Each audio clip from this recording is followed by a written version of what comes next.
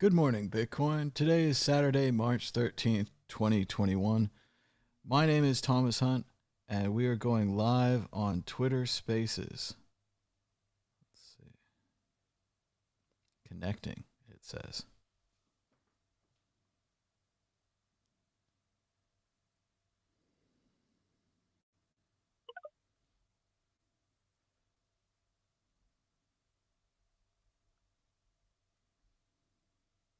Let's see. Can't read it from over there.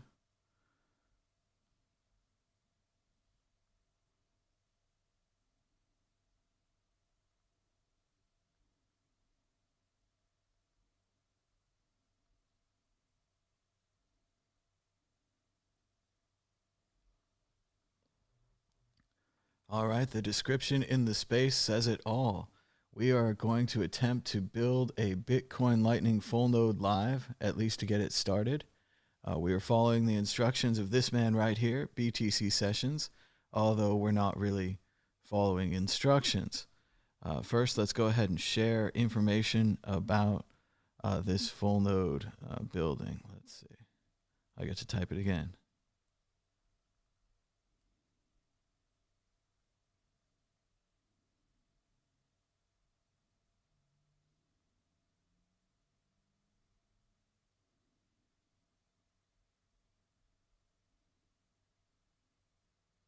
Three exclamation marks.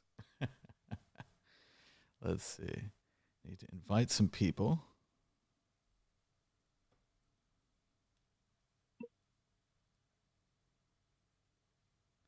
Welcome to everyone in Twitter Spaces. We're just getting set up right now, so it's not very interesting to watch or to listen to. But that's the beauty of live television and live audio, is that we just do it live. So inviting some people to the Twitter space here, and we're getting started on YouTube. Let's go find that chat. It says 3 people watching. So to the 3 people watching, give us a thumbs up and join the chat. Say hey and where you're from in the chat. I'm going to be there in a second. Maybe you'll beat me there. I doubt it.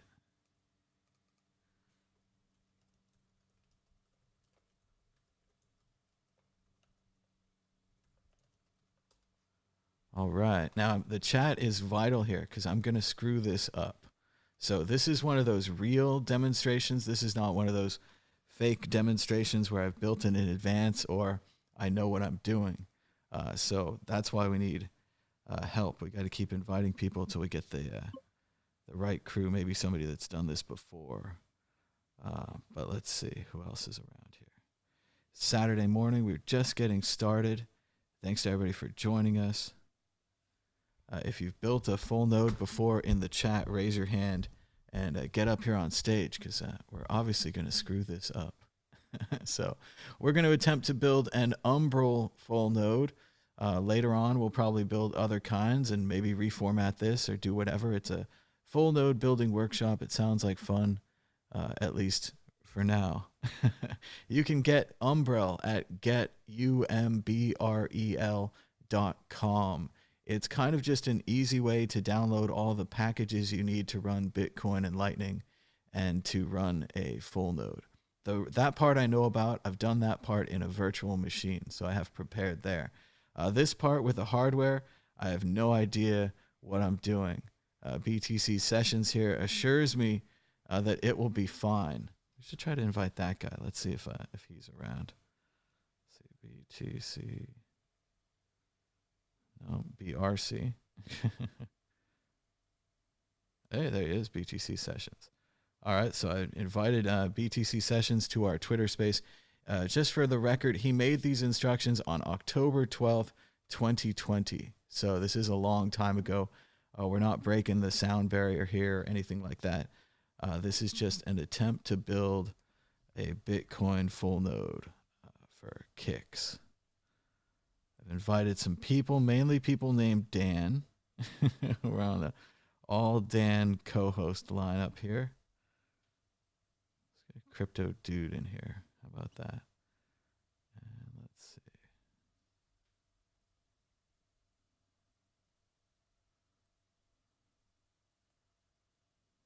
All right, we've tweeted, we've invited people. I've been waiting for days to start building this thing, and I don't know what I'm doing. And no one's here, but let's get started. Beep. Should we be optimistic or pessimistic? I think that's pessimism. We're starting the clock. All right, so I've got a couple of different boxes here. Some of them clearly go together. As always, I have instructions, but I'm not necessarily following them. There we go. CoinHawk Crypto is with us. Maybe he knows what to do. He says his Twitter Spaces won't launch. Make sure you have the updated version, most recent version of the Android or Apple Twitter app on your phone. That should get you access to Spaces. It's definitely not going to work on the web. Oh, one of the Dan says he can't come by a thing. So obviously these two things go together. This is a SSD hard drive. It's so crazy light. How could it be a terabyte? There's one of these in my hard drive, allegedly, but I've never seen it.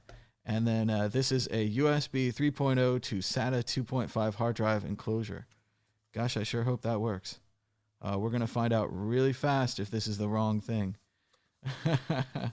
Oh, well, that's the excitement of a live demo. So CoinHawk Crypto is with us on YouTube, and no one else is. It's a little early in the morning. It's 8:41 a.m. on the West Coast, just a little before 9 a.m.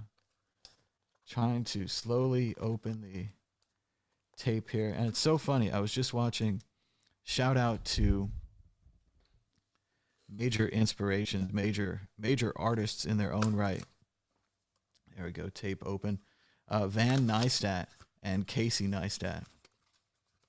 Just been checking out Van Neistat's brand new YouTube channel, and YouTube had me watch a bunch of old Van Neistat videos, some of which I must have seen and forgotten. So theoretically, this is the correct enclosure.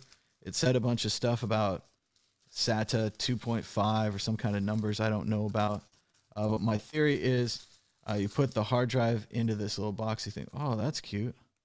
And it's got, it's totally wrapped in plastic. So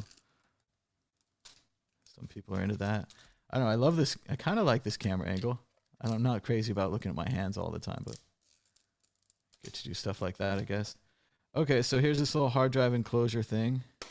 It opens like a snap. I guessed it. And so it slides right there. So I'm betting the hard drive goes in there.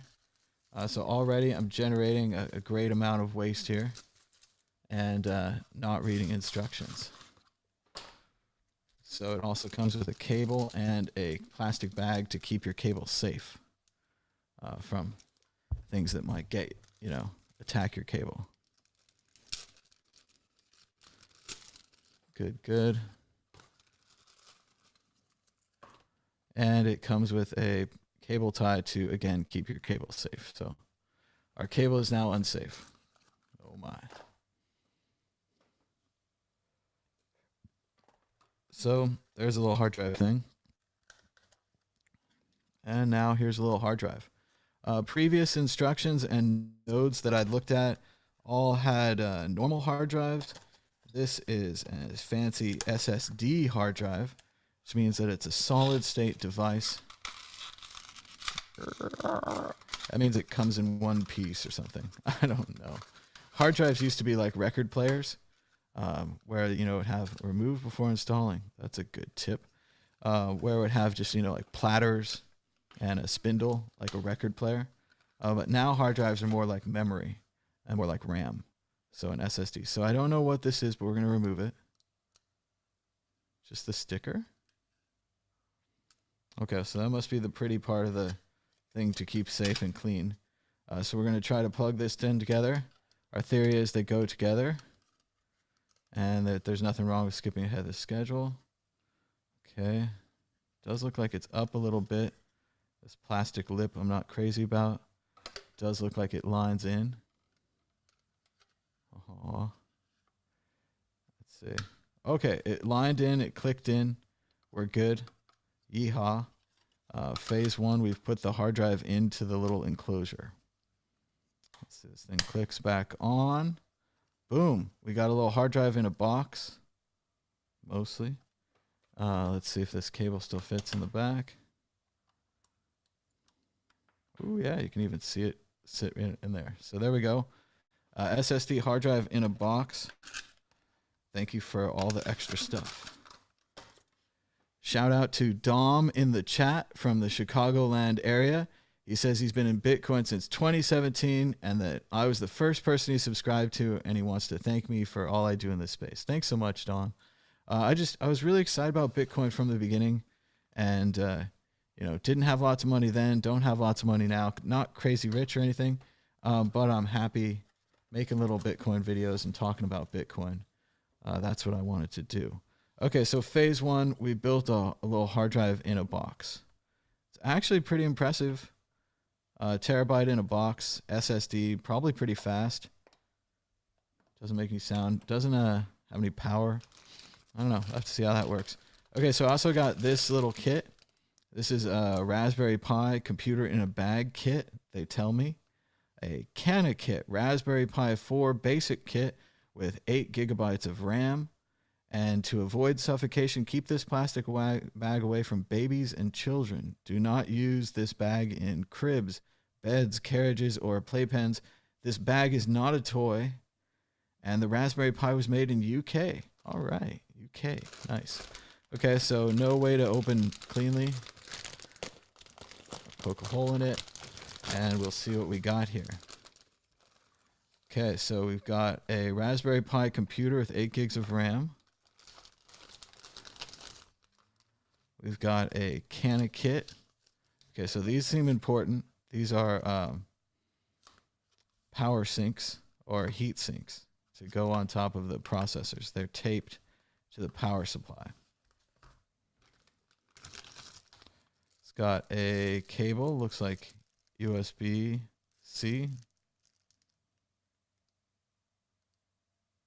It's a switch, I don't know. And it's got a little book that we're probably not going to read. All right, so there's a computer in this box. Gosh, it's getting smaller. And I don't know, the other guy seemed to have like a fan and a bunch of stuff for his computer, so maybe my computer is, not long for this world. I don't know. Okay, I'm touching with my hands. Big trouble. Okay, so it says...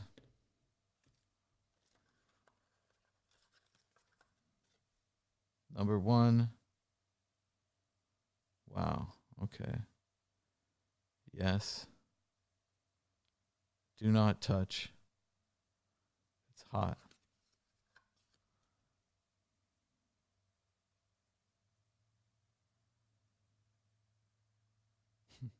That's very confusing. All right, so Raspberry Pi comes with a instruction manual as well. A scary little thing. And it comes with 3 of these that look to be the size of some of these things.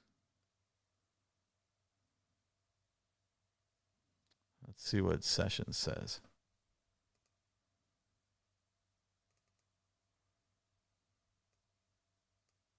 Repeat what we were building for the new folks. We're building a Bitcoin Fullnode someday. Like right now, I think we're learning about Raspberry Pis, which really just, I don't know. So, but yeah, we're kind of building a Bitcoin Fullnode.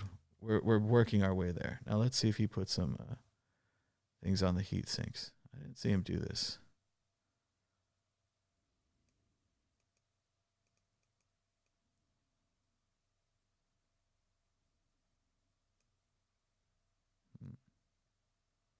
All right, there's his stuff.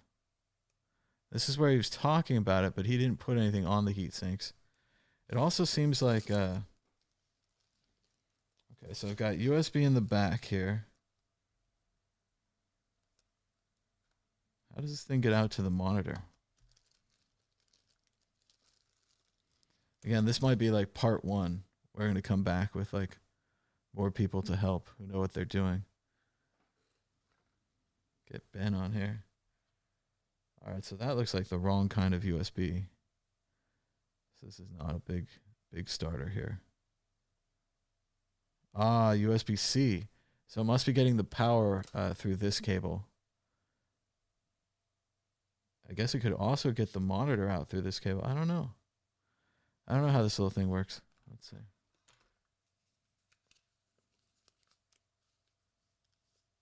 Importante. Conserve queste informazioni per riferimento futuro. Oh, that seems likely.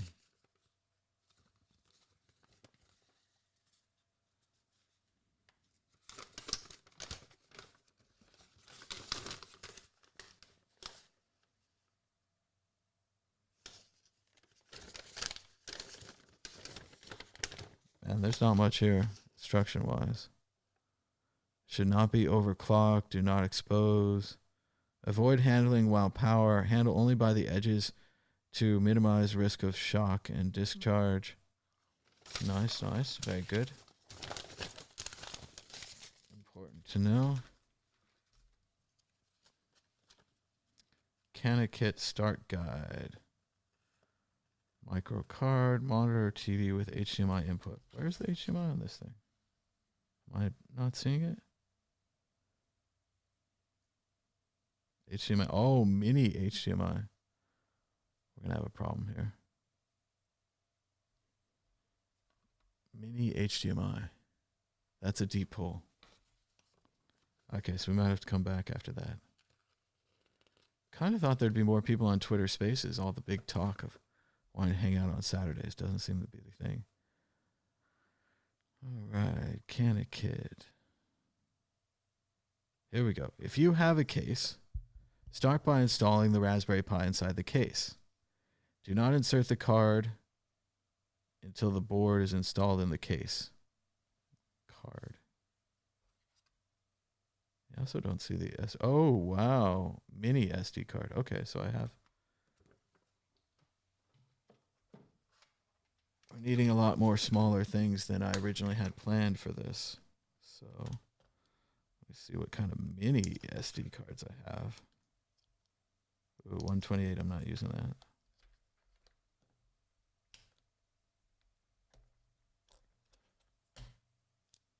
$128, I'm not using that. So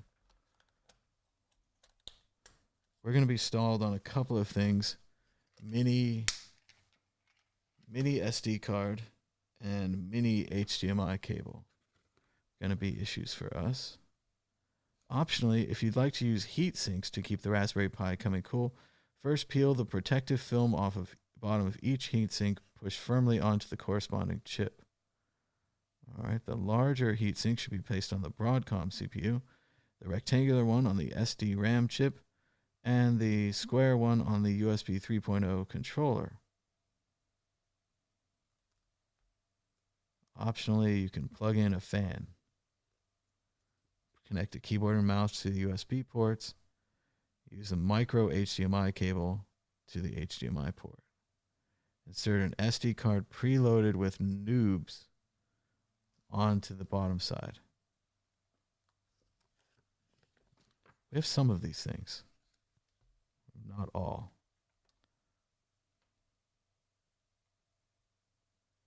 Switch your camera. All right. I don't know how much further we're going to get though. We're kind of hitting the edge here of not having the right HDMI cable. Let's see. Wish we had some royalty-free music to play. Stand by.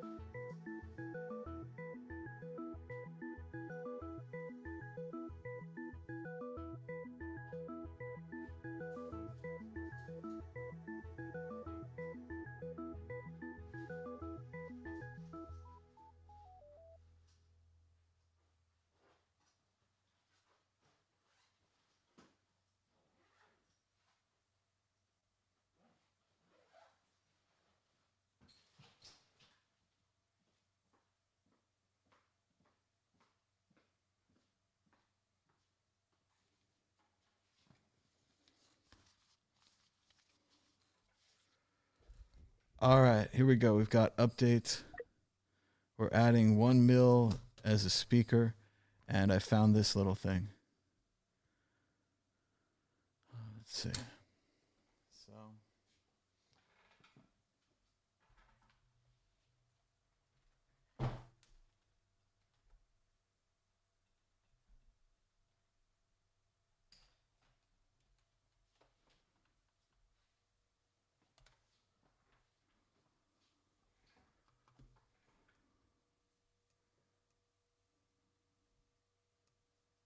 stand by.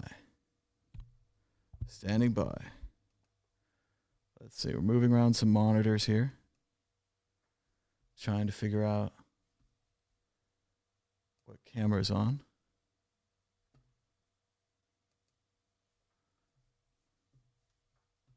Where's the zoom?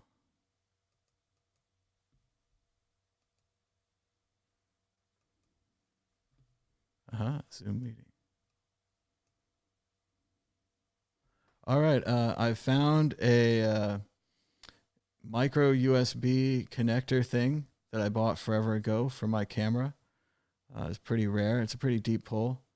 It's got a HDMI-C on it, and it has HDMI-D. It has this thing. So that's probably going to work. I went ahead and pulled the monitor cable from my monitor. And I've also pulled the network cable from my computer. So we are riding on the edge here. We've got some more people requesting to join us on Twitter Spaces. If you want to join the conversation now, you can just join. Hey, how's it going, Twitter Spaces? Say hello. Good afternoon. How are you?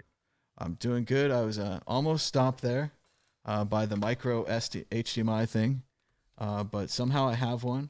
I also have a USB mouse and keyboard, so this madness might continue.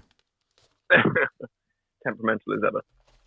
Oh man, these live demo things, they just don't go right. I don't know what I'm doing. Am I supposed to be seeing a video feed as well to your? Well, if you go over to the YouTube channel, you can watch the video feed. But here on the audio feed, you get to interact with me live. Wow, what an interactive experience. That's what the YouTube people all wish they had. Especially I will ask you now to plug your YouTube so that both I and whoever else knows who's listening, but I can at least reach you. What's your YouTube, bud? You can check it out at World Crypto Network. World Crypto Network. Yeah. Super.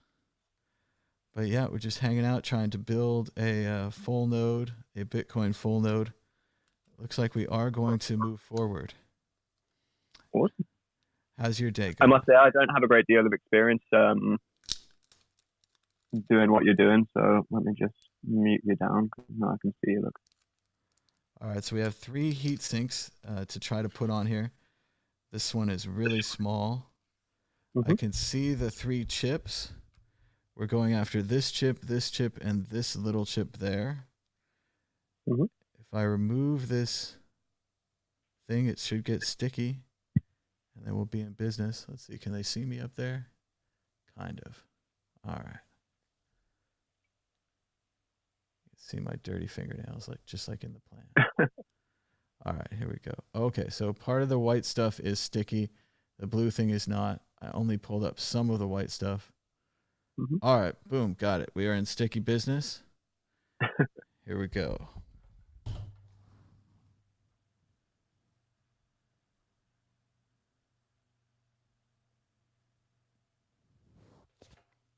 I'd say we got it on there. I think we got chip number 1 heat synced. I would say you have. All right. Stephen, if you're listening, we're watching over on World Crypto Network YouTube. All right, small to large. Chip number 1 is down. We're moving on to heat sink number 2. Try to get the microphone in there for microphone action. Okay, so heat sink number 2 is going to go on this black rectangular chip there. I'll try to put it in like that.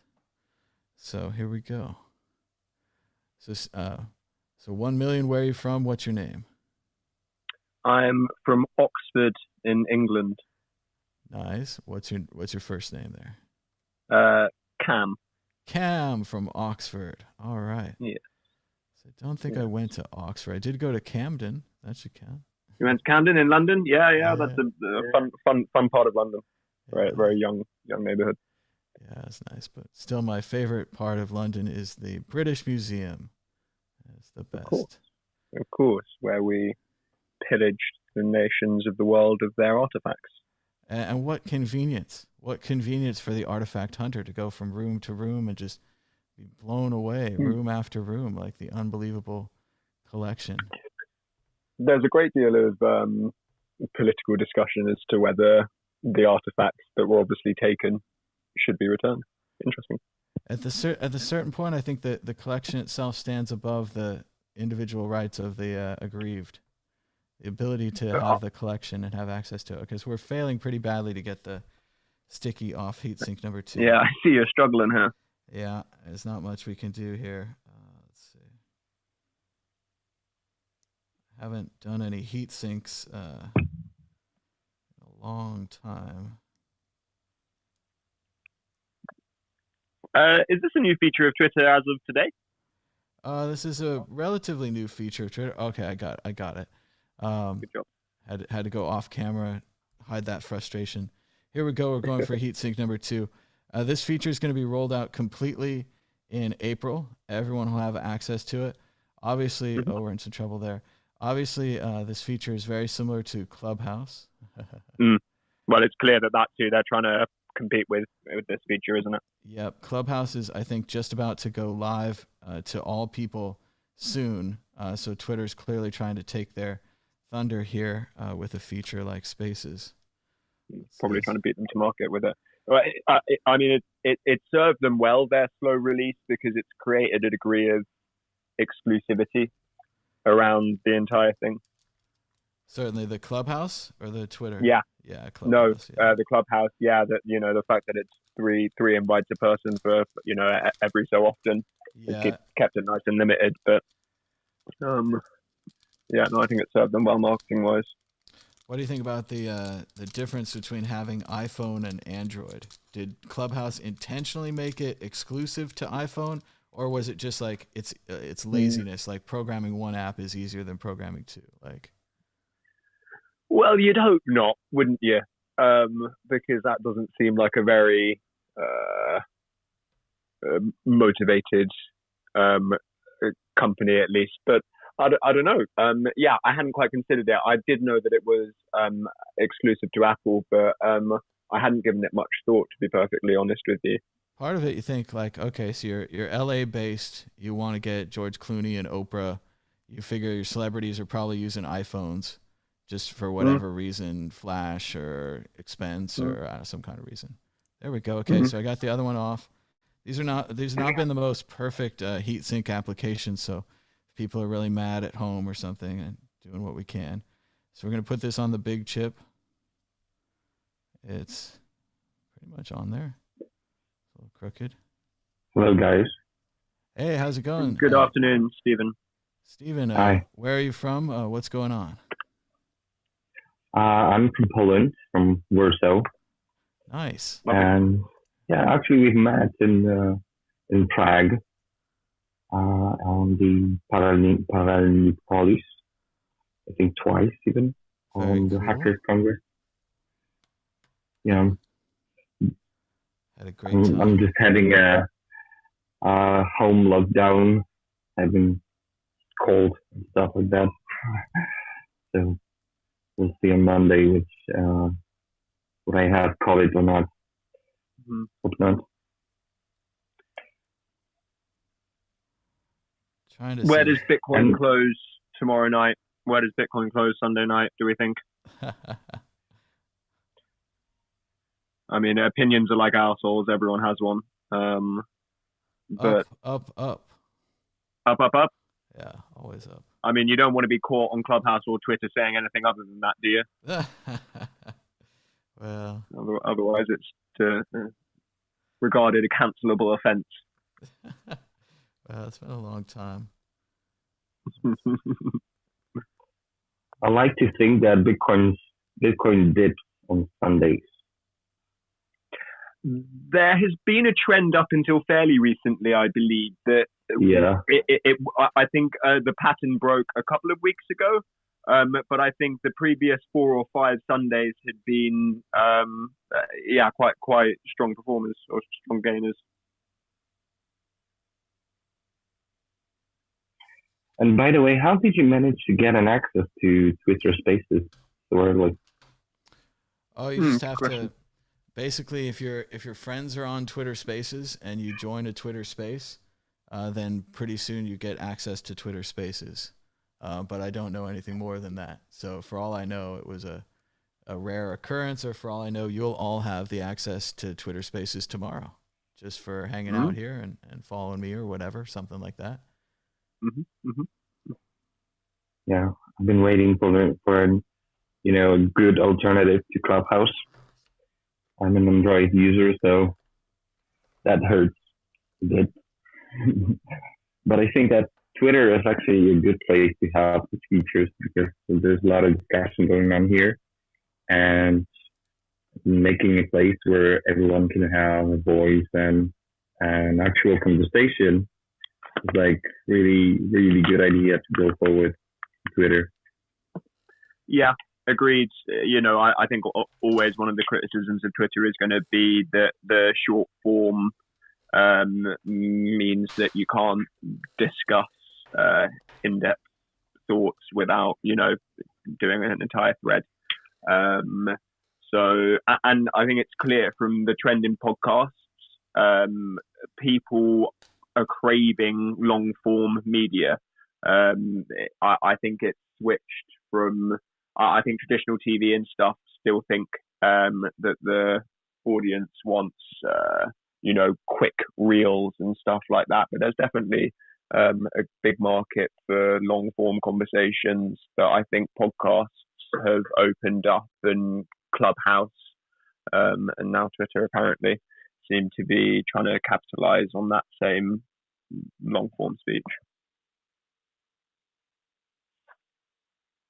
Yeah. It'll be interesting to see. I can't wait to get access to Spaces.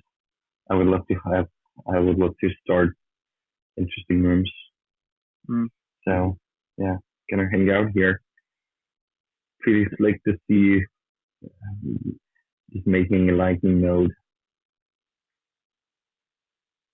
Well, I don't know if it's looking so good so far. So far, I've decided to use one of my larger SD cards that I don't want to use for the node, and I'm installing the Raspberry Pi OS. So again, I don't really know what I'm doing. Already, you know more than me, so don't worry about looking like a fool. You're not in the company of someone who's experienced. Do you plan on opening like bigger channels, the more busy channels, so you can be a good router for them? I'm interested in running a Lightning node, maybe getting some channels running. Right now, it's mainly a question of this hardware. That's going to be possible. Hello, guys. Hello, welcome to Twitter Spaces. Hello, Christoph. Hello. Where are you from, Christoph?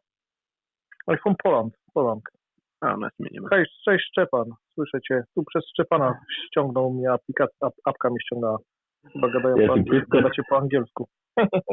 Yeah, I've met Christoph like 2 years ago, and we've built a mining farm inside the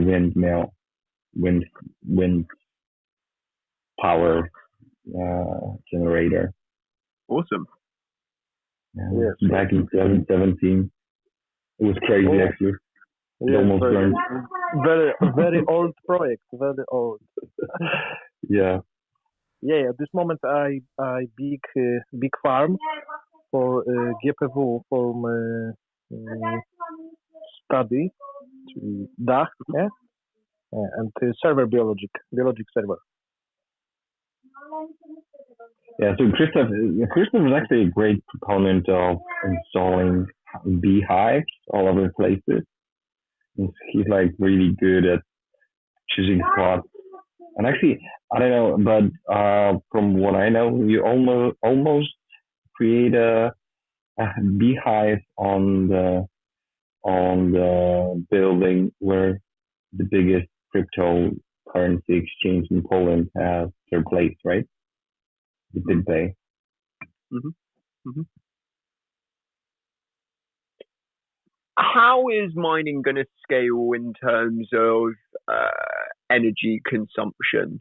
So I believe crypto mining already consumes over 1% of global power usage per year of the world. So obviously there's an incentive, what with traditional energy sources becoming more scarce, for mining to move toward a greener power source. How do you think that adoption will be taken? It's still incomparable with the energy usage of gamers, for example. There was a study last week that showed that Bitcoin is still less than gamers in terms of energy usage, so it's not that bad. The problem is that it's easy to calculate or to estimate, actually. Mm-hmm. Mm-hmm. But from what I see, I've moved my mining operation from Poland to Russia, and there's a lot of places, for example, in Bratsk, Russia, mm-hmm. where they have this electric grids on the dam, but all of the big industry is dead around there. So the power plant has no demand, and the mining facility is open there. So it's a great opportunity for a whole region to facilitate the mining in order to bring, prosperity to this whole region, actually. So I think that it's actually the first method of extracting energy in places it was impossible to do before. So I think that we will see Bitcoin going green, and it's actually mainly green. So it shouldn't be a problem in the long run, I believe. Mm-hmm. And like you said, quite a forecastable problem. It's going to be, if you sat down and did the maths, you'd be able to work out what the rough consumption was going to be 40 years from now. Interesting. You mentioned the gaming industry. I heard an interesting statistic the other day. I mean, not crypto related, but interesting nonetheless. That the gaming industry is worth more than the film and music industry combined. Interesting. It stumped me. Quite spectacular. All of these, and also just the way that gaming businesses are structured is interesting as well. Lots of premium in-app purchases for free games themselves. Interesting business models. What strikes me is that we haven't seen yet, or I haven't seen yet, use case for coins in games, like tangible coins on the blockchain. So I don't know why games are not doing that. are not having their own currencies in game. There's been some, but they're building the games up from the bottom, so you don't know about the games. What you really want is someone like World of Warcraft to just suddenly say, we're going to make our own token, or we're going to use Bitcoin, or Lightning Network would work. But update on the Raspberry Pi, we're attempting to format the SD card with an SD card formatter, trying to get the Raspberry Pi operating system running. I'm watching now. Nerds.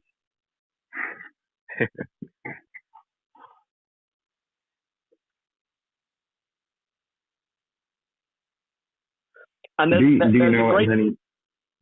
a great demand for or rather a good use case, a good reasoning for these some of the businesses that or games companies rather that do have like in-game coins, because there's been lots of instances of money laundering and stuff like that, I believe, with in-game coins and stuff like that being transferred between accounts. I think if you both have the ability, if the game rather has the ability to, me to buy £10 worth of in-game coins and then transfer them to you, then that obviously poses a money laundering risk for the business. So to have some kind of structure around it would protect them far better from that risk. Yeah, and actually it disrupts their business models, because I have a friend which is like really into ETH, which is the space related game, and he's spending like so much money for upgrades and stuff like that, and he's putting so much time, and when he managed to create like an empire and have like huge ships and be powerful, he can't sell it. And it's actually company policy to make it harder. So people trade their accounts rather than their items. And if they would allow to trade those with like NFTs or currency inside the game, it would disrupt all of their whole business model, I believe. A really cool use of NFTs that I've come across recently, might be a little late to the party really, is NBA Top Shots. Have you heard of that? I'm not into basketball myself, so I was a little bit cautious getting into something that I didn't understand the underlying sport beneath. But they're basically, NBA Top Shots are like top trump cards or football cards or have you heard of it? I believe that even Gary Vee, right, was buying like NFT related sport cards and stuff like that. So I believe that it's similar use case. Yeah, quite possibly. So the markup on them right now is quite insane. So a friend of mine purchased a pack for $14, I believe, and the contents of which are now worth $400. They have a marketplace, fully backed by the NBA as well, so officially branded, all the rest of it endorsed. They have an in-game, in-app on website marketplace, so transfers are happening between accounts on their marketplace, but then also they have plans to release the ability to trade their NFT cards on other platforms as well soon. I can't remember off the top of my head what the names of the other marketplaces were. But yeah, so there are about 200,000 people who get in the queue for a drop. So they'll email everyone at 10:45 saying that there's a drop at 11. You'll then join a list of 200,000 other people who are waiting to try and get their hands on 30,000 packs. So they release 30k packs. When it gets to 11, you'll randomly put into an order. So it doesn't matter whether you were first into the list of 200,000 people who are waiting at 10:45. You're just shuffled into a random order. At which point, if you're one of the first 30,000 people in that order, realistically, you've got a chance of getting the packs. You can only order one pack per account. So it seems like quite I mean, it's not bot proof because you could have lots of bots waiting in the queue, I suppose, but not easily plagued with bots. Yeah, I'm not entirely convinced for NFTs. It's like the biggest problem I have are those valuations. It's like it's so subjective in terms of which one is worth how much. And this latest one went for like 69 million. Like it was really cool in terms of like the design and the idea to collect some of those art. But is it 69 million? Cool. Right. and it's I see it as a bit of mania, but I'm convinced that digital art and digital models inside like VR games and games in general, it's like really huge market, like with tons of money being created through NFTs. But I when I see all of those litters on NFTs, I wouldn't risk my money on flipping NFTs, to be honest. No, I got to agree with you. So Beeple, who was the artist who sold the piece, second sale, so not actually him selling it himself.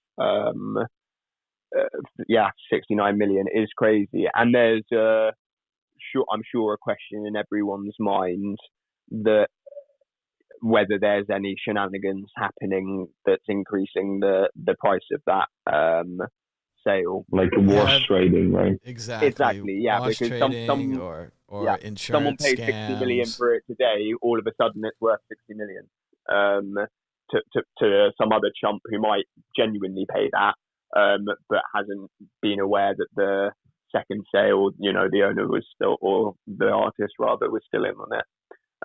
But look, these are the risks that any emerging kind of person investing in new technology or new applications takes on, I suppose.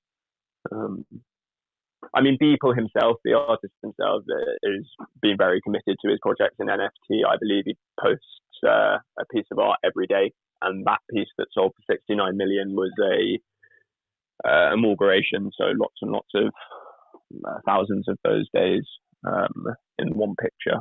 It's cool, right? But like you said, 69 million, cool. It's interesting. I don't know, tickets maybe a good prospect for NFTs, like anything that you give out online that you need to be able to verify is one of one, but does QR codes and stuff like that not serve the same purpose? Yeah, I'm just in case of NFTs, I wonder like when would we see like major adoption in the meme space? Because there's like plenty of very talented memers that create memes and they propagate on the internet, and because meme is more than an art. You're right. It's like right. So it's like, for me, it's the perfect thing to make a token from, and I would be interested in buying a token, NFT token, which is a meme, rather than a beautiful piece image. Let's say it like that. The issue they have though right now, because I totally agree with you, if there would be some chain of custody to who is producing these memes, it would be great, and it would allow almost a great condensing of Instagram and stuff like that to the accounts that are actually producing the content, as opposed to all of the reposters. But the issue is that there isn't a platform that supports the monetization of meme NFTs in that way. But it's a cool idea, and it's not to say that it wouldn't be integratable with Instagram and stuff like that. But I guess it's in Instagram's best intentions to have lots of accounts followed by lots of people. They don't want condensed feeds, I suppose. I don't know. Yeah, but I haven't seen much memes as an NFT sold as an NFT. That actually interests me. Why is that so? Because memers are, in my opinion, like great artists. Because if you are managed to do a great meme, which is like really popular, it has to have a price. It's satire, right? You know, it's their quaint observations on current affairs a lot of the time. Which, you know, to be able to package that in one sentence and an image is quite a cool thing to be able to do consistently if someone does have that talent. Yeah. I just don't know if the current system is broken. You make a meme, you send it out. If it's successful, you have a little chuckle about it. I don't know that we need to put ownership and value and money on everything. Update on the Bitcoin Fullnode. I've gotten the Raspberry Pi operating system copied over to an SD card. SD card loaded in. Raspberry Pi is connected to everything, and I'm about to turn it on. So if there's going to be a fire, this is the time. I'm watching, anyone who's listening, we're watching World Crypto Network on YouTube. Mad Bitcoin is assembling a Lightning node, I believe. Or doing his best to. All right, pretty unsatisfying start there. I pushed the button on the USB-C switch. I'm expecting something to happen. Nothing is happening. No sparks. No sparks. Which is a relief. It's a good sign. Yeah, but now we don't know what to do. It doesn't like this USB-C power? I don't know. I'm going to try another option.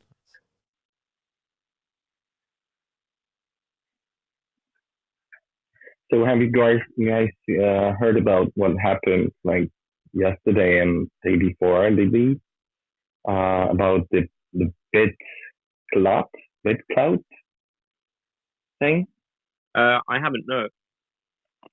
Yesterday on Clubhouse, there's like huge room, with like 2,000 people discussing it, because someone, without any consent, tokenized 10% of the biggest accounts from Twitter, issued their own like fungible currency for those accounts. And in the first day, the price of Elon Musk token went to like $42,000, and site went down because of the traffic. And it happened like yesterday. I'm sorry. I thought when you started when you said it at the beginning, I might have known what you were talking about, but no, I haven't heard anything about this. What? So they've tokenized. Who has tokenized Twitter accounts, or the top 10% of Twitter accounts? Sorry. So the problem is that no one knows who was that. They created their own blockchain. It's called BitCloud. Something like that. I don't know how to spell it, but it's not BitCloud, but it's BitCloud. Okay. And they tokenized the 10% of top accounts on Twitter without the masking. And the idea is that they started selling tokens through their own currency. So you had to deposit Bitcoin, and you received their own token, the platform token, and you could buy like Elon Musk tokens on the market. And Elon Musk can come and claim this account and get the money raised from the sale. And yeah, the tokens like Kim Kardashian, Katy Perry, Elon Musk, like trading for thousands of dollars. And it's the same. It's the same old scam. So there's a guy with 3 cards down on the table, and this other guy comes up and he keeps winning all this money. Like, guess the queen. Where's the queen? Where's the queen? Where's the queen? He keeps winning all this money, and I'm like, man, how's that guy winning all that money? And so I come in and I'm like, I'm gonna play the 3 card game now. I'm going to be the one buying the NFTs. I'm going to make all the money. And then when I buy the NFT, I can't get anybody to sell it. It's like there's no market all of a sudden. Like that other guy, where'd he go? This guy was winning all the time, finding the queen, finding the queen, finding the queen. So no, yeah, it's going to be the same thing. They don't have the right to do that. It's really strange that Jack tweeted about it and that he's selling a tweet. But again, it's just the Wild West all over again. This started in 2017. Jack tweeted about it. Yeah, oh my goodness. Jack was like saying he was going to sell the first tweet on their platform or whatever, and it was just out of nowhere, very bizarre. I see what I did. I plugged it directly in there. Look, people are always going to chuck money at things. That, that's how it works, isn't it? People are always going to get scammed. Unfortunately, it's somewhat Darwinism, isn't it? And there's nothing you can do to stop them. They need to make this money in the NFTs. And if you tell them that it's a platform coin and that someone just made the platform, they're printing the coin, they're like, oh, but I'm going to be the one to make the money. Like, I'm going to be the one. Like, maybe, yeah, that might happen to other people, what you're talking about, the whole losing 80% of your money or all of it, but not to me.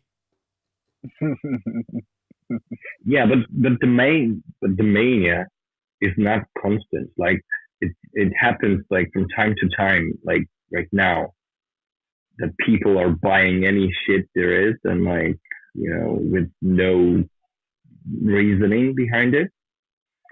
So I believe that this time will last like maybe a few months more, and there has to be like a relaxed moment, right?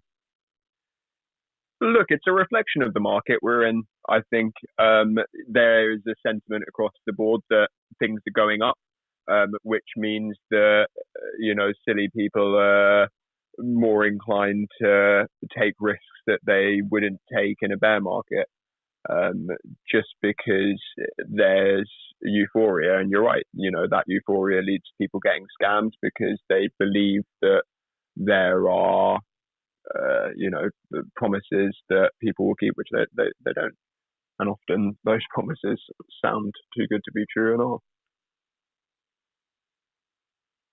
Like I said, Darwinism, survival of the fittest.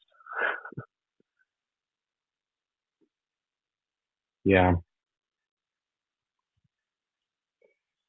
All right, Raspberry can all relate. Update. I'm not sure if we're winning or not, but it's coming up on the screen. It let me type some stuff. I found a USB-C plug that it likes. We're getting power on the little lights, but we don't quite have an operating system yet. Progress, I guess. That's what it sounds like. It's so weird. I can type. Why do you have a timer here? Oh, I'm timing this, man. Like Fight Club. All right, so it says Raspberry, GNU Linux, Raspberry Pi login, automatic login, and it's blinking at me. So it's possible that it's loading the GUI.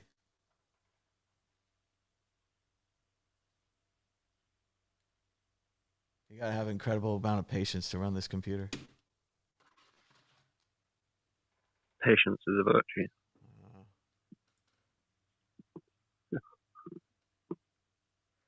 Golf is a good walk spoiled.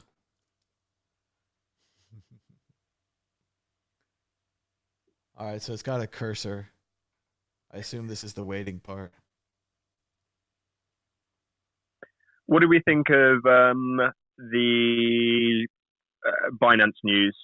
CZ seemed to, brush it off as FUD, but there was, I can't remember what body issued it, an accusation that Binance had allowed American users to purchase derivatives, or was it derivatives? Not sure.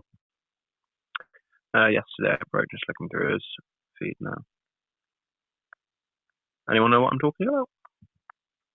Yeah, I believe that American users cannot trade derivatives on Binance, right? Mm-hmm. So the SEC looking into it, I believe. Yeah, CFTC. CFTC. Yeah, so in terms of crypto, you can't stop people from buying it, right? Because they can just simply use VPN to do it. So he talked a little bit about that on a live CoinDesk the other day. He said he was just talking about Binance's ability to, read VPNs and look at the cell carrier of the phone which is being used if they're using the app, and if it's, America only has 3 or 4 cell phone carriers. If it's one of those 4, a lot of the time, you'll be banned. So that, it's. And he said himself, they've got a lot of false positives. They end up banning people. I've had a VPN on my phone that I've had switched on, and then I've gone onto my Binance app without turning that off, and it's blocked me for all of 30 minutes or whatever. Interesting. Mm-hmm.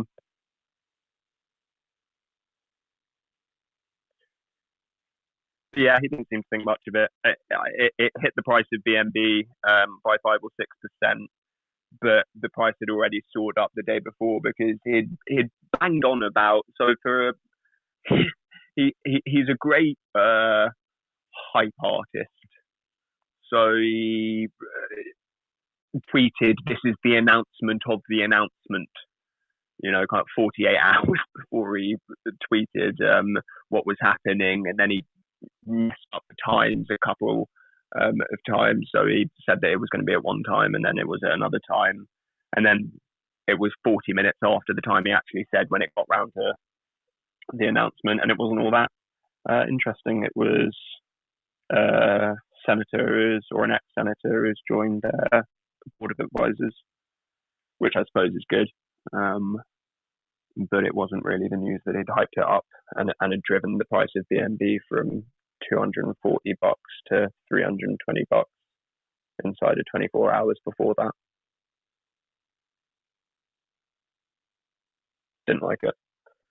I wonder whether he knew that the CFTC news was coming and so drummed up the extent of the news before that to inflate the price of BNB, knowing it would take a hit following the CFTC investigation breaking. But that's all a bit speculative.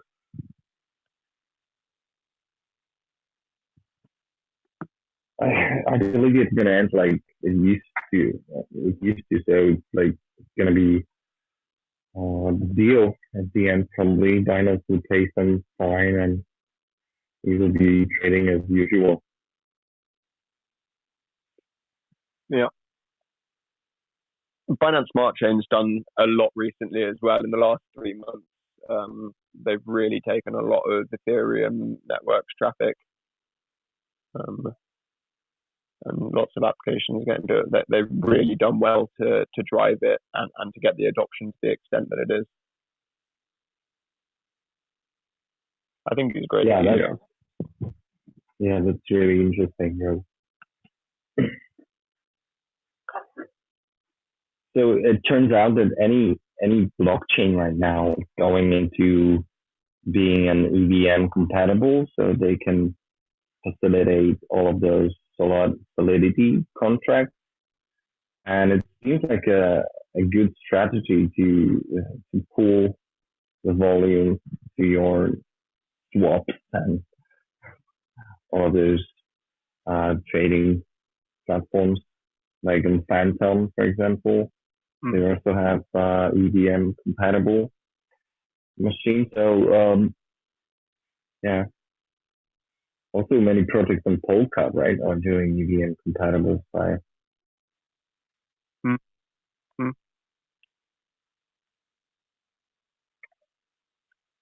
But we desperately need an alternative to Ethereum, which has a problem of scale. So. All right, update. How are we looking? The Raspberry Pi has loaded on the screen. There's some weird drawing issues. I don't know if it's the little adapter or what, but we've got a mouse and we've got a keyboard. So we're moving forward. Yeah, I'm seeing that. Good stuff.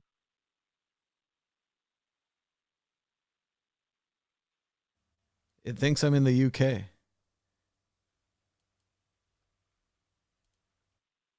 Raspberry Pi Represent. was made in the United Kingdom. Represent.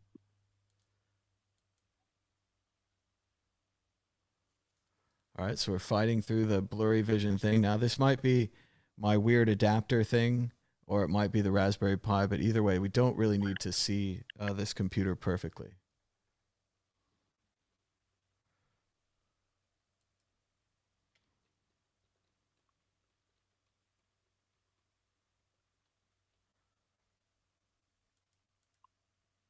It's a really terrible time for Ethereum to have struggled with the scaling. I mean, naturally, all scaling is going to be most difficult when it's having a great deal of adoption picked up on. But, for all these new participants to be in the market, to be looking at Ethereum and seeing the snide comments that people make on Twitter about it and about the fees, it's not great marketing for them. And as we've seen with its decline and the subsequent adoption of Binance Smart Chain. Well, it was basically a scam from the beginning, and everyone said that it wouldn't scale, and everyone said the fees would be too high. But like you said, the marketing was so good, everyone got into it, and it didn't matter. So they all got in, and they made lots of money. But yeah, if the people can't make money now, you're right. The Binance coin is similar, but completely centralized. So when the Binance goes down, which happened to Mt. Gox and happened to other exchanges in the past, you would have a bag full of nothing.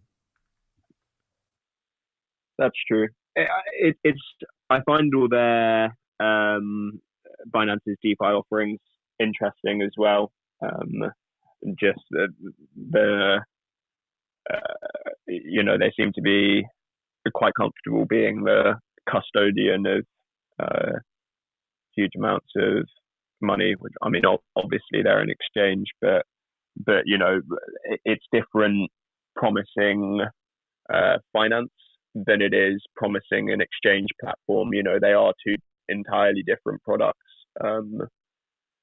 So, I mean, Binance has done very well to infiltrate lots of parts of the industry, but they're pushing their earn and finance options very hard. And so they should. It's a casino. You got to have people playing the casino, or you don't make any money. If you just buy Bitcoin and hold, or if you dollar cost averaging and don't look at it for 5 years, which is my suggestion, no one makes any money off of your lack of purchases. Of course, yeah, and a dollar cost averaging attitude at this kind of level is just the go-to suggestion for any friends or relatives who've come and asked me about it. There's a lot of eager money, but well, and it's just so big at 50,000. They're saying here in the chat, they remember in 2017 when it was 3K and it was such a big deal, and now it's 60K and no one cares. But the same thing, yeah, buying at 3K seemed like even a lot of money. A normal person doesn't have 3K, but buying a whole one at 50K or 60K just seems impossible. Yeah, I mean, right, when the right hand of your screen is full of green bars, it on a chart, that is, the feeling is the same. At 3K, the euphoria would be just as high as someone who's gotten in at 20, 30, 40K feels right now. But yeah, I mean, the guys who've been there from 3K must just kind of be in disbelief, must be numb to it. But by now, the other part of it is that you can never sell it. If you ever sell Bitcoin, you're going to feel bad. And then the other part of it is you're always going to feel bad about not buying more earlier. And you're always going to be like, I'm going to work the rest of my life to get the amount of Bitcoin that I just could have bought last year, or the amount of Bitcoin that I just could have held on to if I didn't need to buy that thing or that other thing. So that's going to be a big problem for a lot of people if it keeps going up forever. On the other hand, it always seems to correct 80% when you least expect it. So it's fun. And it's interesting. I mean, everyone throws around those market cycle charts of, what stage are we in, which of course is the golden bloody question. But you're right. Yeah, it does correct heavily. It's interesting if it does correct 80% from here. I think it undermines the store of value argument, because that's not a good store of value, right? I wholeheartedly agree that your one Bitcoin is still worth one Bitcoin if the indice that you're using to measure it is Bitcoin, but using the dollar as the indice, it would be hard to argue that it was a store of wealth if it did correct another 80% from here. If it is in fact the case that the market has matured since it would correct 80%, and it doesn't fall that hard, then we're in business. But a correction of 80% would hit a lot of the fundamental arguments that Bitcoin advocates use. So Thomas, how do you think, is that going to be like that all the time, that Bitcoin corrects 80%, or today with the more mature market and all of those strong hands from institutions, are we still going to see like 80% drops? I mean, it's possible that, this is the moment where Bitcoin just goes up forever, right? The S curve. But that seems really unlikely, right? Like that's what everyone thinks, and that's what you think when it's going well, and no one can sell and everything's frozen. But yeah, all those strong hands turn, everyone changes their mind. We are still very early in like the halvening kind of cycle. Like it's really more like if everyone wasn't in such a hurry to be rich, it wouldn't be so difficult. If you just like step back like 5 years and be like, okay, I'm buying some Bitcoin now in 2021. I'm going to look at them again in 2026. You'd be fine. And you don't have to have all this stress, and you don't have to watch the price all the time. You don't have to jump in and out of the market and look at all the triangles and all these kind of things. But again, no one can do that. It's that marshmallow test. You put the marshmallow on the table in front of the kid and tell him, I'll come back in 2 minutes and I'll give you 3 marshmallows if you don't eat that one. And he can't do it. No one can wait 3 minutes. It's a very rare person. So yeah, I think we're in one of those. And again, it always feels so euphoric until it doesn't. And then it just keeps going down, and then it just keeps going down. And no one remembers that here. Everyone's like, Bitcoin is a thing that only goes up. NFTs are things that only go up. Altcoins also only go up. Like, I'm just the greatest investor in the world. I'm the smartest person. That's what's happening. Yeah. Should quit my job. Everyone is a trading trainer right now. There you go. Not only should you quit your job, you should train other people to trade. Yeah. That's how good you are. I should set up an academy. Yeah, it was like that. Like, it was like that in 2017, right? Yeah. Yeah, but I really liked it, with some of those oracles from like big names like Michael Berry and other guys saying that we are at the break of like 10 years of depression, and like it's like called like 10 years of grief, I think. Yeah. But I really believe, I've been in Bitcoin since 2013, and I've convinced myself to postpone all of the possible needs I can to hold Bitcoin as long as I can, and I hope that one day Bitcoin will be way more stable and like set to become the currency of the currency of today, the world's currency that is stable and appreciates in value stably over time.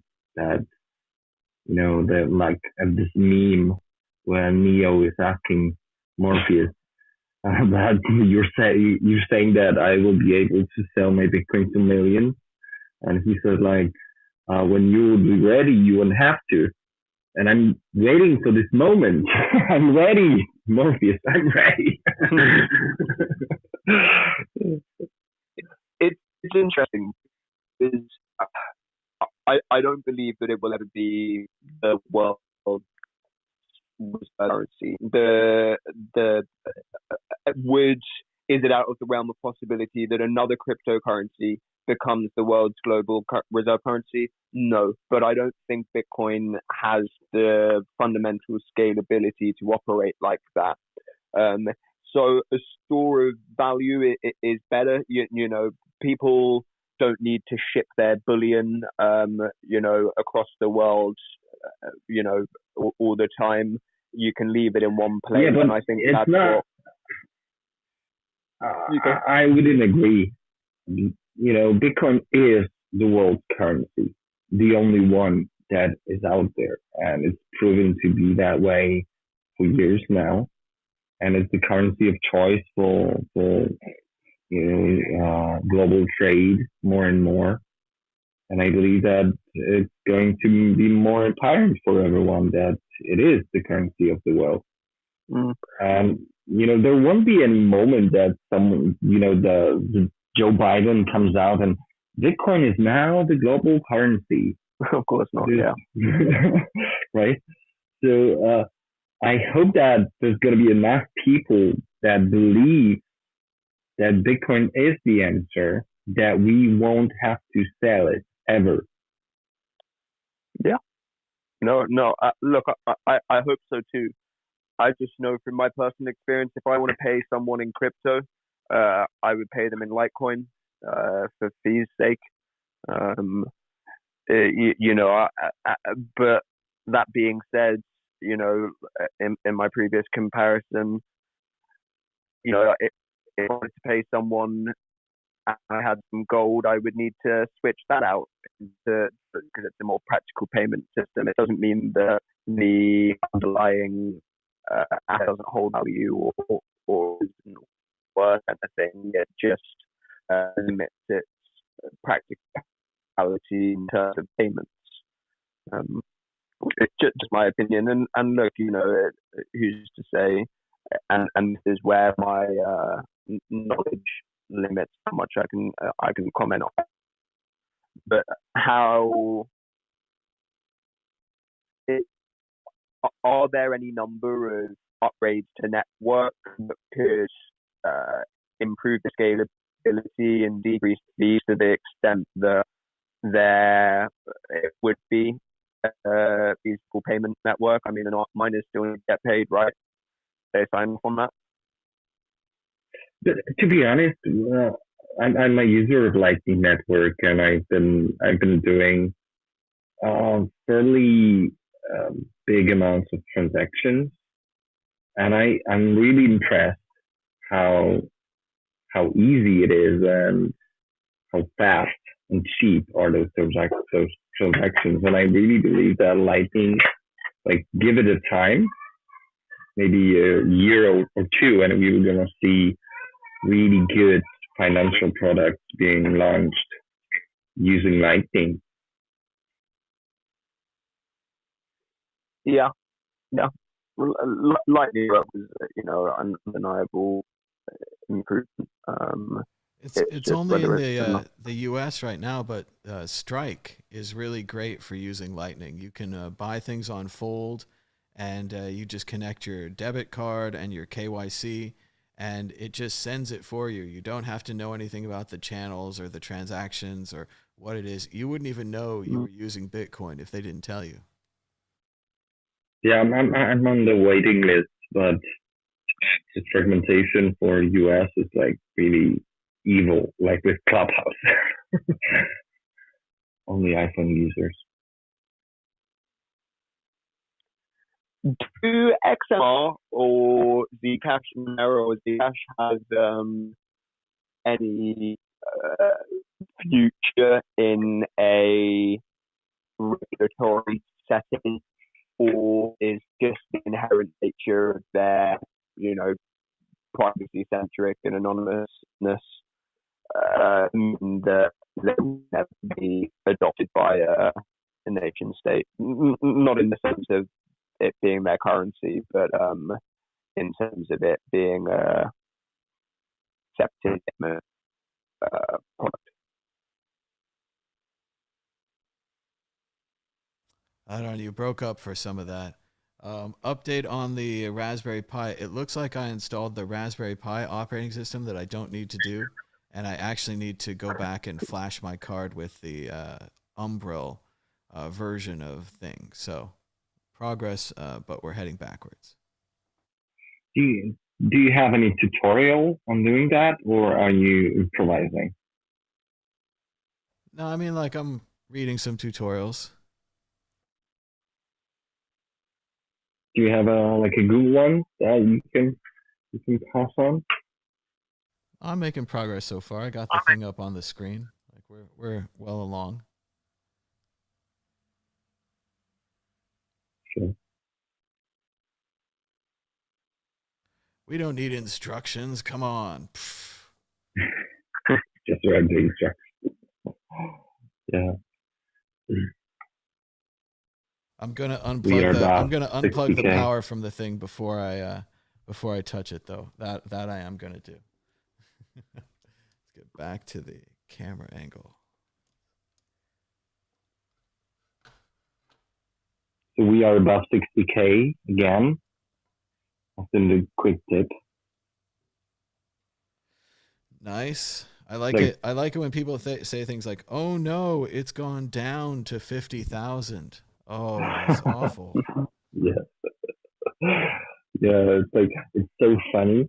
Like when the Bitcoin dips and you have all of those titles on articles that Bitcoin is falling and it went down like 10% and stuff like that, but it went down to the price from 5 days ago. It's like, it's not a big deal. No, it's definitely not. Switch to a weekly chart when the price is going down and you'll feel better.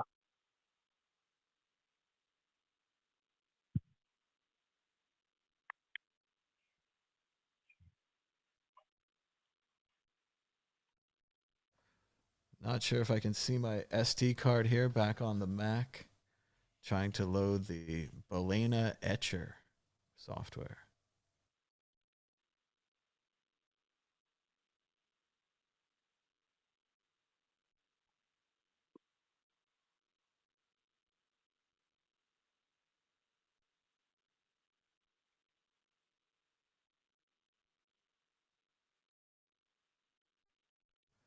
Interesting. Just named the fire of the Beeple piece, which I guess actually helps legitimize it for Posen, crypto investor, named as buyer of the $70 million digital artwork.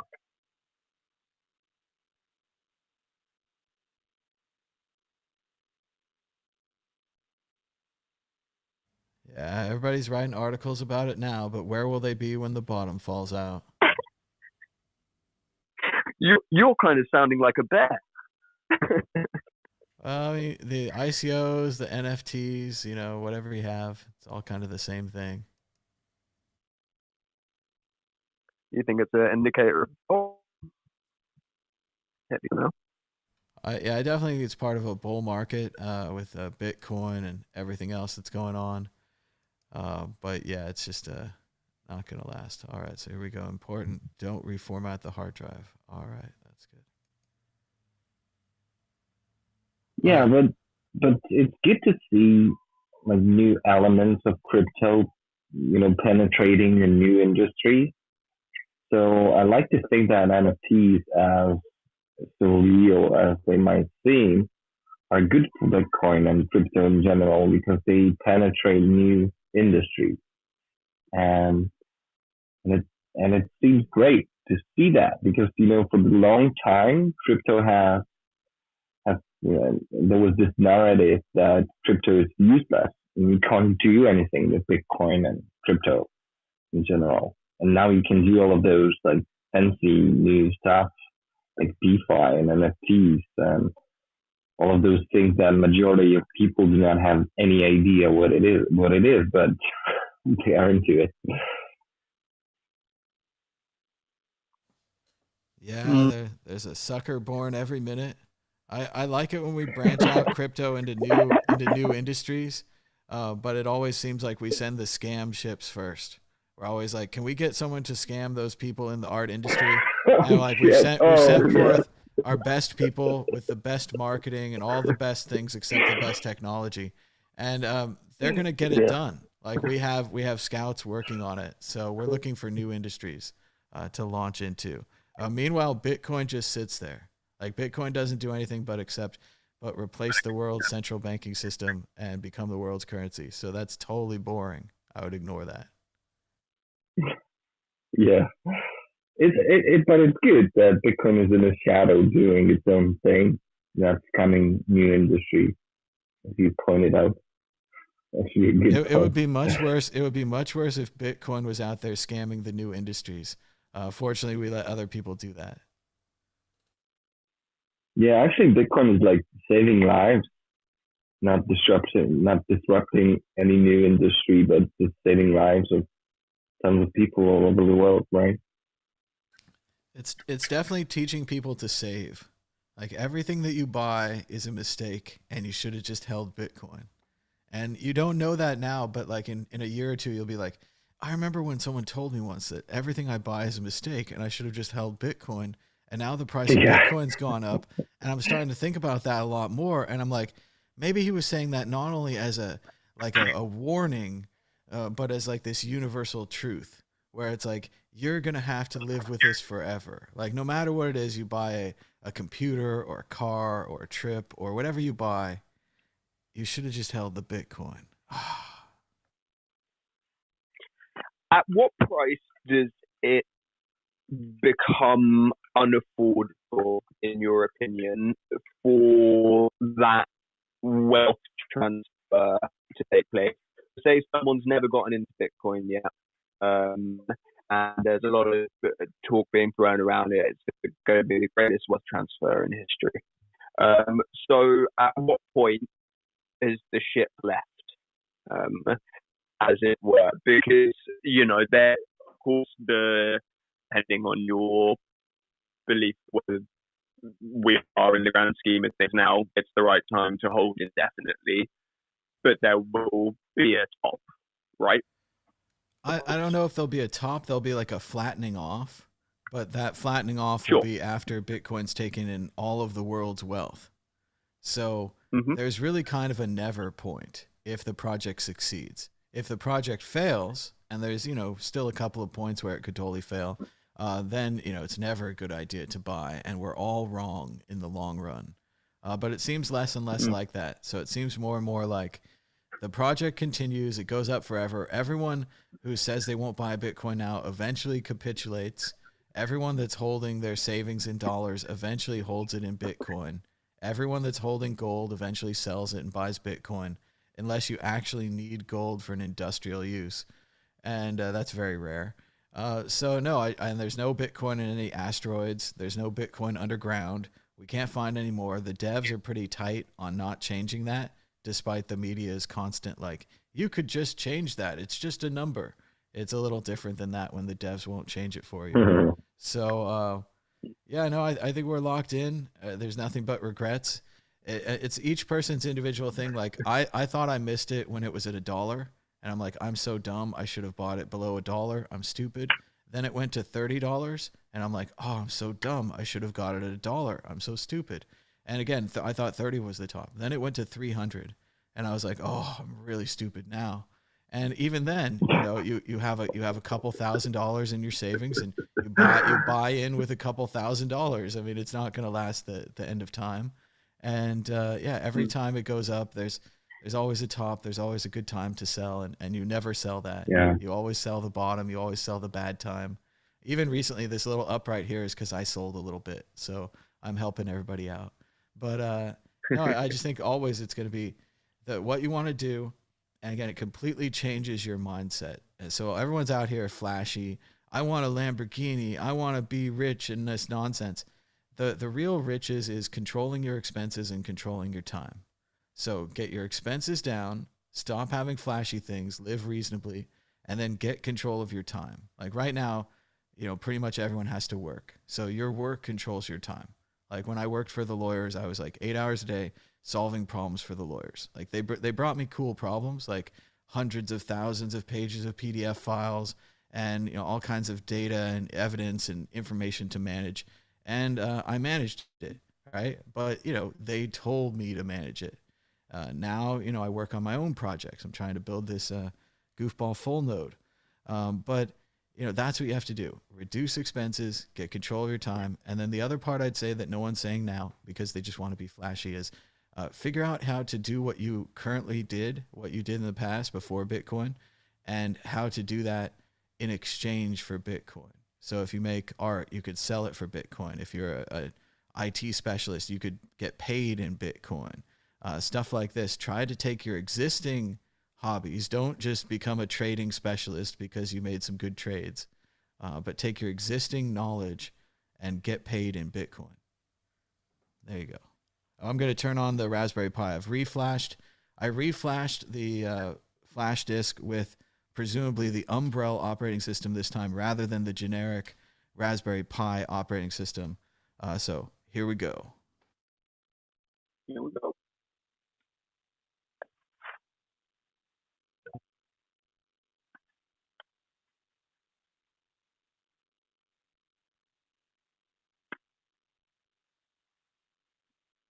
So Thomas, if not selling, what about getting a loan on your Bitcoins? What do you think? What are your thoughts? Well, I'm very interested in these loan platforms. I haven't done it myself yet, so I don't know. Oh, here we go. I'm gonna push the button again. All right, we're back on. They're very interesting. I'm not going to say for or against. Certainly, just to explain for the audience, it's generally the kind of thing. Let's say that you wanted to get 1 Bitcoin worth of value. You would put maybe 3 Bitcoins into the exchange. And they're going to hold on to your 3 Bitcoins and they're going to loan you the value of 1. So like 50 grand, right? 60 grand right now, whatever. So that's good because you have the 60 grand and you technically haven't sold your Bitcoin, right? But also they have your 2 other Bitcoin, right? So they have the collateral on that loan. And if the price of Bitcoin goes up, you're golden, right? You can use that to pay off your loan. You can get your Bitcoin back. If the price of Bitcoin goes down, you're in real trouble. Like you owe more for your loan than your loan is worth. It's possible, but that website's going to keep your Bitcoin. And that's just the traditional calculation. There's another calculation where what if this website gets hacked? What if this website is run by bad people and they take your Bitcoin? What if it's run by bad people and they pretend they're hacked and they take your Bitcoin? So there's a lot of problems there. So it really becomes, I guess, just try it out with a small amount, which again is totally unsatisfying because you want to buy a Tesla. So you're going to put a lot of money in. So yeah, it's a case by case basis at your own risk. It's different than selling your Bitcoin, but it's very similar. So what do you guys think about the loan options? I think it's a really good product for hodlers and many others, and especially that model of loaning against your asset is like really known, right, in the world, that people use their art as collateral, they use their businesses, their stocks and stuff like that. So the calculation, it's nothing new. It's new in Bitcoin, right? But in traditional asset world, it's like really something that it's here since a long time. And it's especially interesting if you have an asset that appreciates in value. So I've used Nexo to have a loan, and actually the ratio is not that bad that you mentioned. So the ratio is that you get 60% of your collateral. So And if it goes down below 83% of the value, it starts automatically selling your position in order to fulfill the loan. So it's not gonna like wash you away when Bitcoin drops, especially that when Bitcoin appreciates, you build your collateral ratio is rising, so it's actually creating like a safe place that even if Bitcoin drops, you're not losing your collateral. So for me, it's really interesting, and I hope that we're gonna see more decentralized products for it, because I do afraid for those third party attack vectors, and as you mentioned those, but it seems really a good way of not spending on Bitcoin, but still having a chance to use it to reach your dreams or whatever. Not buying Lambo, but building a house or something like that seems reasonable.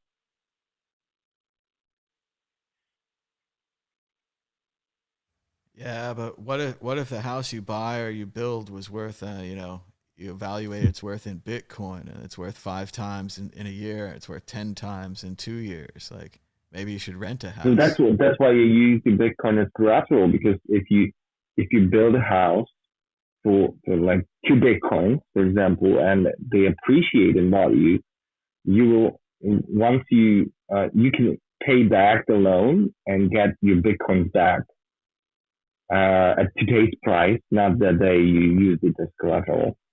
So I so you're kind of spending a Bitcoin, but you still have an exposure to appreciating value.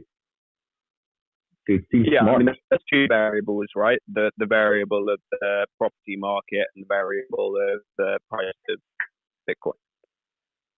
That Yeah, was a factor. yeah, and I believe that for me, and actually that's my case. I'm building a house, so I'm living in a small apartment in a big city, and I have enough of it, and I really can't wait to move to new house. And I'm really grateful that Bitcoin gave me that chance, and I'm not forced to sell it, and I still can enjoy the upside of Bitcoin.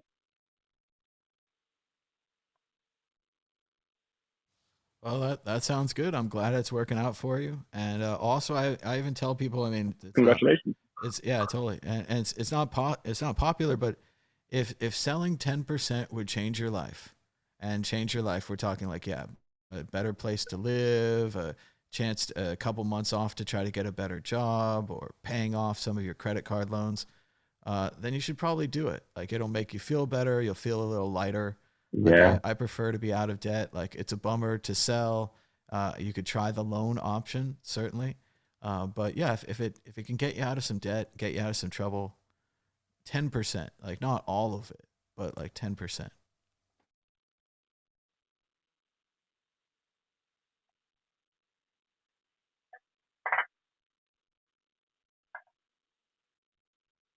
Okay, so node update. I don't have that much to report. It looks like it booted up to a GNU Linux with an Umbrel login prompt. The SSD drive is blinking at me, and the instructions say to wait 5 minutes and see if this web page loads. So I'm going to wait 5 minutes.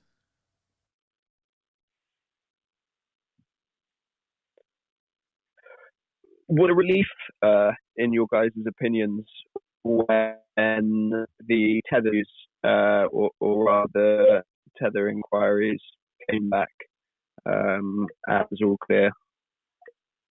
They settled, didn't they, for $18 million and admitted to no wrongdoing. yeah. It was funny to see they issued 80 $18.5 million, like a day after. It's funny to see that the exact amount they settled on was issued next day.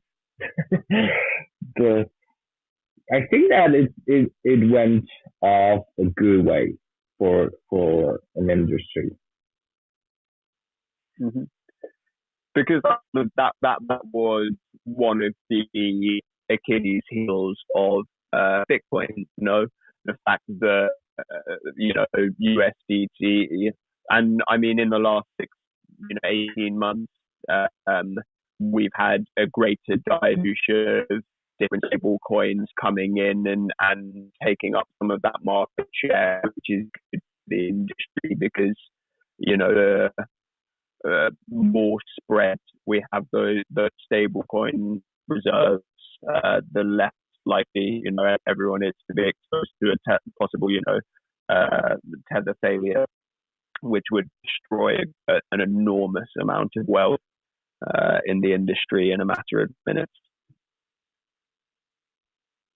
So it's a relief. But to be honest, if tethers fail,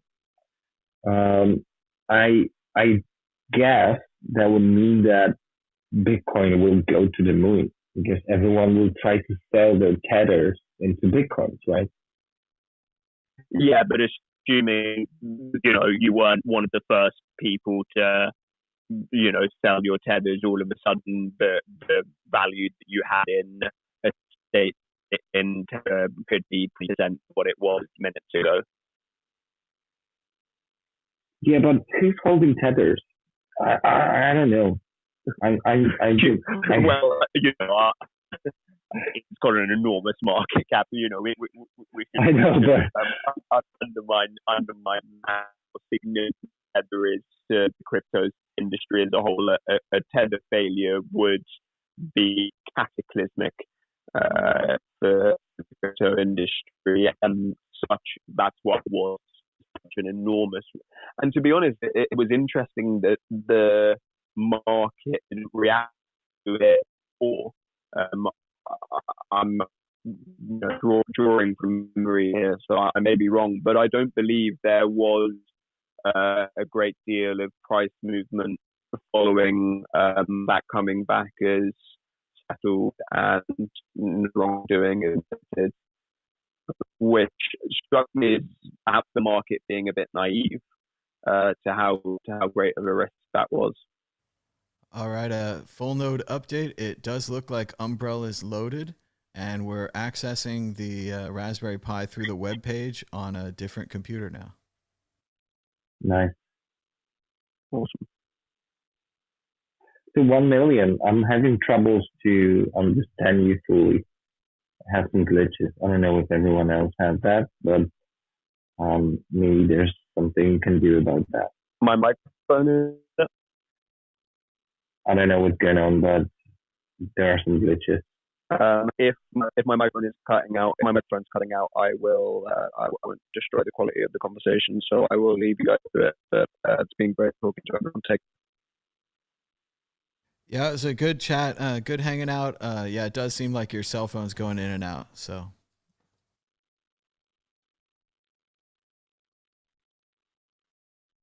Yeah, but back to Tether.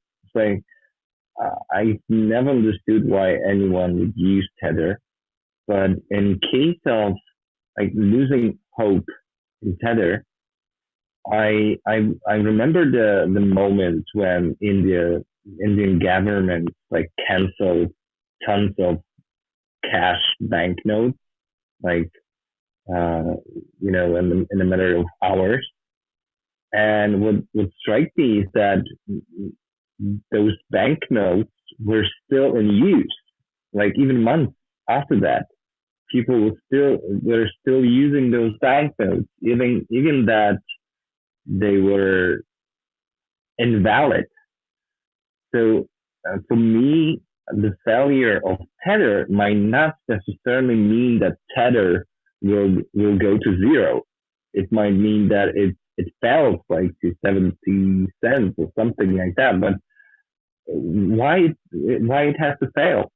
the coins are there, tokens are on the market already, and there was some treasury of those dollars as a backup. And people that got their tethers, they had to pay for them. So they subjectly, they will subjectly perceive them as equal to $1. So I'm not entirely sure that even if Tether organization fail, the value of Tether will go to zero. I think that would have been more true. I'm going to take a gamble that I've figured out the source of my speaker issue. So if my audio is still bad, that's way better. Way better. Okay, brilliant. I think that, so I completely see what you're saying. So in the sense that, one tether is worth what you and I both agree it's worth in some kind of way, and that would there. But I think that would have been more true 18 months ago when there wasn't as many other options for stable coins. But now I could see all of that.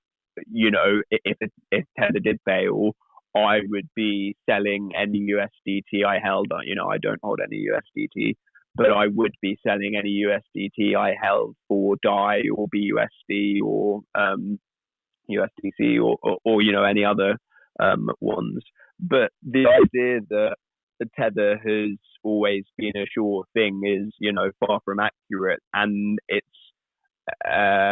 evident in the fact that they have changed the wording of the reserves that they have a number of times. So they started by saying that the issuance of one tether was backed up by $1 in their reserves. They then, adjusted it a couple of times and settled with, I think their issuance is backed up 80% by assets, to that value. So it's not a dollar to every USDT in an issuance. It's assets to the value of every USDT in existence, which is two very different things. And you can see how, because of how big of a Achilles heel it is to crypto, it would be in every whale in every industry crypto leading company to come to USDT's rescue and bail them out in any way. So I wouldn't be surprised if someone told me that there had been backdoor dealings to prop up the reserves of USDT with stock and other crypto coins to the value. Yeah, but we've seen. I think that Tether can count on the Bitfinex help, and we've seen Bitfinex issuing the tokens to cover their debt after the hack, like a few years ago. So I think that bailout is possible for Tether. It's interesting. Let me Google quickly, just for the sake of interest. All right, sorry, so I just want to declare victory over the Bitcoin Fullnode. It took about an hour and 50 minutes.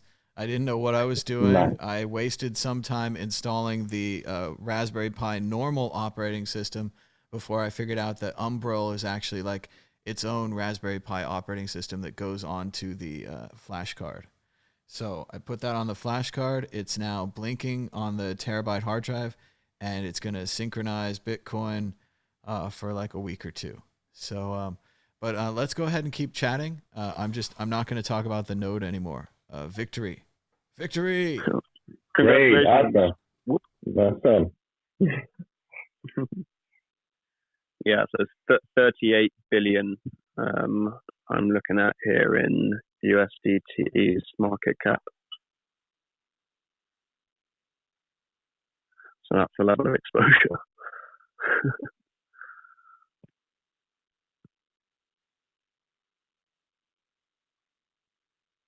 Where's Bitcoin price at? After that, BTC has been telling me to not check it for another 6 months. I'm back on the 1 minute charts. Getting my hit. Yeah.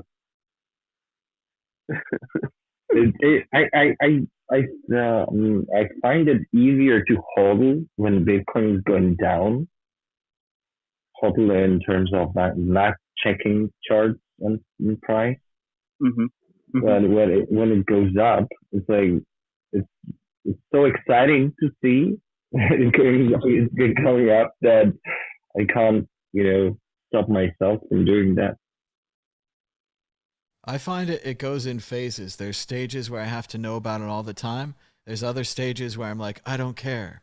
And yeah, I definitely lose money for both of those choices. I'm never on the right choice. Yeah. Feel the same way.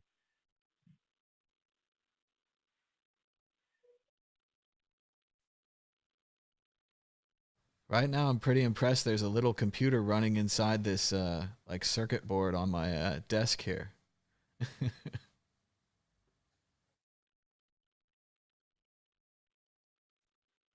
Yeah, new gadget is always cool.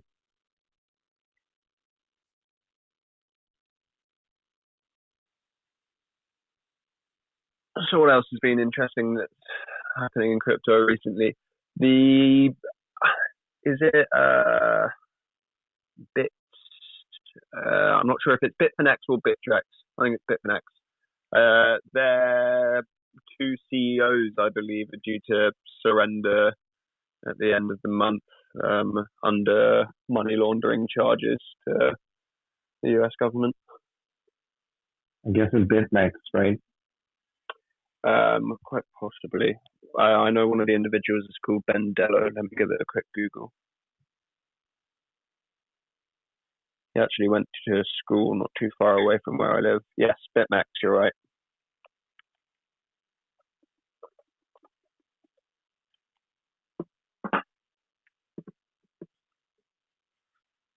Yeah, I've heard that guys from BitMEX have launched the LN market. I don't know if that's true. Maybe you guys know that. The what market? Sorry. LN market, which is the stands for Lightning Network market. Sorry. Yes, with you. Yeah. I'm not sure.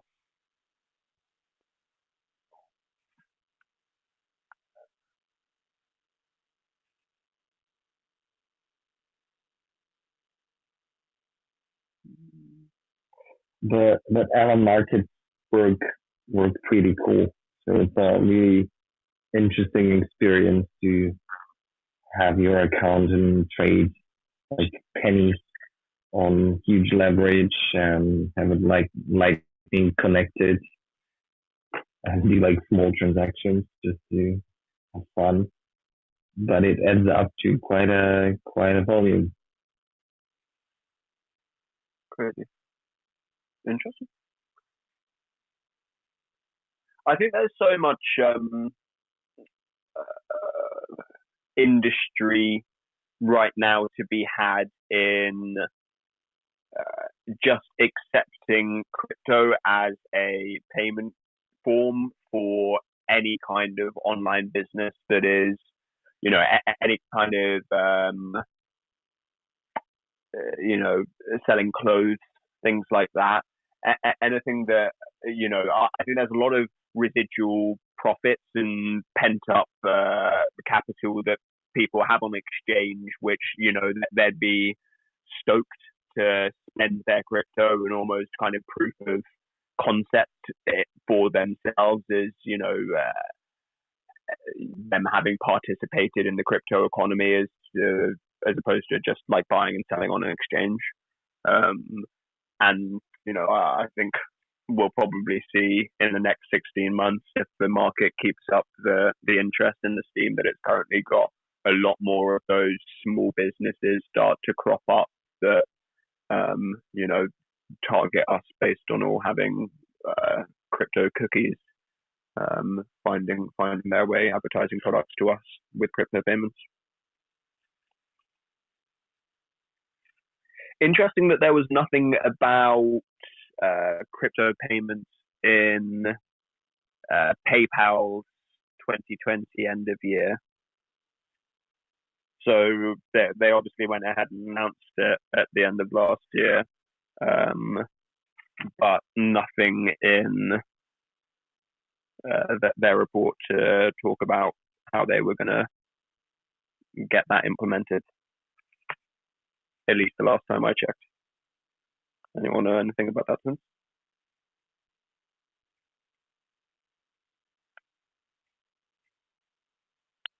No idea. Haven't heard.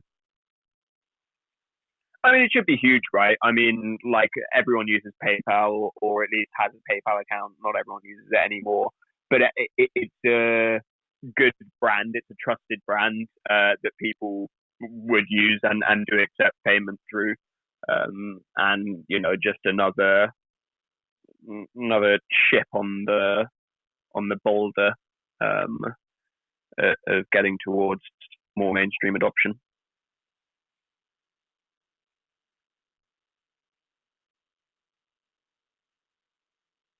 Yeah, it always works like that, right? That these big companies buy startups that will fulfill their gap, and also went through the hardest period, which is the founding period and getting traction. And it's easier to buy a startup than build it yourself. So I think we're gonna see a lot of those in the coming months.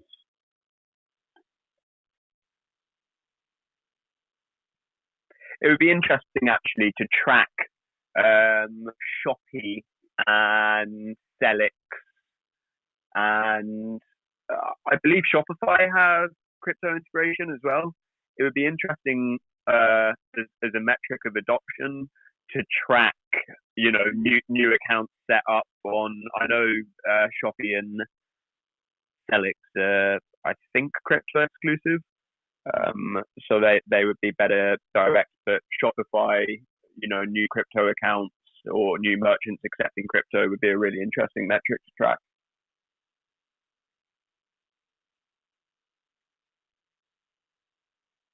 Just for nerd's sake. Yeah, I think that there's a few attempts on doing that, but it's going to be hard to calculate it because it's going to be so popular, and like as you said, that PayPal will allow it. So it's going to be hard to say how much businesses accept Bitcoin. Mm-hmm. Still, it's not going to be Bitcoin, right? It's just accepting PayPal. Mm-hmm. So. Mm-hmm. Yeah, so that interested me. So is it your guys' understanding that you will be able to buy and sell Bitcoin on PayPal, or rather you will just be able to have a Bitcoin wallet on your PayPal and hold and transfer and deposit funds through that account, or is it an exchange as well? To be honest, I'm not a user of PayPal. I have an account, but I'm having trouble to restore it because I somehow lost the control over it, and like they don't want to give it back to me. So that's usually every PayPal account ever. Yeah, actually. Yeah, that's why I stick with Bitcoin. Like, I would never sell Bitcoin over PayPal, to be honest. Especially over PayPal. Yeah, mainly I think it's just a nice way to tell people if they want to buy like $20 worth of Bitcoin, they could go to PayPal. They've already set up their account there. They probably KYC'd. They don't even know they KYC'd. Mm-hmm. And, you know, they can get their $20 there. But yeah, it's not functioning yet. Like, you can't send Bitcoin in, you can't send Bitcoin out. But to be fair, Cash App started out the same way. and now Cash App's like a full functional wallet. So Cash App's done amazing things. Yeah, they managed to eat up a whole load of market share. But to be honest, it's because the old businesses in that industry, Western Union and stuff, as another one that's escaping me right now, are horrifically expensive, and take advantage of high transfer rates for people sending cash to niche countries, because if you're sending cash via Western Union to the middle of nowhere, you probably need to send that cash. So they can afford to charge more for it because they know it's not an optional thing. You're going to need to send it. Bitcoin solves that problem, right? Yeah. So I have a question to you guys. Do you think that we will always have this need from traditional systems, financial systems, to control the flow of money? Because every time I talk with like Visa or MasterCard, lately I had a few conversations with those companies and their agents, and they always fear about accepting Bitcoin because you don't know where those Bitcoin came from, and it's like anti-money laundering and all of this bullshit. Like, but at the end, are we still gonna keep holding to that idea that we can somehow control the flow of capital globally, or is it temporary? What do you think, guys? It's tough because as Mad Bitcoin said, as an idiot, a sucker born every minute, and those suckers need a financial system to protect them from the big bad world. There's an argument, though, that if you are responsible enough to take charge of sending your own money, and you don't need a third party in order to blunt the edges of that process and make it nice and simple for you at a cost, then you can seek out alternative decentralized methods. But I think there will always be a need for people who want it simply. It's just whether or not they'll be able to build a front end onto crypto that would facilitate that ease in the same way that the traditional financial service has. Well, it's going to be a big thing for them to lose control, and they're not going to want to do it, and they're definitely going to fight tooth and nail till the end. And that argument about the Bitcoin being dirty because it'd been used in money laundering or something like that. There's that great study years ago that, I don't know, a ridiculously high percentage of the $100 bills in the Washington, D.C. area test positive for cocaine. So if you want to talk about tainted, dirty money, and that's to say nothing about the unsanitary conditions of cash, which is really gross. I think they don't want to lose control. They're going to fight. But it's just like this Bitcoin thing. Once it exists, it's there. And a lot of people are like, how can you be, a socialist into Bitcoin or a liberal person into Bitcoin? Or how can you have these different views and all these things? You have different ideas than me. And it's like, well, the Bitcoin exists. I'm not like denying the existence of the Bitcoin. I'm adapting to it. I'm saying that with Bitcoin, we get that good side where you can't borrow money to build bombers and start wars.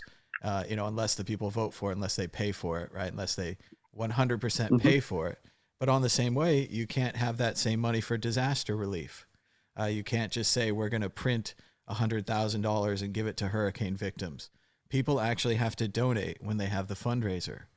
So it does very much change the world to, again, it's a more honest system, but it's probably going to be called brutally honest. Because people are greedy. People are going to keep their money, and they're not, unless they change. Like, for the other side of this is that because it's so accountable, maybe it can change, and we can say, hey, gross amounts of money when other people don't have it is not acceptable, and we can see it now, which again, we just went right back into socialism, because it really comes down to, what are we going to do with the wealth of the world? What are we going to do with people when the AI is doing all the jobs? It's not going to make any sense for a lot of people to be working on non-creative things when the AI is doing universal all the job. basic income. Yeah. It will be interesting. Maybe it will allow humans to be human again. Do you know what I mean? Or for the first time. Yeah. Well, yeah, and that's interesting as well. We've only been working 9 to 5 in an office, wearing leather shoes and with a nice haircut for not very long at all in the grand scheme of things. The idea that we'll be doing it in 100 years from now is maybe a bit naive. So yeah, it's going to be great that humans are going to have all of this free time again potentially, but there are huge problems to solve in between then. One is, how's everyone going to get paid? And the other one is, what does everyone do? Because I do think that there's a tremendous amount of self-reward that you get from working and going somewhere and doing a job and being told, well done, thank you for doing a good job. So I think if people don't have that gratitude and sense of reward and earning, that people will feel a bit empty. I'd almost be willing to argue that people don't need to be paid. And I think through being able to learn and build through community might be that self-fulfillment that you're talking about. And I also wouldn't even call it, socialism, because there's such a negative connotation with that word. I would just say maybe like a social safety net. But I would argue that, no one really wants to be paid. No one cares about money. No one cares about Bitcoin. It's what we can get. It's the resources we can get with these things. And if people were given the opportunity to travel and experience, I think that they would feel self-fulfilled that way. Just connecting with each other would bring that self-fulfillment. Well, and that's a job right there. They could write for the Hitchhiker's Guide to the Galaxy. Yeah, but it's interesting how quickly it all becomes very dystopian. But the causes are very realistic, but the solutions still sound very, just out of the realm of anything that we've known before. But it is a fact that, every 5 years AI is going to take over a percentage of, jobs that are done currently by people. And while there will be a growth in number of jobs that service that industry, it's unlikely to be greater than the amount of jobs that industry will destroy. Yeah, and I think it was just like Mad Bitcoins was saying, what it does is promote humanity for the first time probably in our history, because we will rapidly find out that although you may be able to replace these jobs with AI and machine learning, we'll understand that desperate people with a lack of opportunity become a danger. So we would want to promote the idea of making sure that everyone has a semblance of quality of life and, clean food, water, housing, education, and whatnot, and healthcare. Because again, when people are desperate and have a lack of opportunity, they do become a danger to all of us. Well, and I say this a lot, like I feel like I'm promoting Vonnegut, but I'm going to just keep promoting him. Vonnegut's first book, Player Piano, is about this very problem. He was working at General Electric with all these engineers, and they were talking about the future, and he could see it. And he said, basically, we're going to have to pay these people to stay home and watch television so they won't break the machines. And you can replace television with VR, and you can replace machines with AI, and we're right there. And it really comes down to some other interesting Vonnegut-esque ideas that I'll drop on you guys. I think Vonnegut would agree, as a humanist, that the religious part of the religion is true. Like the taking care of your fellow man and there only being a certain number of apples on the earth, and we're all interconnected, and we all need to have compassion for others. All that part's true. That's not the part that they sell you. That's not the part they focus on. That's not the part that does the fundraising. But that part is true, and that part's just difficult and true, and like always true, and like painfully true. And we need to solve for that in the future for real. And maybe Bitcoin can do that. Maybe universal basic income can do that. Maybe an AI running all of that. Because it doesn't matter if you're in this country or that country, or if you're this kind of person or that kind of person, or you speak this language or whatever. We're really all connected, and we're all kind of the same. And yeah, again, we're going super socialist here. But again, we should, it seems like as a computer person or a stoic person or a utilitarian person, you're like, we should try to get the best out of that system, right? We should try to like maximize the most lives that we can, build the most cool stuff, like extend the life of the planet, these kind of things. And more and more, those ideas just become obvious, and it just seems like the obvious solution and the thing that has to be tried, whether we want to try it or not, whether there are downsides or not. Like, because everyone's going to run at me with the downsides, but you know, what's the downside of not trying it? You know, we just fail and we crash the only planet we have. That's a bad deal too. But I talked a lot. You guys should talk. No, you're good. I just think that that's why we should stay away from the word socialist, because again, I think we're talking about just yeah, but like we have to be like, people have to get over their word bias, and we have to be academically honest about the tradition of ideas we're talking about. We can't just ignore decades of scholarship because it has a bad name. People really need to just become more open-minded. And again, we can call it different words if you want. And it's going to be when it's faced with AI, when your enemy truly is, because a long time, if you guys have watched the Adam Curtis films, they talk about the 80s and the 90s and the building of the Cold War and the enemy, the bad guy. And they're always assuming the enemy is the worst possible thing. Well, when it comes to the future of jobs, AI is the worst possible thing. AI is the best trained. AI has the most qualifications. AI has the most experience. AI beats you at almost any job. So faced against that, I think we have to go back to valuing humanity, and just in general, which is Vonnegut, humanism, like the core of religion, like humans. I just think these words, political terminology specifically, were created to be divisive. So it's not necessarily that they have an icky stigma. It's the fact that they were created to keep us apart. So I think that, you know, again, we can all agree in this room, without using the word socialism, that desperate people with a lack of opportunity become a direct threat to you and your family. And then I'll shut up because I've been talking a lot, and I know I cut you off, Dan. I'm sorry. No, it's all good. I'm outside walking my dog, so there's going to be a lot of noise. But I wanted to jump in because Mad Bitcoins, I know you're a huge Vonnegut fan. And one of my favorite words that Vonnegut coined is from the book Cat's Cradle, which I'm sure you know the meaning of the word carafe. And I'll read it to anyone who hasn't heard of this word before. It means a network or a group of people who are somehow affiliated or linked spiritually. And it's how I have come to define the Bitcoin community, especially the people that I have interacted with for all these years. It really does feel like that. It's a word that has come to define what we do. And that's really all I wanted to say, because there's a whole gang of bikers going by where I'm standing, and it's probably going to be a lot of background noise. But I'll let you guys continue. He also defines the karass as the center spoke of a wheel, the thing that everything rotates around.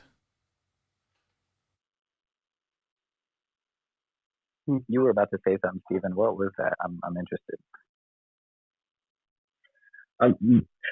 You know, I've been talking with the one of the guerrilla group leaders from Poland from like 80s and 90s, because we went through the huge revolution that ended up transition from communism to democracy that year.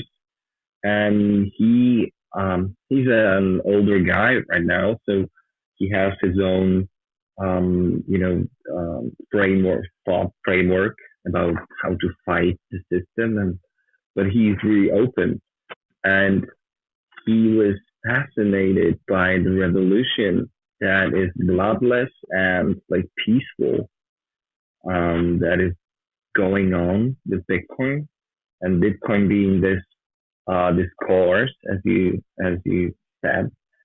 I really love that we can have different opinions and still revolve around Bitcoin, and still have a platform to cooperate and communicate. And this is one of the features that Bitcoin I love, that it creates this whole new neutral platform for all of us humans to have this common context.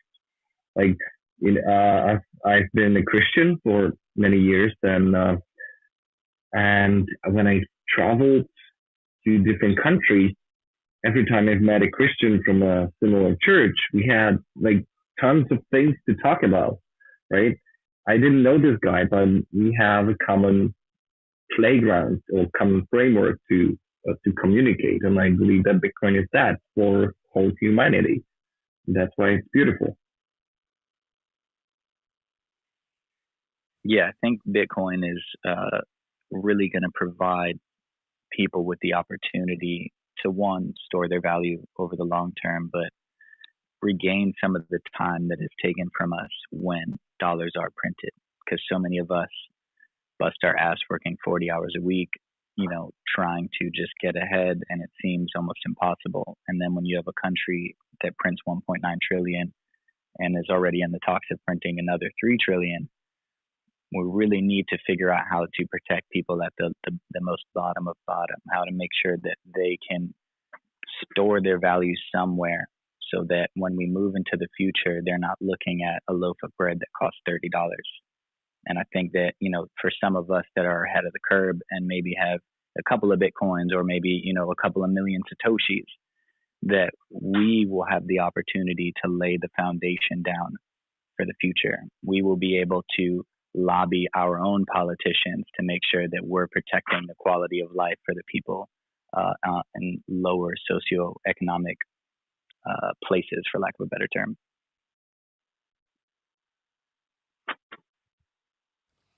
Well, I'll tell you, here's why Bitcoin is the best and the real revolution.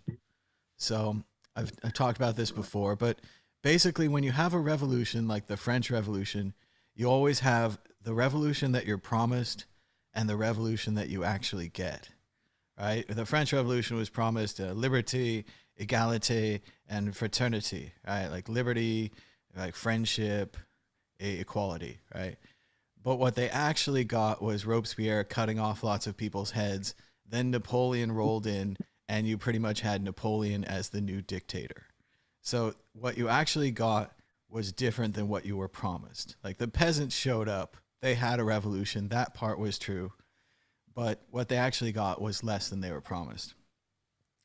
With Bitcoin, it really hasn't changed.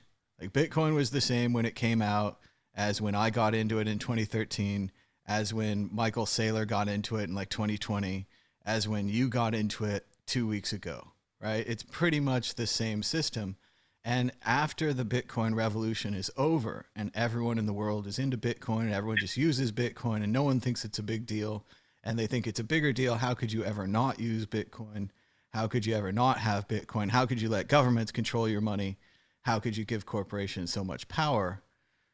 And Bitcoin will be the same after that. So Bitcoin's a revolution where we already have the thing. Like we don't need to do anything. We just need to give Bitcoin to everything. And that will change the world around Bitcoin, whereas Bitcoin itself, the core, the cuirass, again, the center of the wheel, will stay the same. So again, we're golden. We just have to sit back, let it happen. Don't you think that, or aren't you afraid that the revolution will have to like shed some blood? Of course, right? So are we in danger somehow, or what do you think, guys? Potentially. I mean, you can never talk about making sure that you're protecting the most desperate people in the world without being in danger right? And then just back onto 1 million ways point is that, you know, my an immediate goal is to buy a multifamily unit so that my house or my family can live somewhere for free. And then it's like, okay, what do I do after that? So now I want to create the same space for the rest of the people and the rest of the globe. So that's where you get that sort of self-fulfillment from. You know, I won't need a job or anyone telling me I'm doing a good job to find that self-fulfillment. But I agree with you, Stephen, that anytime you talk about challenging the system that exists and thrives off of manipulating people and siphoning off their resources, you're absolutely in danger.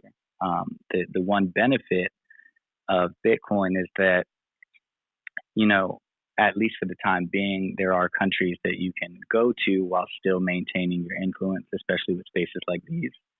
But yeah, no, you should absolutely, if your goal, like mine is, to truly empower your people and people around the globe, you absolutely want to make sure that, you know, some of the people you love have your seed phrases.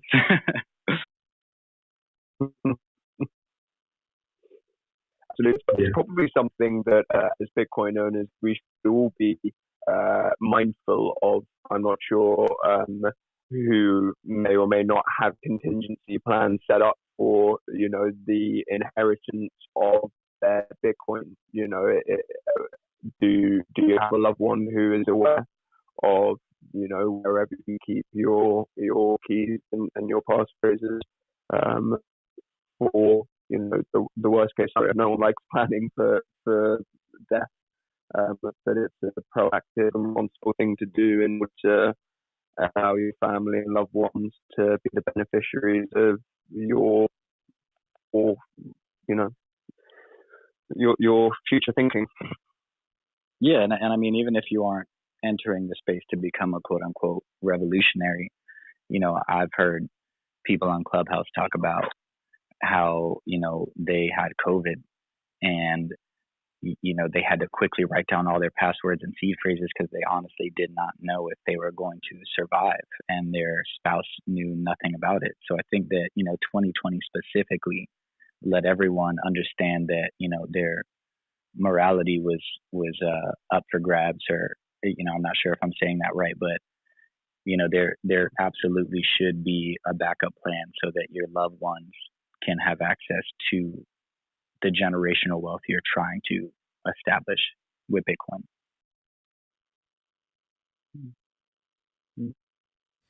Well, and that's why I have to kind of push back at your plan to buy the apartment building. I hate to be this guy these days, but more and more it's like you just need to go Marie Kondo on all your stuff, rent something really cheap, get a job where you can work on the internet so you can work anywhere, and then move somewhere nice. I think we should all like move somewhere nice and cheap.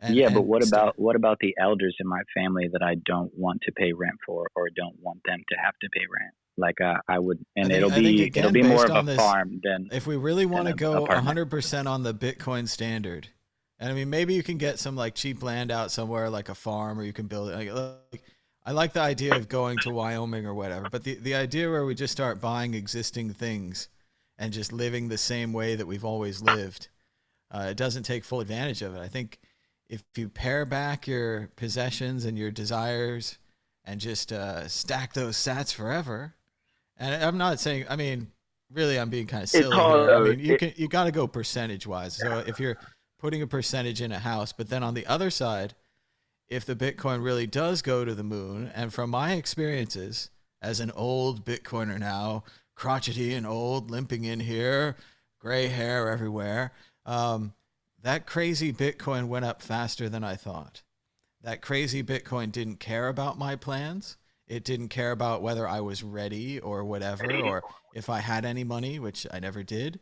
But so yeah, based upon that, like, and again, I still have money I have to spend right now where it's a disaster, and I'm gonna have to spend 100%. So, but like my grandmother needs to live somewhere. You know, we all need shelter. So I don't mean that I'll build a multifamily unit for my family, and then we're just gonna go ahead and live the quote unquote or the status quo.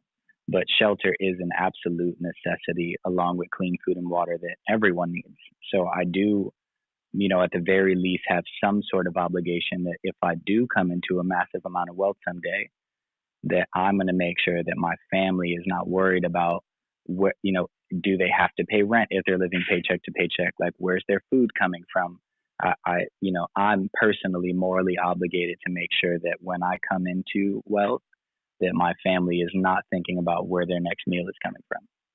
Absolutely. It might not be in best interest of your dependents for you to be stacking sats indefinitely. You know what I mean? So it's a matter of realism, and I completely. You're cutting out a little bit. Can you start again? I'm sorry, you're cutting out. Sure. Now better? Maybe. I'll tell you what. Let me adjust my Wi-Fi quickly. Cool. Sweet. Awesome. Yeah, I see what you're saying, and you got to take care of the family. And in the same way, though, you've got to get them stacking their own sats. Like it's one of those lifeboat type things, or you're putting the air mask on, and you got to put the air mask on yourself first, and then you can help other people. And there's a certain thing where for sure. I suppose if you were older, you have to put your age into this. If you were truly older, then stacking sats is stupid. Like if you're over the age of 80 or 90, and you're like, oh, well, I need to be rich now. It doesn't matter. They should be the ones rushing to the altcoin casinos. They're the ones plugging the crazy lines, doing the leverage, all that kind of thing. See, I disagree. I can't tell my grandmother that she should be buying Dogecoins because it's pumping. I think that, if they knew telling how, my aunt, if they only knew how. I see them in the casinos. I see them at the slot machines. The major point. If is the major point, and I'm okay if my grandmother wants to run over to a casino and feel a bit of a rush. But in the meantime, I can send my aunt sats. I can explain it to them, and they can stack their sats in the meantime. But being that, like I said, we are way ahead of the curve, we have an obligation when it is our time to become extremely wealthy to establish some sort of quality of life for the people that we love and the people around us. Oh yeah, but it should be well, again, have you read The Good Earth? But, I have not. I'm just a high school dropout that listened to the right people over on Clubhouse, and I care about okay. things. No, it's not important, but it's a book by I think Pearl S. Buck, a Chinese American author, and she's writing about the experience of kind of growing up. And again, I might have screwed up the details here, but she's kind of growing up with everyone living in one big house, and the grandmother's living there too, and the father's living there too, and it's kind of a grind living in a giant house with the whole family. But it's a cultural thing where it's their culture. Well, let's be clear. And it was just a really cool. There's a lot of children in my family. I personally don't like kids. So my lovely queen and I will have a property, maybe on the other side of the ranch, and all the kids can stay on their side in the, in the weed-free, alcohol-free zone. But I just that mean sounds that. good. Yeah, you gotta have fences and stuff. But yeah, exactly, electric fences for the kids. Nah, it sounds like a good plan, and all of this is just also devil's advocate, and it's also just something you have to prepare for. You have to be ready to say And I'm not saying not to spend, because I've spent money too. And when I spend money, in the past, I wasn't sure. I was like, do I want to spend money on experiences? And I was actually the other way. I was like, if I could get the CD of the artist, right? I'm being old now. But if I get the CD for $20 and I can listen to it 100 times or something, because I listen to music all the time, that's way better than going to the concert for $40 and getting to see them for 2 or 3 hours, right? It kind of dissipates, it goes away. But then later on, I started going to concerts, and they were really cool. And it wasn't just that it was cool, like a recording of a concert is cool, because a recording of a concert is cool because you hear the song in a live fashion, right? You hear it in the studio, it's very tight. You hear it live, there's a little extra to it. They're playing it differently. Sometimes they can't even play the song the same as in the studio, so it's a completely different version. But then you start going to concerts, and you're like, concerts are pretty cool, getting experiences, going to places, being there. There's also something you can tell people later. You're like, oh, I went to that concert. I saw that thing. And a lot of times with the stacking sats forever philosophy, we forget to like enjoy ourselves. So if you need 10% to go enjoy yourself, or if you have an opportunity to do something, it might be your chance to do that thing, because that leads you to the next step, the next phase of your life. Whereas staying at home and hoarding your money forever, like, it's cool. And I'm definitely saying we should be doing it. We should be saving our money. We should be shopping at Costco and bulk purchases and things like that. But at the same time, you got to live your life, and your life is For in sure. the now. So it's And I very think that difficult. can, It's difficult to combine those two, right? well, I think we can do that with our fiat, without having to sell off our Bitcoin. And, the ways of stacking sats is only going to get better. So for instance, now, even though I like to stack sats and it hurts every time I'm not putting money into Bitcoin, I can go to a nice restaurant with my Cash App card and receive 10% of that back in sats. So I agree with you. We do need to we need to live our lives and experience, but I think that we can responsibly stack sats at the very same time as continuing to live our lives. And this is why a lot of people preach the dollar cost average, because, I've gotten my cousin, who's a bit older than me, into stacking sats, but he still loves to go to Vegas. He loves to travel a lot. So he's doing them both at the same time without jeopardizing his position in Bitcoin. He's just using his fiat to get there. I agree. It's all about savings culture. Yeah. Yeah, I think it's a great mix that you almost have to have or develop over time. In that, we talk about, ideally, stacking sats, gain as much Bitcoin as you can, of course. But then there's also, let me still make this fiat money while it's out here and while it's available and while it can provide me more, Bitcoin stacking or whatever. So like, I think, at some point we realize like, oh, well, I still have to earn money in the, outside of Bitcoin world, at least for me, I was like, oh, I have to, still figure this out. I'm not a trader, so I'm not trading every day for, to try to stack more Bitcoin. So I'm like, let me try to earn my living outside of Bitcoin at the moment. And if I can find a way to earn, USD and just buy more Bitcoin, that'd be a way to go too. That's pretty much what, these Michael Saylors and all these other guys, they've got a hoard of cash and they're like, well, if I just left it in cash 1 year from now, it will be worth less than what it is now, or it can buy less. So let me just put it in Bitcoin. So like they're still running their, corporate enterprise, business analytics business, and just says, well, let's put this on the other side. I'll still earn USD and I'll still buy more and more as much as I can, so. That's going crazy. Exactly. Sorry. 100 emojis. Would you mind if I direct the conversation to finance and loans and stuff like that? So it's still hard to hear you. I'm sorry. I'm not sure if anyone else is hearing it right. It's breaking out a bit. Maybe if you close out and then jump back in. I'm not sure. Yeah, let me try that. Have you tried turning it off and on again? And I was just gonna say to CoinHawk's point is that, yeah, like for me and my Queen's business, I would love to accept Bitcoin, but I have to pay bills and eat food, and if I were getting Bitcoin for my products, I would never use them. So, you're right. We do have to make fiat in the meantime. What's going on, people? How you guys doing? How you doing? Hey, what's up? Well, and give unto Caesar that which is Caesar's, right? You get your fiat side, you got your Bitcoin side. It's really more like a savings account. And as for a person that's been, all the way there, sometimes, if you get paid in Bitcoin, like you get your whole month's salary in Bitcoin, and you're rolling along the first month, it's going pretty good. And the second month, it's going pretty good. But now you've got a couple months salary in Bitcoin, and Bitcoin suddenly goes down 30% or 50%. That was your salary. That's what you needed to pay your fiat obligations, your rent and your bills. And your rent and your bills never go down 50% or 30% in a month. That never happens. But sometimes that happens with Bitcoin and other things. So definitely keeping a separation there is a good idea.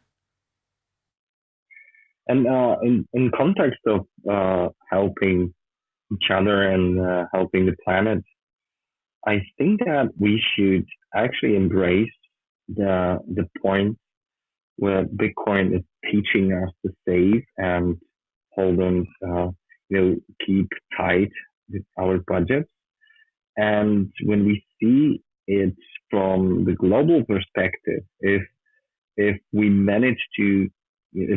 managed to teach like billions of people how to save money and not to spend it on worthless shit, we might actually save our planet from from using too much plastic and using shit that we don't need, right? So I believe that Bitcoin is also the answer to the climate change, even though its energy consumption seems huge, but at the end, it's decreasing the consumption, which we desperately need for our planet. I think right? That's exactly it. The switch from a capitalist mindset where we have to grow all the time and the company must grow to a conservation mindset where we have to save all the time. There needs to be a catalyst, a thing that kicks that off. And maybe if we're lucky, Bitcoin is that thing. But I'd like to hear what everyone else has to say too. I was going to say just one thing, and then I hope to hear from Jay Hill, but I was going to say, as far as, Bitcoin mining and energy consumption, we see a lot of innovation in the sense that miners go to places that, like natural gas places, and they collect the fall off, because our current energy grid is extremely inefficient and it's always on. So there's tons of energy being wasted, and Bitcoin mining is going to capture a lot of that wasted energy and put it back into something good. So I think that you're absolutely right, Stephen. I think that we have the potential to avoid climate change with Bitcoin mining and how it is utilizing energy for the quote unquote greater good.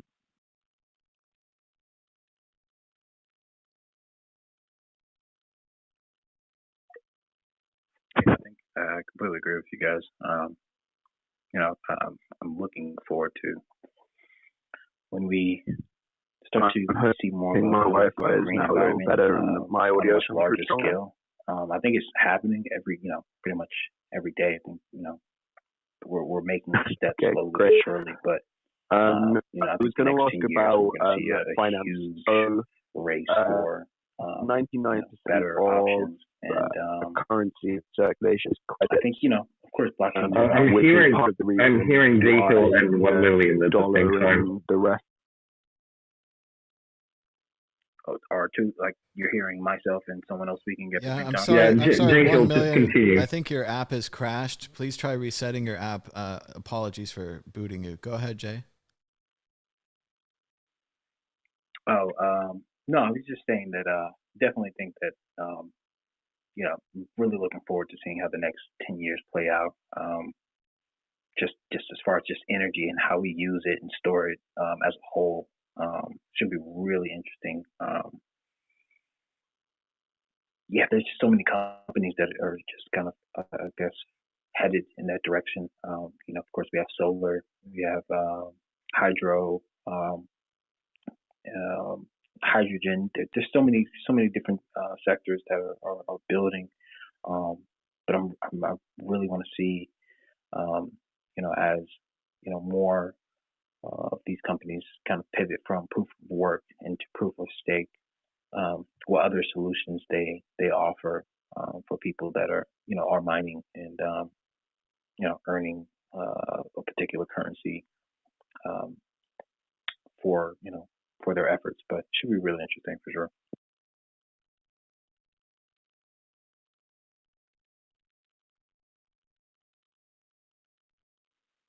Bro, if 1 million doesn't get back up here and speak clearly, I really hope it, because I love the points you were making earlier, and I really hope that we can hear a full sentence coming from you. And I can't wait for Spaces to get these glitches out, because Spaces to me is absolutely a tool that I feel is going to help the Bitcoin community really redefine the world as we see it. You know, we don't need permission to have these conversations. When we hear people speaking about phenomenal innovation across the world, you know, and we hear that they have a wallet, we can just fund these ideas instantly. And, you know, I hate spending money on anything that isn't Bitcoin, but even because of my beliefs in spaces, I had to go get, you know, I begrudgingly bought Twitter stock just because of what I feel is about to come. Like, media is in trouble. They can't sell sensationalism when we can hop in a room with, you know, say the opposition, so to speak, and actually realize that we're 100% on the same page. And it's the terminology that we were using that was actually dividing us. Yeah, I think it's really cool. I mean, these apps have definitely changed the game. Of course, you know, every few years there's some new tech or some social platform that's kind of, you know, changing how we kind of interact with each other. But this definitely is accelerating. You know, the internet already accelerated the amount of information that we have access to, but I think, you know, these audio platforms are just really effective in just kind of, if there's something that you care to share or discuss real time, you know, it's faster than email, it's faster than a text message. You can easily just hop in and just get that information out there and receive feedback. So, you know, if there are any issues that you're looking to tackle or you're trying to get, you know, hear more from your audience, you know, you have these abilities to do that now. And it's just, I think it was just a matter of time. And I think, of course, COVID kind of accelerated that whole thing as far as us, you know, kind of feeling disconnected from each other, even though we can FaceTime or, you know, make a phone call or text. But hearing someone's voice, many of us have kind of strayed away from, you know, some people don't really care to talk on the phone, but they don't mind, you know, texting all day. So, you know, just having this audio platform. I remember Gary Vee mentioning, you know, the next wave is audio. And I remember he was mainly talking about podcasts, right? You know, everyone pretty much has a podcast now, but this I didn't see coming, but apparently they've had this in the works for some time now. And, you know, I think Clubhouse also may have accelerated that as well. And they, you know, making it exclusive kind of got people's attention and wanted to kind of hop in and be a part of something that, you know, everyone didn't have access to. So I think, yeah, this platform was timely released for sure. Yeah, and I know people who have been offered jobs already from speaking on these platforms. And, you know, speaking about, you know, I don't know if I mentioned it in this room, but I was in a room with these cool younger Nigerian kids, and the host of the room mentioned that, you know, spaces and these audio apps are more intimate than text and less pressure than video. Because me personally, you're not going to catch me on FaceTime unless, like, you know, it's the right time. And I wouldn't even be able to contextualize my points if I'm constantly looking at myself and flipping my hair back and forth and all this other bullshit that I do and these nervous tics. So yeah, we have a phenomenal medium to discuss real shit and support each other.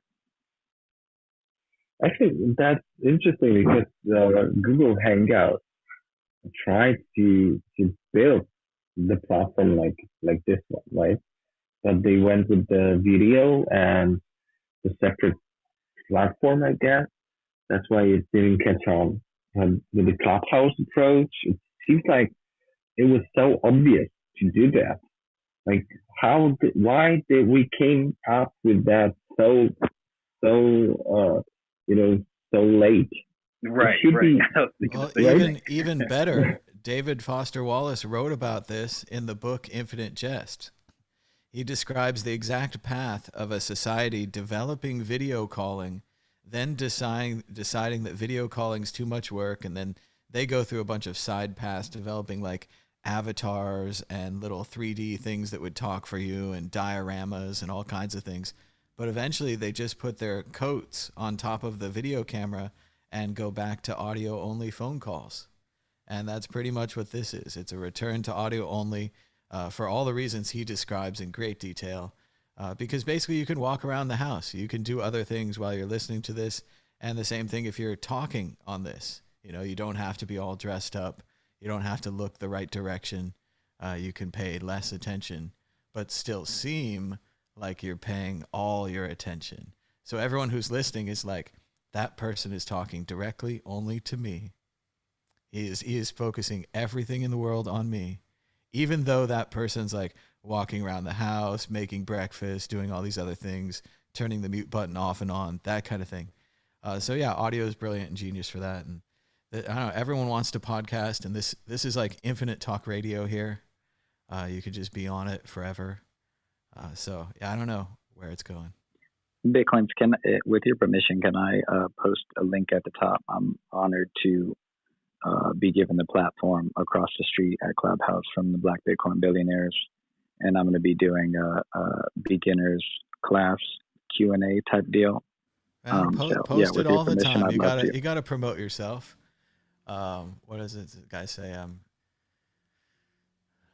90% perspiration, and in my case, at least, it's twice that. Inspiration is 99% perspiration, and in my case, it's at least twice that.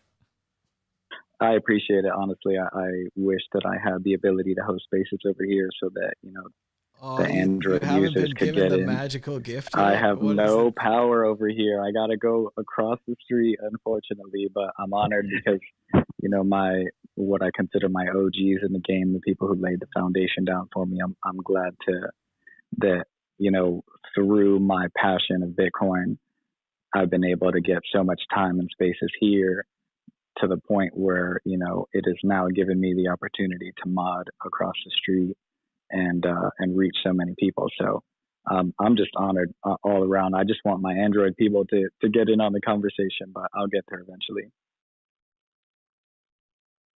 I think, Belo, you mentioned something that has been really interesting as far as, people that I guess may want to speak, but are also very conscious of, looking at themselves, or they may not be comfortable seeing themselves on, on a camera, or may not be as comfortable speaking, to a large audience, or having, a large group of people,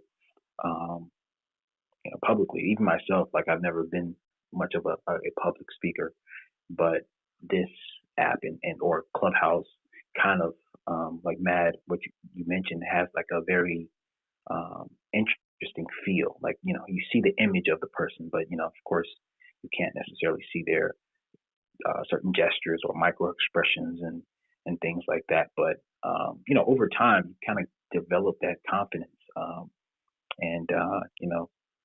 For those that haven't necessarily spoken on a stage or hosted a room, definitely do it, even if it's with, like close friends, just to kind of get more comfortable with, just speaking.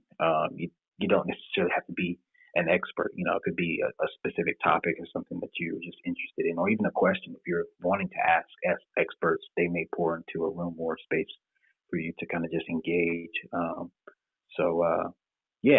I'm definitely loving the experience and the cool ways of just interacting. I've met some really amazing people, not only on Clubhouse, but even, spaces as well. So I think it's just kind of like leveling the playing field for, access. Of course, you can do that in any space, in the real world as well. But I don't know. It's a really interesting game changer. Yeah, and it's all about being your genuine self over here, and I feel that the community has been phenomenal over here for some reason, but mostly because, you don't have so much pressure on you, and you do get to just be yourself. And then you get in these spaces where you're speaking to, like, I'm just a high school dropout, and I didn't start getting into Bitcoin until February. And meanwhile, I'm on a stage, with some of the best, in my opinion. I was just in a room with some crazy mathematician. Not that he was crazy, but that, like, his discoveries were incredible. So like, it's just about being your genuine self over here, and people are naturally going to gravitate to you when you're just being yourself, no matter what field it is. Like, there's a kid named Albert. He's like, I'm just a little Asian trying to make my way in life. And, I love it. He's humble. He's a great dude. And so when he's in a room, I just pop over there. It's not about subject matter. I think it's just about being yourself.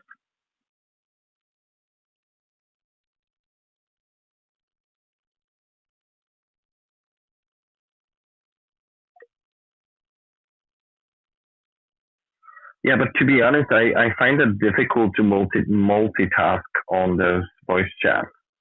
So I'm doing remote work, so I stay home all the time, and it's hard to like compile the live and getting participation in those chats like here. Yeah, no, I was in a room. My bad. No, go for it, Babel. I was in a room the other day, and my queen asked me to untangle her necklace while I was having a conversation. So I'm sitting here like trying to unloop this thing while untapping you and Mike. So yeah, definitely it can be hard to do two things at once, but then some of these conversations just captivate you, and you have no choice but to just be in it, and it's a benefit. And to be honest, what I think those apps need is more audience feedback. So we have those like few, like 5 or 6 emojis to show the feedback, but it's not enough in my opinion. That we need something more, maybe some with those apps that change photos into animation. Maybe we will see all of our faces moving and showing our emotions more informative way. Because the feedback just based on those emojis it lacks something. I think. Yeah, I definitely wish that we had a few more emojis, like specifically the skull face, just because I like to say I'm dying when I'm laughing. So that one is definitely one that I want. But I love the emojis as compared to Clubhouse because it leads you to give an opinion without interrupting the speaker. And I really love that. Like, you don't have to come off of mute or like tap your mic. You can just, toss up 100 and be like, yep, nope, that's right. Or, the laughy face. So I think they need more emojis, but I think emojis also help people from cutting one another off. Yeah, it's a big benefit. It lets the person know if they're saying something funny or if they support them. Also, you can do things with the audience. If it's your first time here and you're just trying it out, push the heart plus button at the bottom of the screen, and then you can push the emojis. Lets everyone do the fist. Give a fist, audience, and then we can all see it happen. It's fun.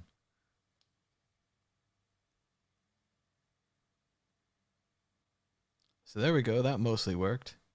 Everybody's I'm getting pinged into another room, Mad Bitcoins again. I always appreciate when you let me ramble for way too long on your stages, and also letting me link up at the top tomorrow, doing a Bitcoin basics class at Clubhouse. So if anybody's got some, beginner questions or questions they view as quote unquote dumb questions, please come over and we'll give you all the time in the world to sort of hash through it. That sounds good, man. Always good to hang out. Yeah, great. I wanted to thank him.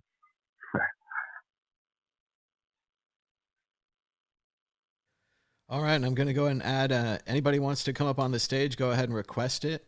I'll try to invite people here, but we're just hanging out. We're talking about Bitcoin. Earlier on, I did build a Bitcoin Fullnode out of a Raspberry Pi. I didn't really know what I was doing, but I am kind of familiar with Linux and things like that, so it wasn't entirely foreign to me. So I battled through the technical problems and have succeeded.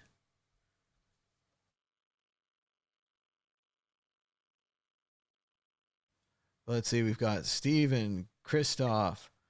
Steven, have you ever built a Bitcoin Fullnode? Oh, actually, it's embarrassing, but I haven't done it yet. I plan on doing the Raspberry Pi LM node, which I think is really interesting, and I want to participate in decentralizing Lightning Network, and also getting some of those satoshis for routing transactions. And yeah, I'm going to, but one of the few experiences I had with the Fullnode was that when I heard about Bitcoin in 2013, I installed the Bitcoin client on my laptop, and it said like it's gonna sync for 7 days, and just right at the moment I said like, oh my god, Bitcoin is so stupid. It's not gonna replace PayPal or whoever else. Well, and then your hard drive starts filling up, and all your programs stop working.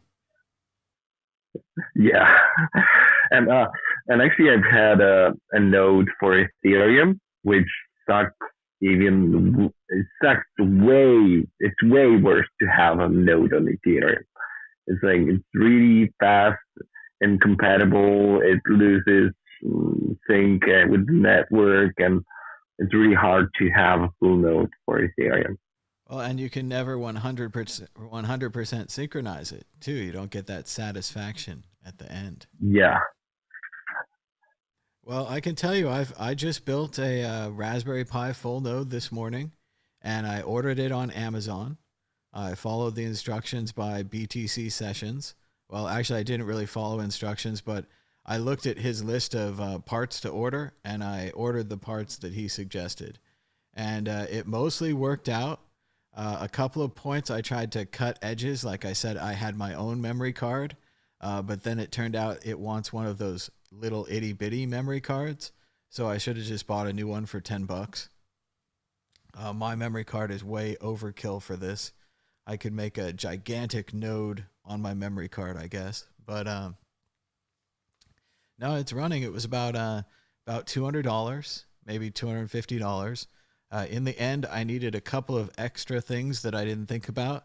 I needed a mini HDMI converter or a mini HDMI cable if you want to see the output of the Raspberry Pi.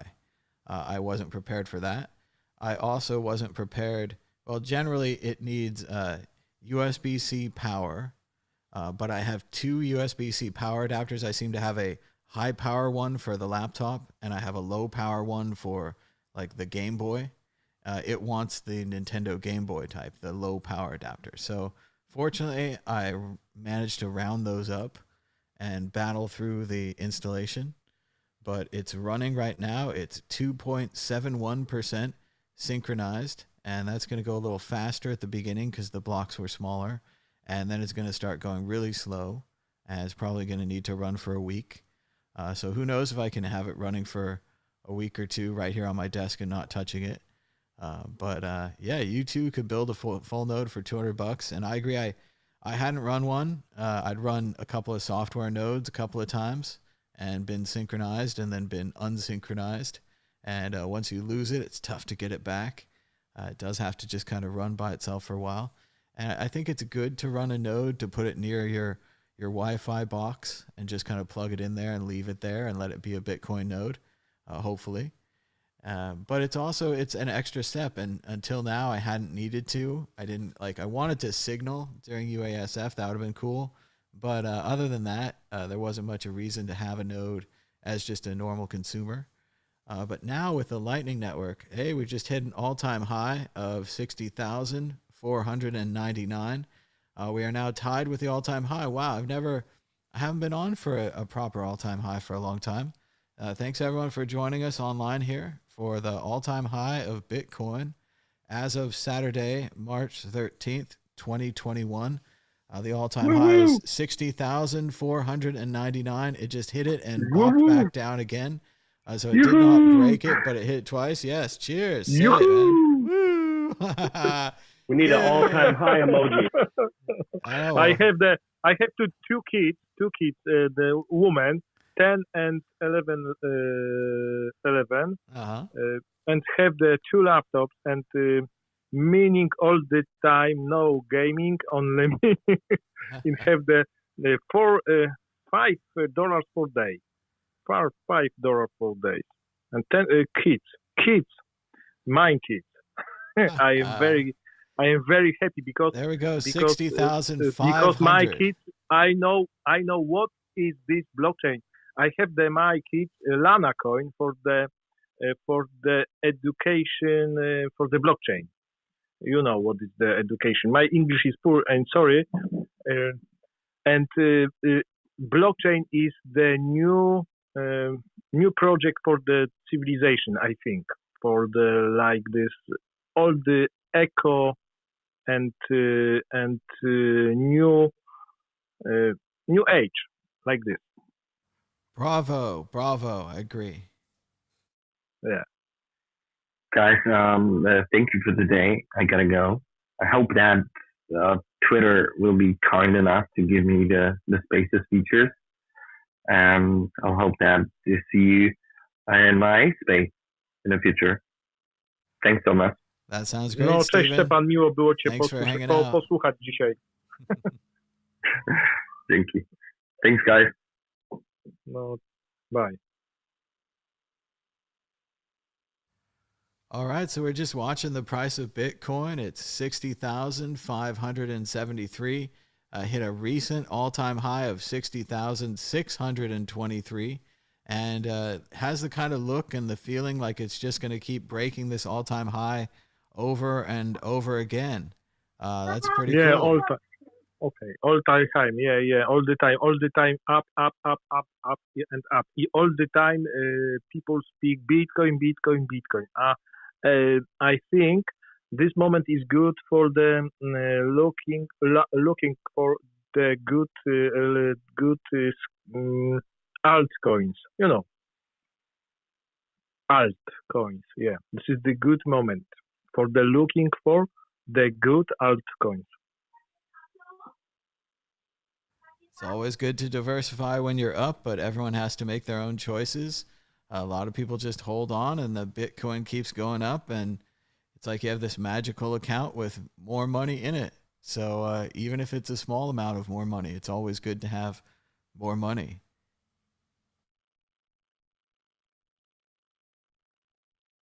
I'm curious on what type of layers are being built on top of Bitcoin for real world use. Does anyone can speak on that? You can use a wallet on your phone right now. Have you tried using Bitcoin? I'm talking about like application, like smart contract ability, but being infused into like the real world. They're definitely working on smart contracts for Bitcoin, and they have kind of layer 2 scaling solutions like the Lightning Network and the Liquid Network, which are kind of similar to smart contracts in a lot of ways. So I think they're developing that. But yes, Ethereum is certainly in the lead of smart contracts, but has lots of scaling problems and fee problems that have been clear since the beginning. But whether or not that matters in the marketplace is a matter of people's choices about what they'll buy and what they want to invest in. The price of Bitcoin is 60,638, another all-time high. 60,643 was the recent all-time high.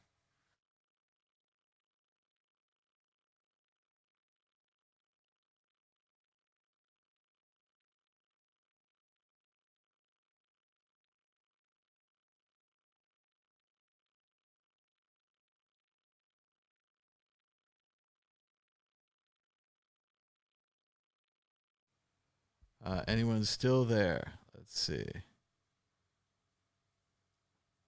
Seems like Christoph's talking, but I can't hear him. Let's see. Still connected?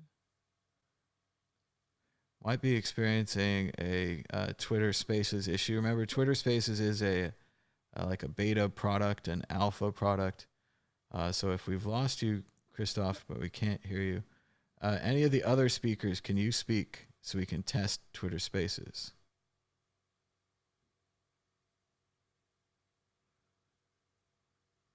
Huh, I can see Christoph counting.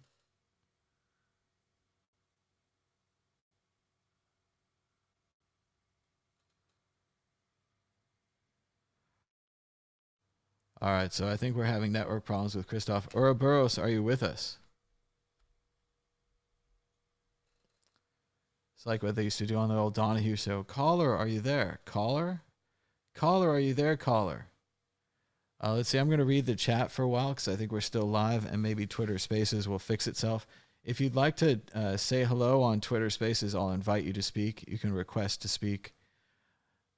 The chat, Roscoe says, yay, congrats, everyone. Fly Over Me says, congratulations to longtime holders of Bitcoin and newbies, too. He says, I think we'll blow right through the 60s. Thoughts? Could hear somebody there. Yeah. Thoughts on 60K? I think it's looking strong. All right, looking strong. So it seems like Twitter Spaces is working. Christoph, you might want to restart your Twitter application or something like that. Maybe a Twitter Spaces break. Yeah, I keep crashing myself. There it is. Crypto's having problems as well. Yeah, this is the cutting edge of Twitter here. Talking, sharing audio. Could break the whole thing. Get out the fail whale. So it's working fine for Android right now. I have a good internet connection, but it seems okay. I'm good on Android here too. Wonder what Peter Schiff has to say today. I hope he's all right. Why would anybody listen to him?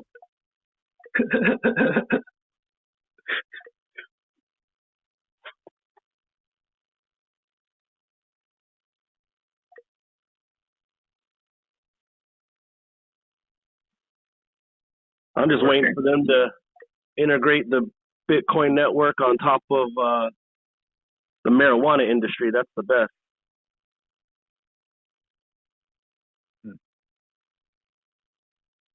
That would be good. Maybe there's a way to use maybe there's a way to use the excess heat generated from growing marijuana to mine Bitcoin slowly.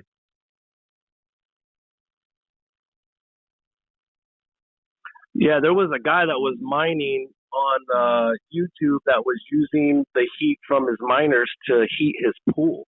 Yeah, that was pretty cool. A couple of years ago, my dad set up. He was mining Ethereum, and we lived in Utah, and it was melting the snow off the garage. He had to move the server into the garage because it was so loud. It was in the basement. Then it started melting all the snow off the roof.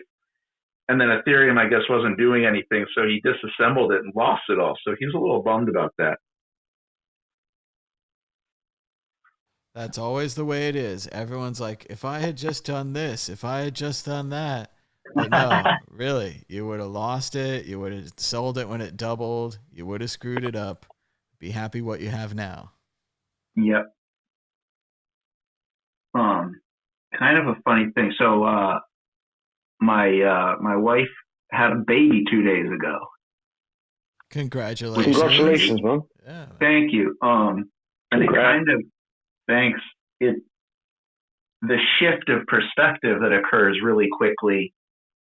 I mean, it's a little trite, but it's funny how there's a total shift of perspective towards the future and purchasing decisions and everything that reminded me of that general feeling, the general culture in Bitcoin, where it's like, well, you're not selling Bitcoin, you're buying dollars. Or why are you buying that $5 coffee every day?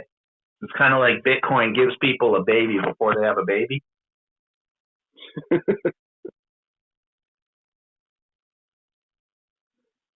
Guys, hey, it's me. It's Tone Vase. How's everybody doing today? Does anyone want to talk about the charts? Doji? Yeah, tell us about the charts. Is there a triangle? Are there any noins? Have there been noins? Well, the thing is, ever since I started trending the trend line with the thing, and it goes up like that, and then it goes over things, and when you look at the vector sign, there's nothing, man. It's a bunch of bullshit. It's a waste of time. But hey, look, I wanted to jump in really quick because I know you guys are building the node, and I just wanted to say this. I know you were saying this, Thomas. I'm gonna shoot this in the chat, or somehow or another, I'm gonna figure out how to send it to you guys. But I what I've been telling people, there's this box, this Raspberry Pi box, which is pretty sweet, and it actually takes care of all of that stuff for you. It's called the Argon 1 M2 case, and it's sweet because it actually you can put an SSD in it, like a little like a special kind of NAND SSD. So it adds a little bit more. The box itself is like $45, but if you go the route and you get everything the right way, you get the I'm gonna try to throw it in the chat for you, Thomas, so that people could see it. But it's a pretty sweet box, and if you're doing an Umbrel node, you can get the SSD, the Argon 1 box, put it in there. It's pretty easy. And then you got an SSD, and it's not just an SSD that you have to, like, you know how it is with the Raspberry Pi where there's all these cables and everything's all dangling. It actually has built-in electronics to convert the HDMI stuff you're talking about and the ports, so it's all facing the back. It's pretty sweet. It's nice. And then if you buy, there's like an extra extension so you could put the SSD underneath it. So it's a really nice little bundle for anybody that is interested in really having, because, you know, having like a one box that's connected to an external drive, sometimes that's kind of annoying. But if you want to throw like a little extra money on it and you're already going to get an SSD anyway, I think that's the way to go. So I just wanted to jump in and say that I got to go, but I just wanted to throw that out there. I'll throw it in the chat so you could check it out. Yeah, I got to look at the node case options. I just thought it was a bridge too far. I was like, I'm already buying all this other stuff. Now I got to buy a case. I got to find out if I need a case with a fan, if I need a big 3D printed nice case like the one BTC Sessions got. I was more like, is it theoretically possible if I plug all the things in together and I kind of follow the instructions, which I kind of did and I kind of didn't, is it possible that I could build this thing? And the answer is yes. So at least for me, it was a success. I videoed it this morning. If you guys want to follow along, it's not one of those perfectly clean instruction videos where it's like, and then step 2, put the brownies into the oven. It's a lot more like, the brownies have spilled on the floor and the oven is on fire. But step three, we're still moving along. So no, it's more honest, and you can follow along and you can make your own node, and you definitely don't have to do what I did and install the Raspberry Pi operating system. But I did have a fun detour installing the Raspberry Pi operating system. It turns out you could just install the Umbrel thing and it has the operating system with it. So there you go. Yeah, flashing the OS on the SD card. Yeah, well, that was cool. I got to do that twice though. So like now I've done it twice, so now I'm all like old hand at it. I'm like, oh, I flash SD cards all the time. Psh, no problem. I build Raspberry Pis since 2021. I'm so old school. Well, I threw that in there in the YouTube chat, but yeah, if anybody's interested and they want to that like, again, that Argon case, it has a little extra thing that you could buy where you can install an SSD underneath. So when you want to move it around, it's just one box and you don't have to worry about having external drives or anything connected, and everything is plugging in the back, which is kind of convenient. So I've been telling people that's kind of if you want to take, spend an extra, I think it would be probably, with the drive, without the drive, the NAND drive, which is kind of like similar to like an internal drive for a laptop, like an upgrade. If you've ever done like an upgrade for your laptop, it's like a little rectangular drive, and then you can put that in this setup. And I was amazed because I've been making nodes for a really long time, and I almost thought there was something wrong because it was so easy. Like I put it all together and it was like, it just ran like butter. So something to check out. Like I said, if anybody wants to check that out, but anyway, good. Well, yeah, good hanging, Crypt Loco. If you gotta go, sorry, go ahead. Yeah, take care, Thomas. Good stuff, man. Yeah, and definitely my thing on the Raspberry Pis is I'd been like putting it off, or I didn't have a good reason to get a Raspberry Pi or whatever, but it was super fun. get into the Raspberry Pi thing. Get a little computer on a chip and learn how to make a Bitcoin Fullnode out of it. Like, it's a reason to mess around with Raspberry Pis now. So yeah, I get the feeling this is my first Raspberry Pi. Maybe I'll get more in the future, and I'll get little cases and figure it all out. I have a question about the nodes. Is there a personal benefit, or is it like a form of altruism essentially to support the network? Is there an individual benefit to doing that? Well, previously on the Bitcoin network, it was generally altruism. Like, first of all, let's generally talk about what the nodes do. So where do the blocks come from? Well, you have a transaction, right? I'm sending you $5 in Bitcoin.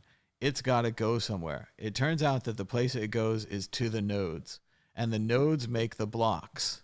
So the miners are just assembling the blocks and making the blockchain, but the nodes are putting the transactions in the blocks.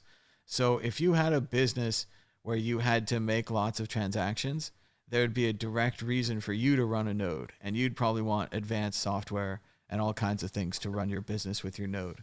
And I don't know anything about that. But if you're a normal person, you didn't much need to run a node. You would run it because it's good for the network, and that's like a certain thing that's very good. And during UASF, it was pretty cool. All the nodes were signaling that they wanted UASF. So that was a kind of a reason to run a node during that time period. But until recently, it hadn't been that much for a home consumer. It's kind of like running your own email server. Like, it's good, and there's a lot of benefits to it, but there's also a lot of downsides. You have to keep it up to date. You have to keep a box running in your house. Like, it was kind of like that for a node. But now with the Lightning Network, there's kind of more interest, I think, in being a node runner and being like a hobbyist node runner rather than like mining. Like, mining went to the giant mining farms, right? I don't know that noding has gone to the noding farms yet. So it is kind of still like altruism, like you said, helping out the network. And then there's something to be said about these Lightning transactions. I'm not quite sure how they work, but there's Lightning channels, and you have to put some money in a channel, and then your channel has to be connected to other Lightning nodes. So that gets complicated where like your node is not properly connected, and you have to, I don't know, make more friends. And then if you run out of money in your channel, that's like a whole nother problem where your channel is now empty. Now there's some ideas that you could reuse that channel. So that sounds good. But basically, yes, now that I have an Umbrel node that's synchronizing, that's on a computer that's not my main computer, because I don't know about you guys, but my main computer gets turned off and on all the time, is constantly running updates and crashing and going up and down. So it's not a good place to run a node. Whereas now this little box thing that I got, you know, is $200. So I spent money. So I have less Bitcoin. So everything is a disaster. But I've got a fun little boxy thing that blinks. And once it's synchronized, I'm going to try to learn more about how to run these channels and see if it really is possible to help a normal person. So I have a question about that, Thomas. Does a node help decentralize more or keep us from 51% attack? I was always curious about that. I think it definitely helps decentralize in the way that the transaction, it would help like if you're not a 51% attack, but more like, let's say your goal was to censor a transaction. Like we had a deal and I was going to pay you for the Ferrari, and I've already driven off in the Ferrari, and I call up my tech guy and say, censor that transaction, right? Make sure that doesn't reach the blockchain. There'd be a kind of an attack there, and it's kind of absurd, right? But if I controlled 100% of the Bitcoin nodes, which is impossible, but if I did, I could stop your transaction from getting included in a block. So the nodes are interesting as a place where the transactions come in, and they are definitely part of the decentralization. But the 51% attack is mainly about creating a new chain. So in a 51% attack, let's say that I had 51% of the miners, and I say that the new Bitcoin blockchain number is a different number, right? So everyone starts following me down the new chain, and we're going down the new chain, and it just depends when people notice it. When they're like, uh-oh, we've been 51% attacked, that they notice they're on the wrong chain, and now there's a whole bunch of other people that didn't follow, and they're still mining the old chain. So the old chain's also gone in its new direction, and now there's transactions that happened on one chain that didn't happen on the other chain, and everything gets really confusing. And eventually what they do is, to solve it in the past, is they've done a reorganization, or they've said that one chain is the true chain and the other chain is not the chain, and they've rolled back to a certain point and resynchronized. So that's the 51% attack. But even that's very unlikely to happen on Bitcoin because so many people are mining Bitcoin now. The problem with the smaller altcoins is that a 51% attack is in play again. And it can be used for a variety of reasons, not just for like griefing a network and taking it down for fun, which that could happen to a very small altcoin. To a larger altcoin, you think more about financial crimes, people trying to rob people on that altcoin by, like I said, like having a large transaction, rolling it back, that kind of thing. By the way, new all-time high. Woo, woo. In addition, you hardly even notice anymore. Like, look, my champagne glass is empty again. What happened? I was just going to say, to add on to what Thomas has just said there, if you're running a node on the Bitcoin network, so far as I'm aware, there's no monetary gain in any way. However, if you're running a node on Lightning, I believe there is some monetary gain from that, however negligible. Can you run that on a Raspberry Pi, a Lightning channel? I know very little about the intricacies of Lightning. I know that I use it, and I really need to do some more digging about the technology. But with regard to the intricacies of building the actual node itself, I haven't yet to go down that rabbit hole. Well, yeah, you can definitely run it on a Raspberry Pi, and my Raspberry Pi node is running right now. And you have to buy like an external hard drive for it. The basic things that I bought from BTC Sessions, he has a YouTube video about this, so search BTC Sessions Fullnode, and he's got lots of good stuff. And basically I bought a Raspberry Pi with 8 gigs of RAM. I bought a 1 terabyte SSD drive. I bought a little box that the SSD drive goes into that makes it USB, that plugs into the Raspberry Pi. And I got a little memory card to go in the Raspberry Pi. It's one of the very small size memory cards. And a couple of other things from around the house, USB-C power adapter, micro HDMI cable if you want to plug into the HDMI on the Pi, but a USB keyboard and USB mouse, network cable, and network, of course. But yeah, if you have all those things, you can do it. Like, it's neat. It's 4% synchronized. I have a question that might be related. If so as Bitcoin adoption increases and people, non-technical people, or like quote unquote small retail, people start buying $20 here, $20 there. Does the network like slow down and need more nodes? Does Bitcoin become harder to use as more people use it, or easier? Well, previously that was a problem, and kind of what happened is the fees went higher because of the more usage. Then they have the Lightning Network, where you can kind of use the Lightning Network for smaller transactions, and the higher fees make people use it less. But I'd also like to hear what the other guy was going to say. Go ahead. I was just going to say, in terms of difficulty of usage of Bitcoin, it gets more expensive the more quicker you want the transaction. So, I mean, if you're prepared to wait, say, I don't know, an hour, maybe 2 hours, you can change the actual fee that you're willing to pay for that transaction, and it'll take longer. But if you need a transactional finality in next to no time, as in seconds rather than hours, and you want to pay a tiny fee, then Lightning is your best bet. What does the meme pool fit into all the nodes and miners? How does that correlate? Mempool is basically just waiting transactions, unconfirmed transactions. Let's put it that way.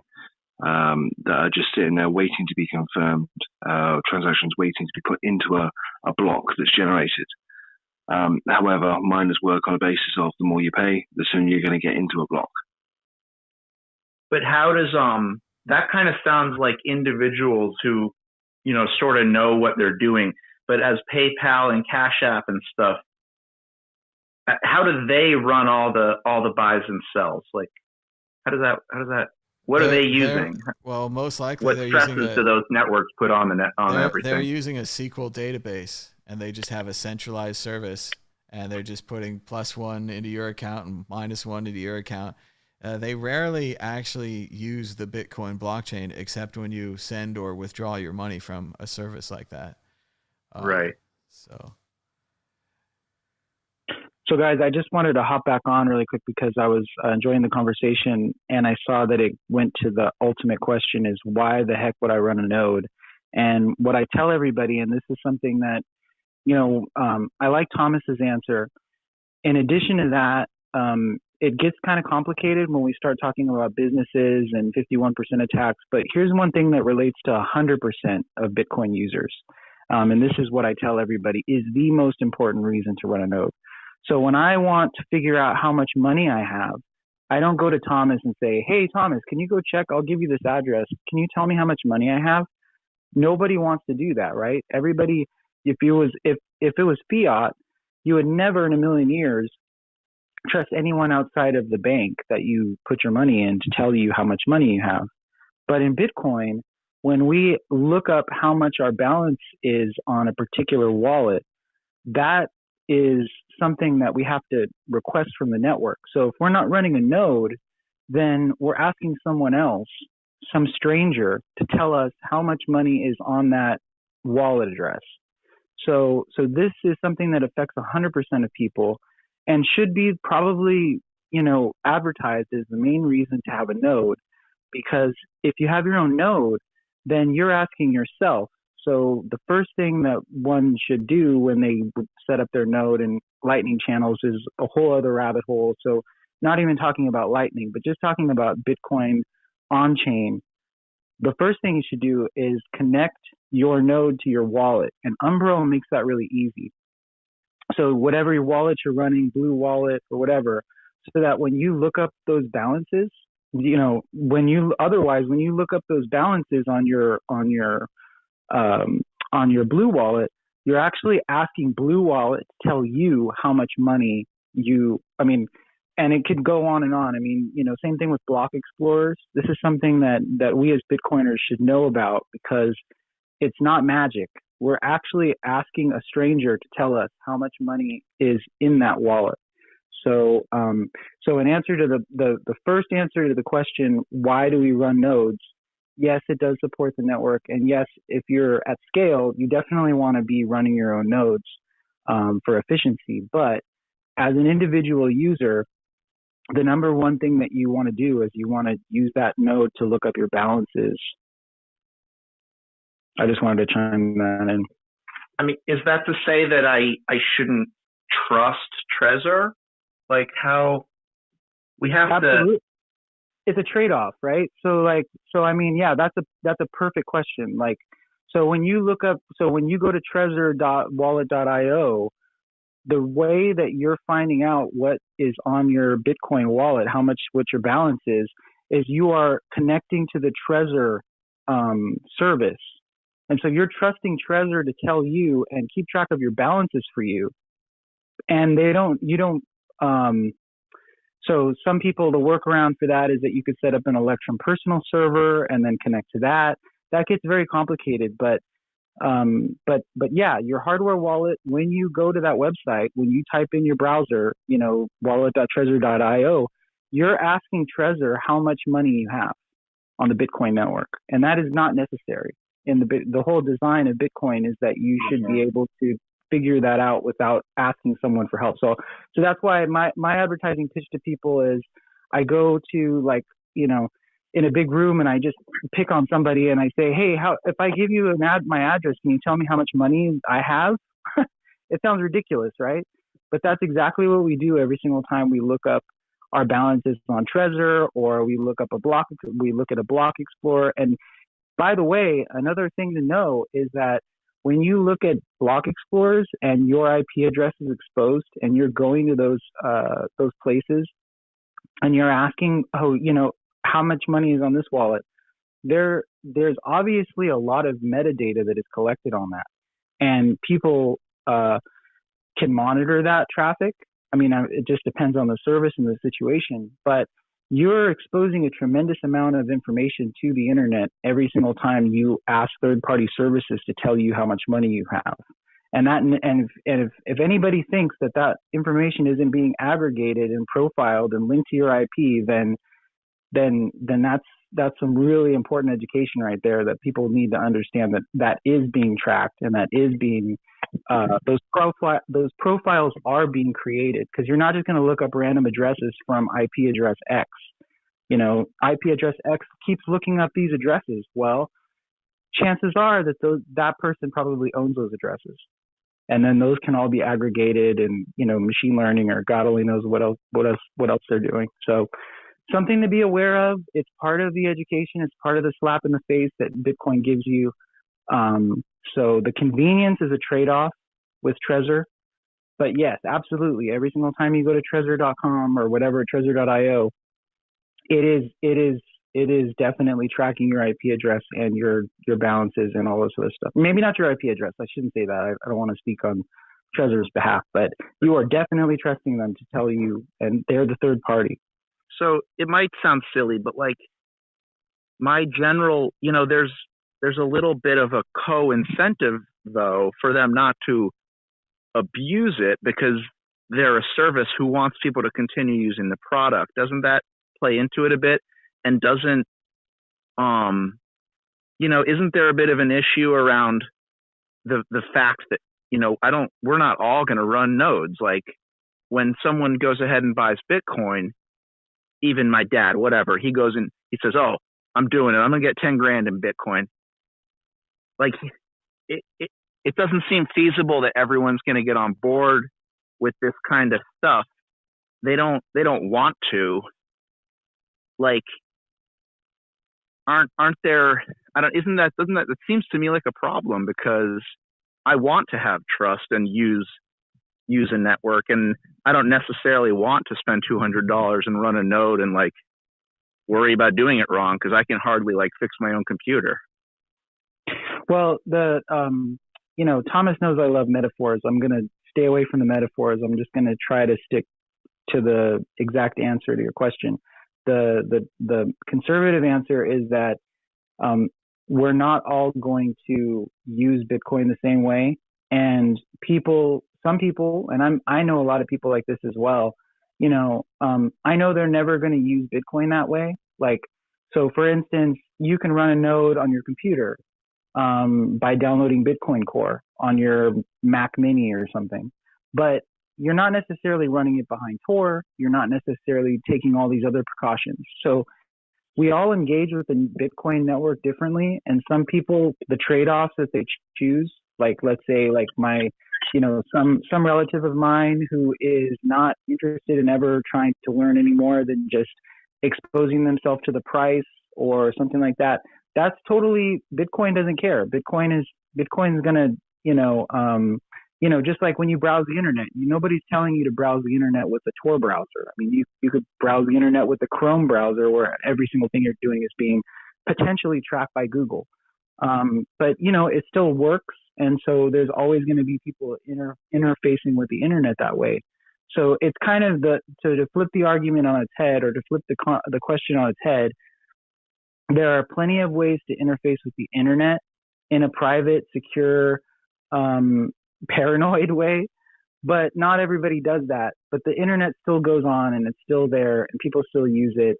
The segmentation of who uses the internet is relevant to whether or not the internet still works and does what it does, and has the potential to do what it may or may not do. But yeah, I'm not saying it's a doomsday scenario where Trezor is going to come out and censor your transactions and all that stuff. But the question is like, a friend of mine in the early days of let's call it like open marketplaces.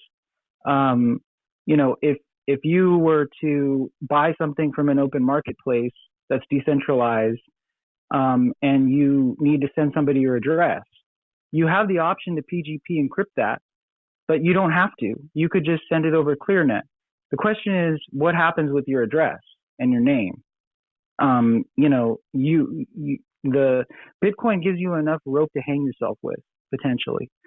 So, it just has to do with what your risk tolerance is. If you're just buying Bitcoin and your backup plan, if some shit were to hit the fan, is to come back and say, hey, look, I just wanted to buy some because I saw it on CNBC, then by all means, just buy it, put it on a Trezor, and call it a day, and that's fine.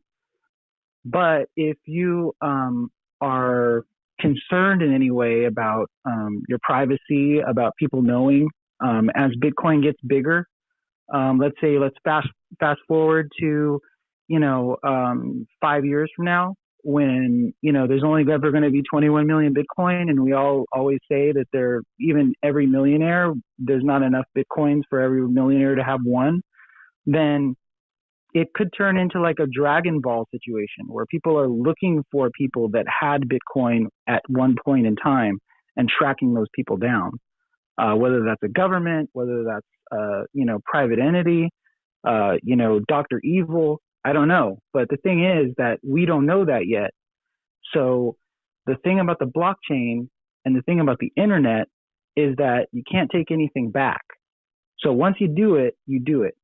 And so it's important to create this sort of question in your mind of like, what happens if that were to, it's worth thinking about. It's not a requirement, but it's worth thinking about, because you can ask yourself the question, hey, look, if I bought Bitcoin on Robinhood, nobody's going to come back to me. If somebody came back to me later or tried to track me down, it's just like, hey man, I just saw it and I just wanted to try it out. And, I just wanted to see, I thought number go up and all that stuff. But again, there are many layers of interacting, many ways of interacting with the Bitcoin network. I don't think it's a problem. I just think that it's something that, depending on your situation, you may want to, take into consideration for sure. And that is the non-abstract way of explaining why one would run a node. So it's kind of like, do you trust Trezor? And the answer is probably. What I say is not your node, not your balance. Is that about right? Not your node, not your rules, but yeah, not your node. Most people, what we say is not your node, not your rules, because your node is enforcing those rules. So yeah, I mean, the thing about the privacy aspect is just like the tip of the iceberg. I would say that's like the first thing. Everybody's affected by that. So if you're not running a node, then every time you ask the internet to tell you how much money you have in the Bitcoin network, you're trusting someone to tell you, unless you're running a node. The next step down from that is if there were to be some kind of a major consensus shift, let's say, I don't know, Bitcoin Core developers were, bit by, capitalist zombies, and they just suddenly decided that they were going to update Bitcoin to a new client that would make 50 million Bitcoins instead of 21 million. And now all of a sudden you're at this crossroads of like, okay, well, I'm not running my node.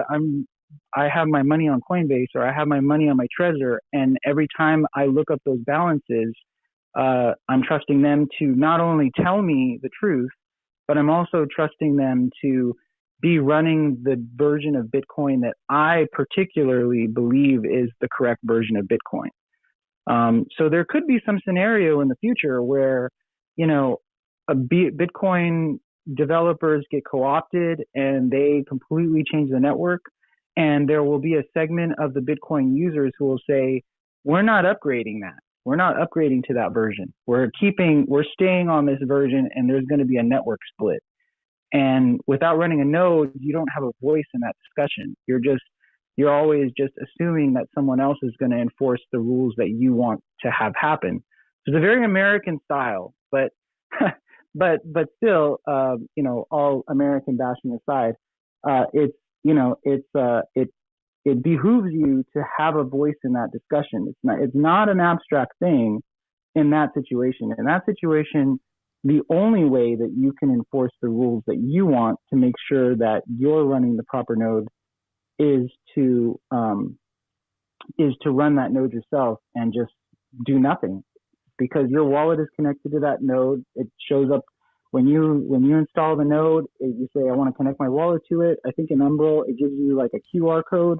You can open up. It's 12:15 on Saturday, March 13th, and the price of Bitcoin is 61,200, an all-time high. Go ahead, Crypt Loco. Just had to say that. Yeah, no, I appreciate that, because I haven't even seen the price, but there we go. See, right? So when we're like at 200K and or more, because like one of the things that came up yesterday, I was watching the Bitcoin group, and one of the things that came up yesterday was that now Bitcoin is $1 trillion asset class, right? Which we've always said is like the tip of the iceberg. The next step is that it's going to devour the gold market, and et cetera, et cetera. It's going to get up there. But if you took all the assets in the entire world, it would be something. I think the numbers that I heard, something around 400 trillion. So Bitcoin is now takes up now 0.25% of all the assets in the whole world. Okay, all the value in the whole world. So as that number climbs up higher and higher, attention is going to get drawn to Bitcoin. The sewer rat is going to get attacked more and more and more, and so that's why these things that we're talking about with the nodes and with privacy and stuff like that, when there was that Trezor leak, not Trezor, the Ledger hack, where they hacked all that information, people were shitting their pants. Why were they shitting their pants? They were shitting their pants because now all of a sudden all these Bitcoin users and crypto users had names and identities and addresses associated with them. Yeah. And so that was scary for a lot of people, because that meant the $3 wrench attack was right around the corner potentially. So, and we at that point we were only at 40,000, and so when you got Michael Saylor stacking like a gajillion dollars every single month and going on podcasts to a broader and broader audience saying like, look, sell everything you own and buy Bitcoin. The Bitcoin becomes that bank in the sky that everybody's putting their money in. And so as that grows bigger and bigger, the intention will get bigger and bigger, and Bitcoin users will become more and more of a target. So that's sort of the overview. And so it's not a guarantee. It's not like I'm not coming from the future. I'm just saying, we a million years ago, it seems like now, Thomas and I were talking about, is this going to turn into an X-Men like situation where we're like hiding in bunkers to try and escape, persecution as Bitcoiners? Bitcoin was not here to be a plaything for Wall Street. Bitcoin was here to be a stateless form of currency. That is a big threat. In principle, it's a big threat. So it's cute right now, and it's great that a lot of people are accumulating. But when push comes to shove, Bitcoin isn't going to necessarily change, and that's going to put us, in potentially a dangerous situation. But that's why we need to educate ourselves and stuff like that. At first I was stacking just on Cash App, and I could see I can read a chart, and back, last fall, I was like, holy shit. And then, you keep hearing people, not your key, not your coin. And I felt all good because I got my little cards with my key written down. But what you're saying, and I felt that having that key was like my proof of the coin I had in whatever blocks all spread out through my purchases. But you're saying that's not as secure as I see. Like that isn't actually like complete ownership. It's a little. No, go ahead. I don't have a very well formulated question, but it's funny how and also Cash App has those crazy withdrawal limits that became more and more obsolete. But it's like, so you're saying it's not just the key. You have to participate in the network to actually even control your key. Well, the consensus algorithm that controls Bitcoin is something that runs in a distributed network of people running. Satoshi's vision didn't exactly come true in the sense that, it's not necessarily one computer, one vote when it comes to the mining, but when it comes to control of your keys, that you are casting your vote, so to speak, for what are the rules and right now we're in, this is the honeymoon period because, the developers are not malicious. As far as I know, I agree with you on the face of it. All of these Bitcoin businesses like Trezor and Ledger and et cetera, they're incentivized to, for you to trust them. But what we've seen over the last few years is that they themselves, as businesses operating on ClearNet, are vulnerable to various types of attacks. They're not necessarily going to, the hardware wallet secures to the extent that you trust the secure element on the hardware wallet. It secures that private key. And if you're just in a situation where you have a single key situation, it protects that to some extent. But the more you interface with your computer, which is connected to the internet, and you start sending information back and forth, then you start, I don't know. I guess I'll go metaphor a little bit. It's like I keep thinking like Charlie and the Chocolate Factory. Remember when Charlie finds out he has the golden ticket, and everybody tells him, just go home, Charlie, go home, as everybody's trying to take his golden ticket, And so the thing is he had the golden ticket in his hand. If it was a crypto golden ticket, he would have it on his hardware wallet.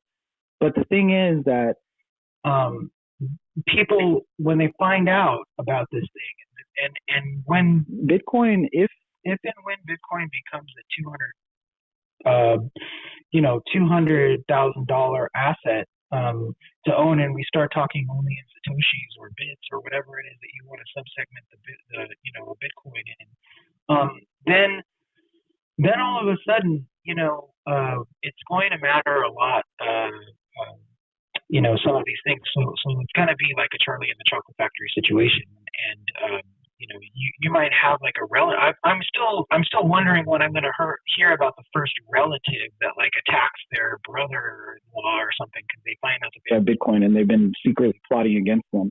We haven't seen that yet, But again, as things get harder, and definitely, I will say this: if Bitcoin becomes the type of thing that starts to threaten governments, and people start, and we've already seen this in other countries, but if it starts threatening governments, you better believe that Cash App is going to stop selling it.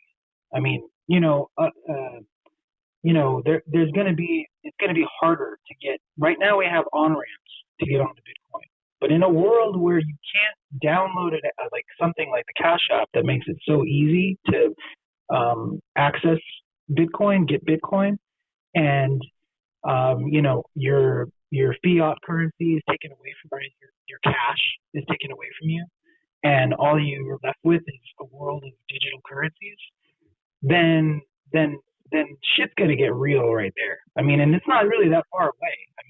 If your money, the only way you can access the economy in your local jurisdiction is to submit to Bill Gates's, biological identification technology to, get your paycheck, and then that's tracked, and every single transaction is tracked, then it's going to start making a whole lot more sense that Bitcoin is not just an investment. Bitcoin is actually the only option for people whose currency is devaluing, it's tracked, it's, everything else. And you're going to want to be private in that situation.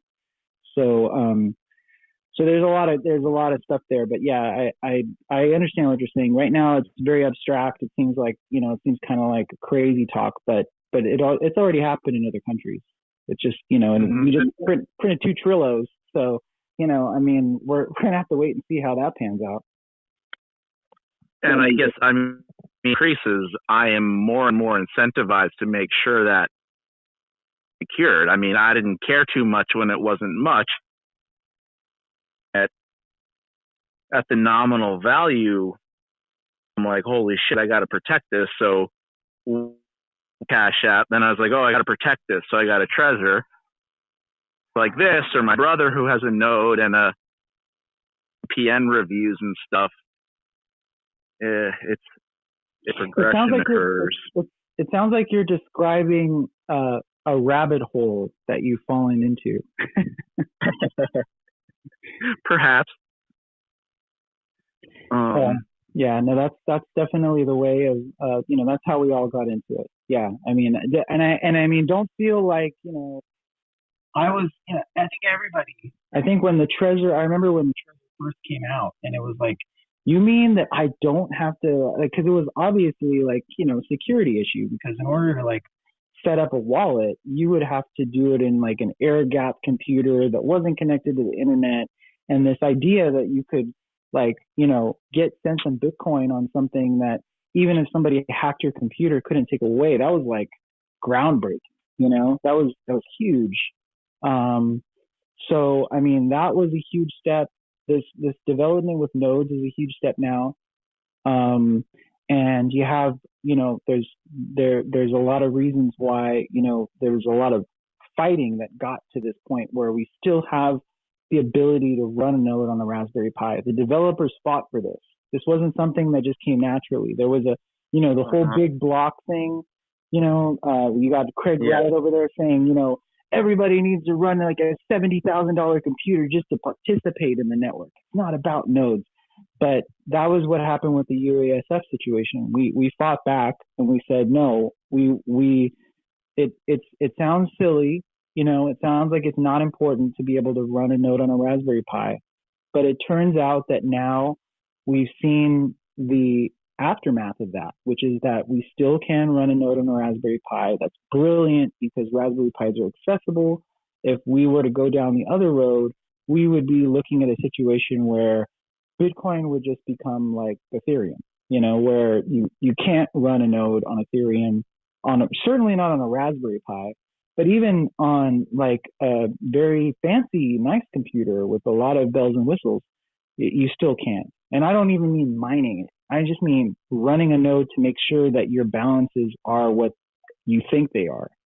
That's not possible on Ethereum, but it is possible on Bitcoin, which is why you don't see people talking about running a full node on Ethereum. Everybody quietly sort of doesn't acknowledge that, it's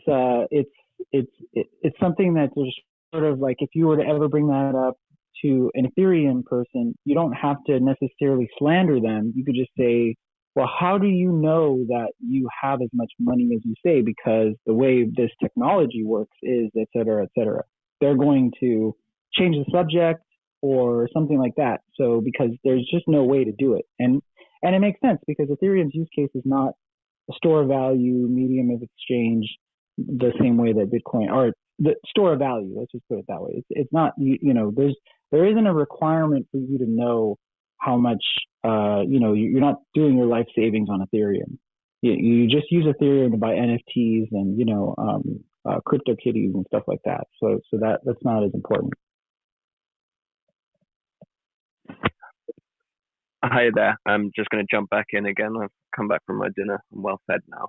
Um, at what point do we think that we see altcoins decorrelate from Bitcoin?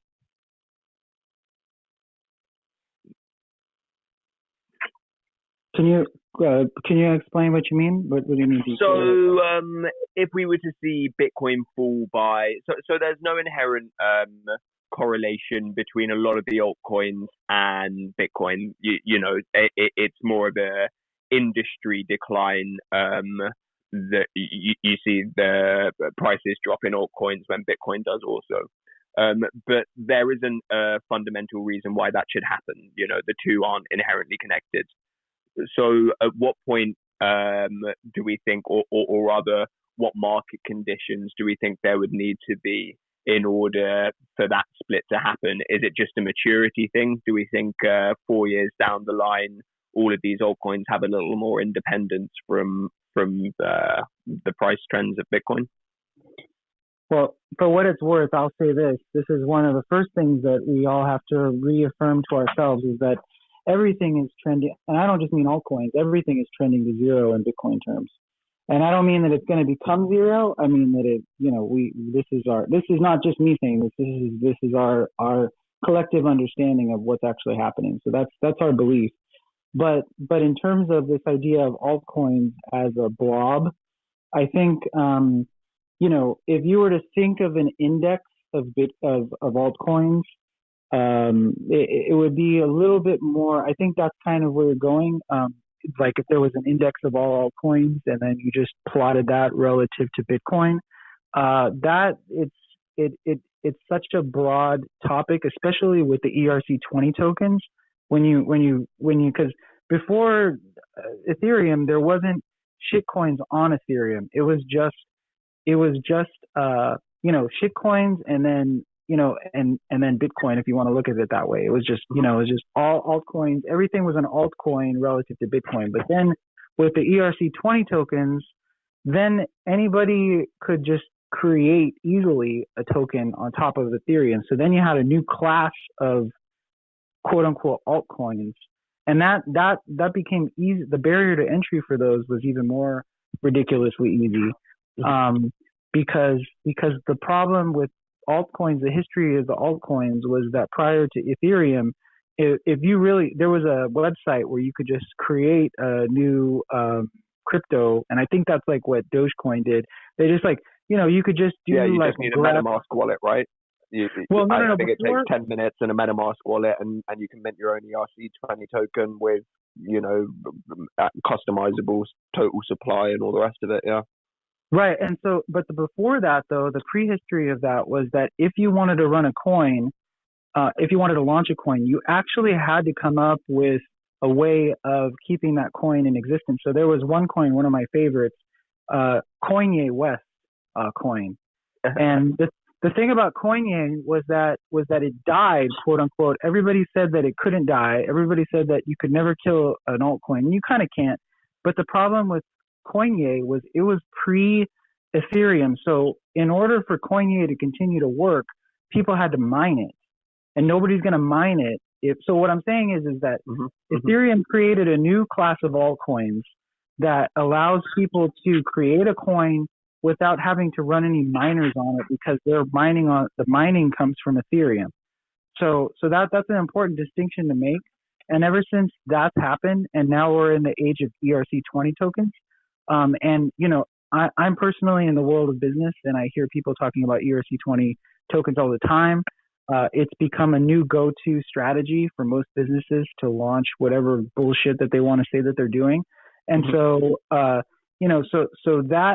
creates a new market, I would say, a different market than because the fundamental point I'm trying to make is that pre-ERC tokens, altcoins had to be mined, or there had to be some way of people using it. So it would be a pump and dump. That's where the pump and dumps were so elegantly crafted because you would actually have to do something for a little while. And the reason it would dump is because not only would people sell on the open market, but they would actually just stop using it. so it would just sit there and it would just decay into nothing. But now with ERC20 tokens, it's a little bit open ended, because I think that certain ERC20 tokens could just be created and nobody ever has to do anything with them, and they'll just sit there. So in terms of a market demand for these tokens, I think the ERC20 tokens, I almost kind of just consider them part of Ethereum ecosystem. They should be considered part of the Ethereum ecosystem. So, so yeah, I mean, as there's more tokens created, it becomes harder and harder to get a resolution into what it even means to compare it. The conditions for the success of altcoins as an index it becomes more complicated because you ask yourself, what is the question I'm asking? Like, how you look at certain data, like you do statistics and you look at certain things, and then you have to ask the underlying questions about, like, what am I actually looking at here in this like regression? Like if you did like a regression or something, you're looking at the relationship between, these different, these different elements in the regression, the coefficients of the regression. You look at it and you're like, this is a meaningless comparison, because as an index, I don't know. I think maybe there's a case to be made that maybe there's going to be like some coin that's going to come, Jesus coin or something like that, that's going to save us all. Vatican coin. I love it. You know what? And I wouldn't put it past the church either. No, I wouldn't put it Vatican coin. I can see it now. Yeah. Yeah. Second coming. Second coming. And that's how it'll happen. And then when that happens, then all bets are off. I mean, I think what we're more likely to see, to be serious for a second, I think the thing we're more likely to see is an open market of state-backed currencies competing against currencies like Bitcoin. I think one of the things that people just misunderstand, and it creates a lot of division in our community, because a lot of people don't understand, like when I talk with people about Ethereum, one of the things I try to get people to understand is that, see, when you like look at the NFT market, one of the biggest barriers to entry is just understanding Ethereum, understanding how to use Ethereum, and then the gas prices associated with Ethereum. And so, like, I've asked Vitalik directly before, like, what, you realize that the gas prices, so in order for Ethereum to go up in value, the gas prices also naturally have to go up in value. So if gas prices go up in value more, then that creates further and further barriers to entry for people to interact with the Ethereum ecosystem.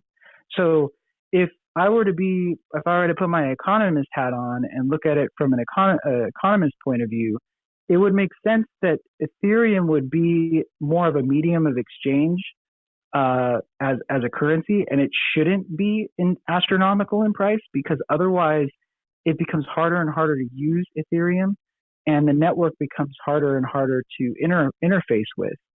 So I know that's kind of abstract, but the point is that there are certain, like, that's a good example. Ethereum is a good example where even if you believe in Ethereum if you really believe in Ethereum as a platform and as a world computer, then you should follow that logic all the way through and realize that Ethereum price has to be low in order for the transaction, especially because they have the ability to do inflation on Ethereum. The price should not be the focus with Ethereum, because the Ethereum network is supposed to facilitate many transactions in order to use its network. So we saw this with like CryptoKitties and other things where things started breaking when you have high transaction throughput, which is what a world computer requires, because the price of Ethereum and all this stuff, it's not set up for that. So what I'm saying is that that's why if you looked at, my prediction would be that if you did a regression or did some kind of a prediction on the price of Bitcoin versus Ethereum, and you were to do some forecasting, And if you take into consideration not the historical price, but if you look at the fundamentals, Ethereum price should level out at a certain point, and it should be low. It should always be low, because otherwise, I think we're in a learning phase, and I think right now, I think we're realizing that it's unrealistic. I mean, it's crazy, the transaction fees, and it's something that will eventually price itself in, I think, but that's just my prediction. But and that's just based on the fundamentals. So I think a lot of people, I joke about Tom Bayes because, you know, it's almost kind of I want to be politically correct, but it's almost kind of like having a mental disorder to like look at it that way repeatedly, as though somehow or another the behavior of Bitcoin will operate through some kind of a fundamental time analysis, like stocks. It won't, because there's a lot of other fundamental factors that need to be accounted for, and you can't do that necessarily with the type of charting techniques that Tone does. It's more of a stunt that he does to get viewers, and he's successful. But we should all remember that you know, you can't use historical data to predict the price of Bitcoin. The price of Bitcoin it has many different competitive forces, you know, affecting it, and so those are the kinds of things that we talk about in a more serious way as Bitcoiners. Things like we were just talking about a second ago, you know, like, you know, the government actors coming in and trying to regulate it, or, you know, state-backed currencies entering the market like the digital yuan now, or eventually, you know, Christine Lagarde has already said on record that, you know, that we need to do digital currencies. It was amazing to watch Jerome Powell get grilled about when are we going to do digital currencies in the United States. So they're already pressuring him to do it. I mean, this is going to happen. And the minute that cash is eradicated from the situation, then immediately it's going to be the switch is going to go on for every single person.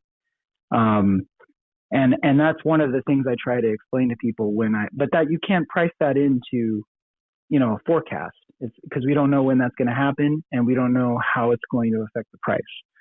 So, anyway, that was a long-winded way of talking about the regression of Bitcoin relative to with one coefficient, or, you know, as a single coefficient relative to, you know, altcoins as an index.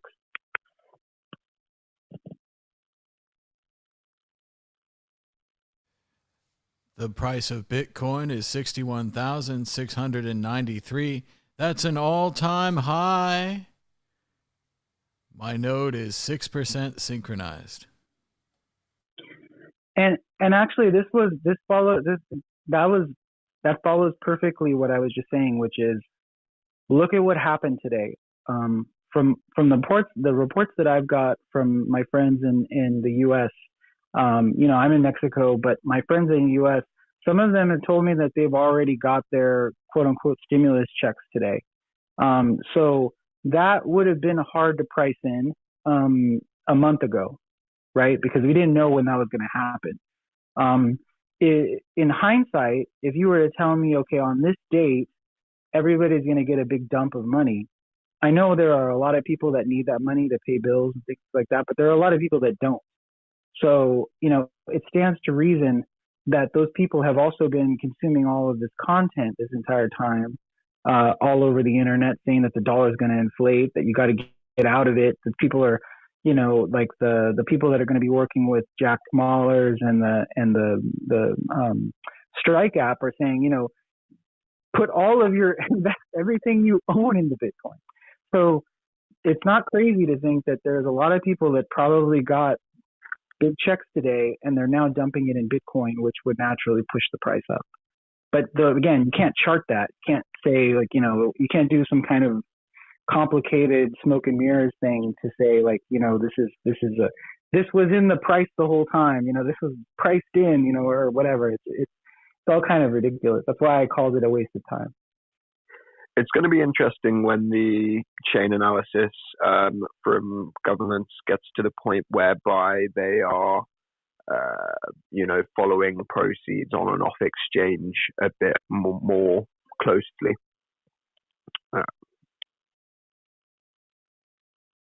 I think they already are. You mean?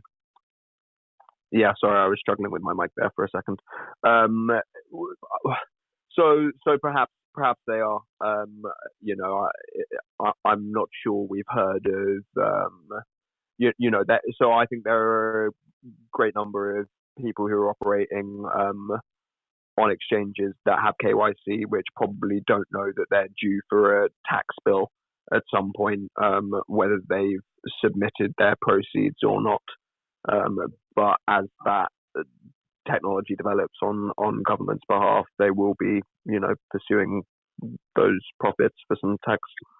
I know what you're talking about now. Yeah. I see what you're saying. Like more tight integration where it's like actually every single, this is all like Thomas was saying, the SQL database is compromised, and now there's an additional relational database on top of, to speak in technical programming terms. Now all of a sudden there's an additional set of queries that happen that do direct, because the chain analysis stuff, the technology's there. The technology is definitely there, but the question is, when is the government going to become more efficient at leveraging that technology, which won't be on the blockchain? That will be basically a relational database interoperating with the SQL database that companies like Square use to track all of their trades and their user data, and then overlaying on top of that an official IRS stamped, set of queries that are keeping track of the activity and setting up your taxes for you. We're not there yet, but yeah, when that happens, it's definitely going to be interesting. How far they're going to go back is what I want to know. Well, exactly, and there would be a great deal of money to be made the further back they go, because obviously the further back you go, the more likely these guys are to have made tremendous gains. So yeah, it's really interesting, and you've got to assume that they're going to be on top of it, because it's worth to them whatever they aren't collecting in tax, basically, so millions and millions of dollars for them to be putting resources into developing these tracking systems. And yeah, I assume their goal would be to get to the point. Fantastic. The sad part about it is, for us, is that, and this is the shame, is that they wouldn't even have to do all that tax collection if they would have just held the damn Silk Road company. Isn't that the truth? Here. If they would have just done what we told them in the first place, and just keep the damn Silk Road coins, don't sell them to somebody and auction them off and sell them for, looking back now, God only knows. I had done the math. I don't know what it is, but geez. I mean, they could have just, that would have been the 1.9. They could have finessed that into some kind of a program right there. So I'm not sure how I'd feel though about the FBI having a whale stake in Bitcoin. I mean, we don't know that they do, but I feel better the fact that I don't know. So here's an update from the New York Times that just dropped on my phone. Bitcoin, trading cards, NFTs, manias have gripped the financial world, driven by bored investors flush with cash in a time of economic pain. Okay. That's a hot take. That is a hot take. I'm back on the minute chart. It's good they have all that stuff to link Bitcoin together with, so that they don't have to just say it's a Bitcoin thing or it's a problem with the dollar. Yep. They're afeared. Well, one thing, the canary in the coal mine for us right now are these stable coins. Bitfinex was, the Tether stuff was audited. Crypt Loco, we are having some trouble with your audio. Can you like go back to where you were before? It was better before. Sorry, just anything you can do. Yeah. How about now? 60%. So what I was saying is that with the canary in the coal mine is the stable coins, because that will be the most obvious thing for them to go after. So the fact that they didn't take down Tether just recently in this audit that was conducted, and it was a slap on the wrist kind of a thing, was barely even that. That to me signals that when we start seeing Tether taken down, then we should start to assume that they're getting closer, because taking down Bitcoin is the mother of all. I mean, it's just not. There's been countries that have tried it; it doesn't work. But taking down Tether, insofar as it is being, this is something that is tied to a legitimate company that should be accountable. Those are the things that we'll see first. So the fact that hasn't been taken down, to me, for anybody that's in the audience wondering, like, when should we be worried? I think that's when we should be worried. Not because, Tether is essential to Bitcoin, but just that we had examples like the Liberty Dollar and other things in the past that were clearly centralized and taken down.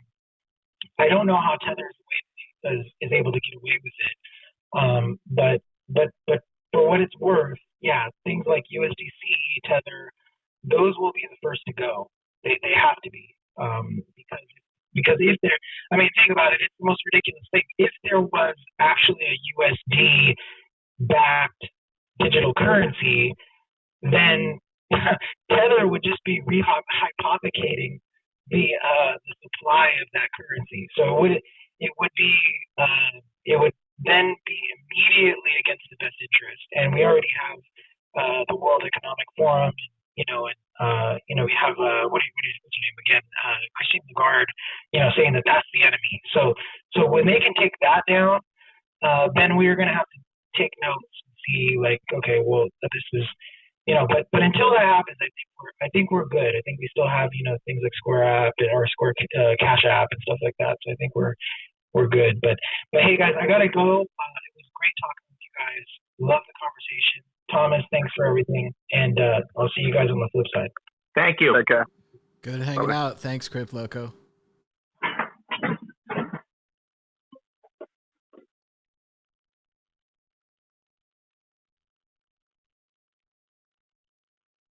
I was just looking for the right GIF here to describe the Twitter space that I'm in. I'm interested to see how you'd express it in a GIF.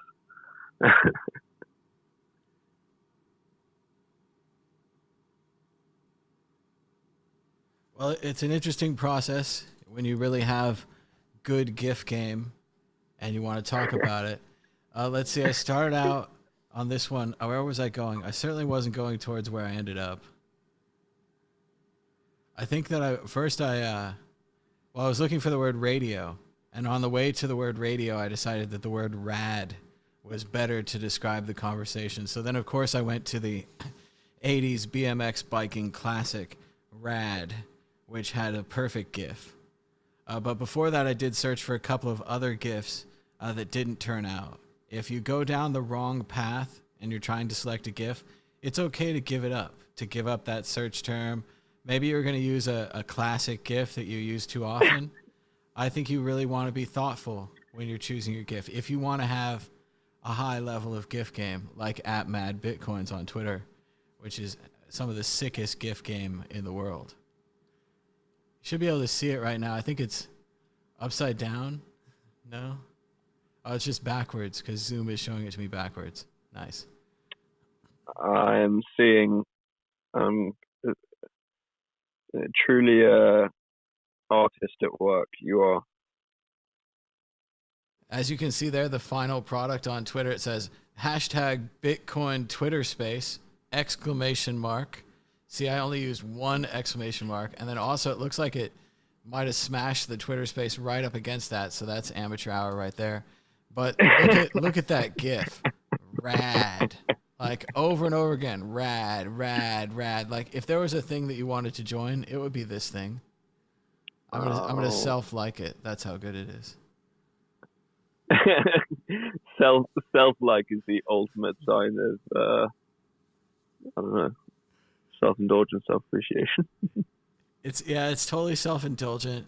At the same time, it has a certain kind of boldness. It's like, this is so good that of course I naturally like it. Like I'm compelled. Like the goodness in this tweet. So I guess I could have put the price of Bitcoin in there. People like that. But that's a good tweet. Can't go wrong. So Matt Bitcoins, are you just 100% Bitcoin fundamentalist, or do you have any other positions in any other altcoins? Oh, I definitely like to lose money on altcoins too. 100%. It's a good feeling, isn't it? I mean, you have to chase it. It's all about like when you look at your board and your board's like Bitcoin's up 5% and it's like altcoins up 15%. You're going to feel bad the whole time. Then when you chase it, that's when you're going to lose money. So I definitely think you should do that. But I mean, everyone likes altcoins, and some of them, if you get in early, you can do really well. Some of them, maybe not. But I think it's a lot about. They wanted my GIF game to be on the main screen. It says in the YouTube chat there, because I still had the price and the node synchronizing. It was in the small screen, Mr. Sheffield. I was not recognizing the GIF game. If I have some other GIF-worthy thought, I will try to main screen the GIF-worthiness. But but for now, we'll leave it to the imagination. For now, I have to leave it. I mean, I think the main thing that I think about is just that I think Bitcoin is fundamentally different from the other coins. And I'm trying to use other coins because altcoin is a slur. But it's a slur. It is. Why is it a slur in your opinion? Oh, obviously, because it is. Because it's funny. Because it means alternative to the main. And so if Bitcoin is the main, and if you're the alternative, you're obviously like subservient or inferior in some way. So I'm with you. Or at the very least, smaller. Alternative is always smaller than the main, or the mainstream, or whatever you want to call it. But no, I think that Bitcoin is just really important because it takes down central money. And right now we have a system where humans can decide to print money. And you might like that system, you might dislike that system, you might have complicated thoughts and banners and themes to write about this system. But the reality is that a human, or maybe a space alien, or maybe a team of humans, has come along and made better money. And that better money exists on the internet. And game theory-wise, like, I can't think of a way to beat it, right, to get rid of it. Right? I think about how could someone get rid of Bitcoin, and it's pretty much impossible. So if it's impossible and it exists, then it's there. Then what's the problem? Well, the problem is not everyone's heard of Bitcoin. And then the second problem, it gets a little religious, not everyone has accepted Bitcoin into their life, right? But if that's happened to you, or that's happened to someone you know where they've accepted Bitcoin into their life, then eventually they just start to think of these problems as a problem of people having not heard of Bitcoin yet. And it's just that the central bank problem that Bitcoin solves is kind of a humanity level problem that affects everyone. Whereas the Ethereum problem, which is, can I make stock certificates without having to register, is a simpler problem that affects people who want to print their own money or make stock certificates without registering, which a lot of people, it seems, want to, right? And it's cool to print your own money, and it might work out. Like with the NFTs, they're essentially printing single issues of their own money, right? Like a 3 off or a 5 off. Like rather than 1 million bills today, we're printing 3. And the machine can handle it. Like the machine is capable. And a lot of those. But in the same way that an artist prints money, any other kind of a non-NFT artist, it's perhaps the a bit numbers reductive. and the letters are very unique of the NFT. Each NFT has unique numbers and letters. You can take that to the bank. Look, I mean, NFT is a very broad term. I was speaking more to the art. There's no doubt that Beeple is a talented artist. I don't really know anything about Beeple, but the one thing I do know is that art piece that sold for all the money was made up of 365 days worth of consecutive art pieces, which I don't know anything about him, but that's amazing right there. Just that right there. That's all I have to know, is that he or she or they or whoever they are persisted through 365 days, and no matter the quality, managed to make some kind of an output that they felt was worthy of sharing. Yeah, no, it's great that so the artist, I think, still does daily pieces. That's awesome. It is awesome. And it's, you know, a passion shining through, isn't it? When someone's able to produce, and it is high quality stuff as well. You know, obviously there's some stuff which is more detailed than others, but you know, he does consistently put out interesting, cool pieces.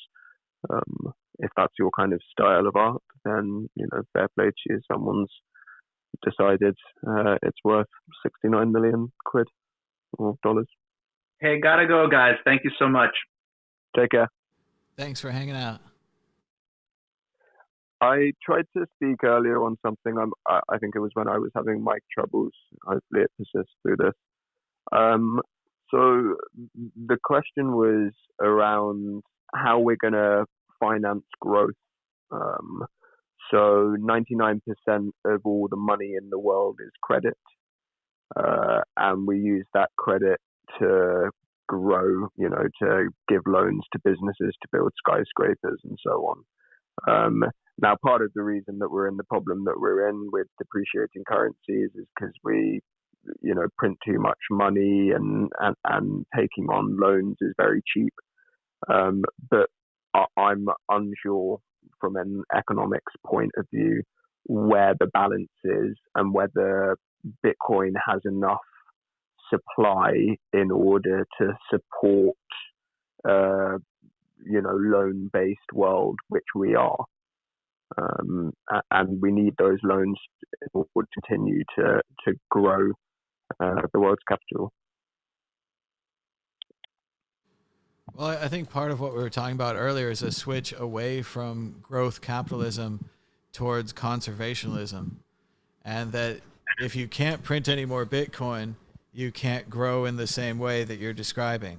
And certain projects like skyscrapers and other things will have to be financed in different ways, or we just won't have them.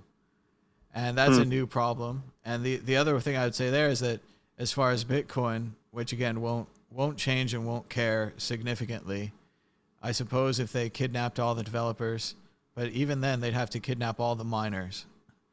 So if you kidnapped all the miners and you kidnapped all the developers, you could control like 90% of Bitcoin. And then the other percent would probably start running their own network. So that's always going to be a problem. And then the other problem there is that after Bitcoin gets done with Satoshis, and everyone's very comfortable using Satoshis, they'll make it go down 8 more decimal points. And they'll just start using sub-Satoshis. And the idea of someone owning a whole Bitcoin will be this completely mythic idea that no person you've ever met owns a whole Bitcoin. And it'll just be like credits in any sci-fi book. They're just accounted, and the number keeps going down, and you call them giga credits, or you call them mega credits or millicredits or certain levels of it. And it just keeps going down and down and down and down, because the Bitcoin itself generally won't change. And it's not, I mean, it's a unique new kind of economics, where previous economics is like, okay, the company wants to go to, or the company, whatever, they want to go to war. So they're going to print a bunch of money, use it to buy weapons, go to war on their neighbor, maybe get more money, get more territory, get more weapons, right? But there is an issue. So yeah, absolutely. But yeah, the new system with the Bitcoin, like, it just doesn't fit with that. So things have to change. If you were to ask the, you know, a lot of the populations of countries who've been in war, whether they would want to be in that war, a lot of them would say no. So going by the same standards, like a lot of world governments perhaps wouldn't get the funding for those same wars they'd want to wage. Now, whether that's a good thing or not, you and I don't know, because we aren't exposed to the kind of intelligence that inform these decisions. And, you know, it's easy for us to say we shouldn't have been there or whatever in hindsight. But, you know, when you're exposed to whatever intelligence they have, you know, making informed decisions. Whether those decisions are about oil or not is another question. But if we are moving towards a new economic system that, while is much more self-sufficient and less erratic in the sense that we don't have great market cycles and things like that because of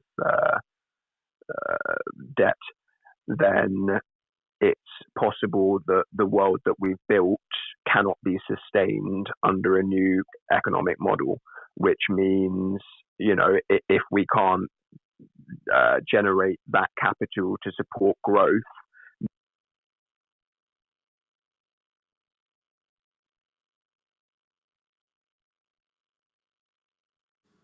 I think your audio cut off there, but I'm in agreement. Yeah, if we can't generate that capital, and generally the Earth is a closed system, spaceship Earth, and we're all on the spaceship together, and we only have a limited amount of stuff, and a lot of that stuff we've been burning, which makes it go in the atmosphere, which gives us a whole new kind of stuff problem. There's actually stuff in the atmosphere now that we put there, and I think that having to switch from growth capitalism to Bitcoin conservationism is a major shift. And I think it's similar to the idea of shifting between wanting to be rich so you can buy things as opposed to wanting to be rich so you can be a saver. And I think a lot of the things we were talking about today, like a guy earlier was talking about trying to get a house for his family, and even a large house or a ranch or something was extended for the rest of the family, and getting the rent down and getting the expenses down and still having a savings attitude. And I think that's the new Bitcoin dream. I don't think it's a Lambo, which is a wasteful car. I think it's this house and this home. What do you guys think? Yeah, so I was struggling a bit as well with not giving this guy a bit of a break in terms of, get that house. Do you know what I mean? There's the infinite hold doesn't account for the day-to-day things that give people a little, relief.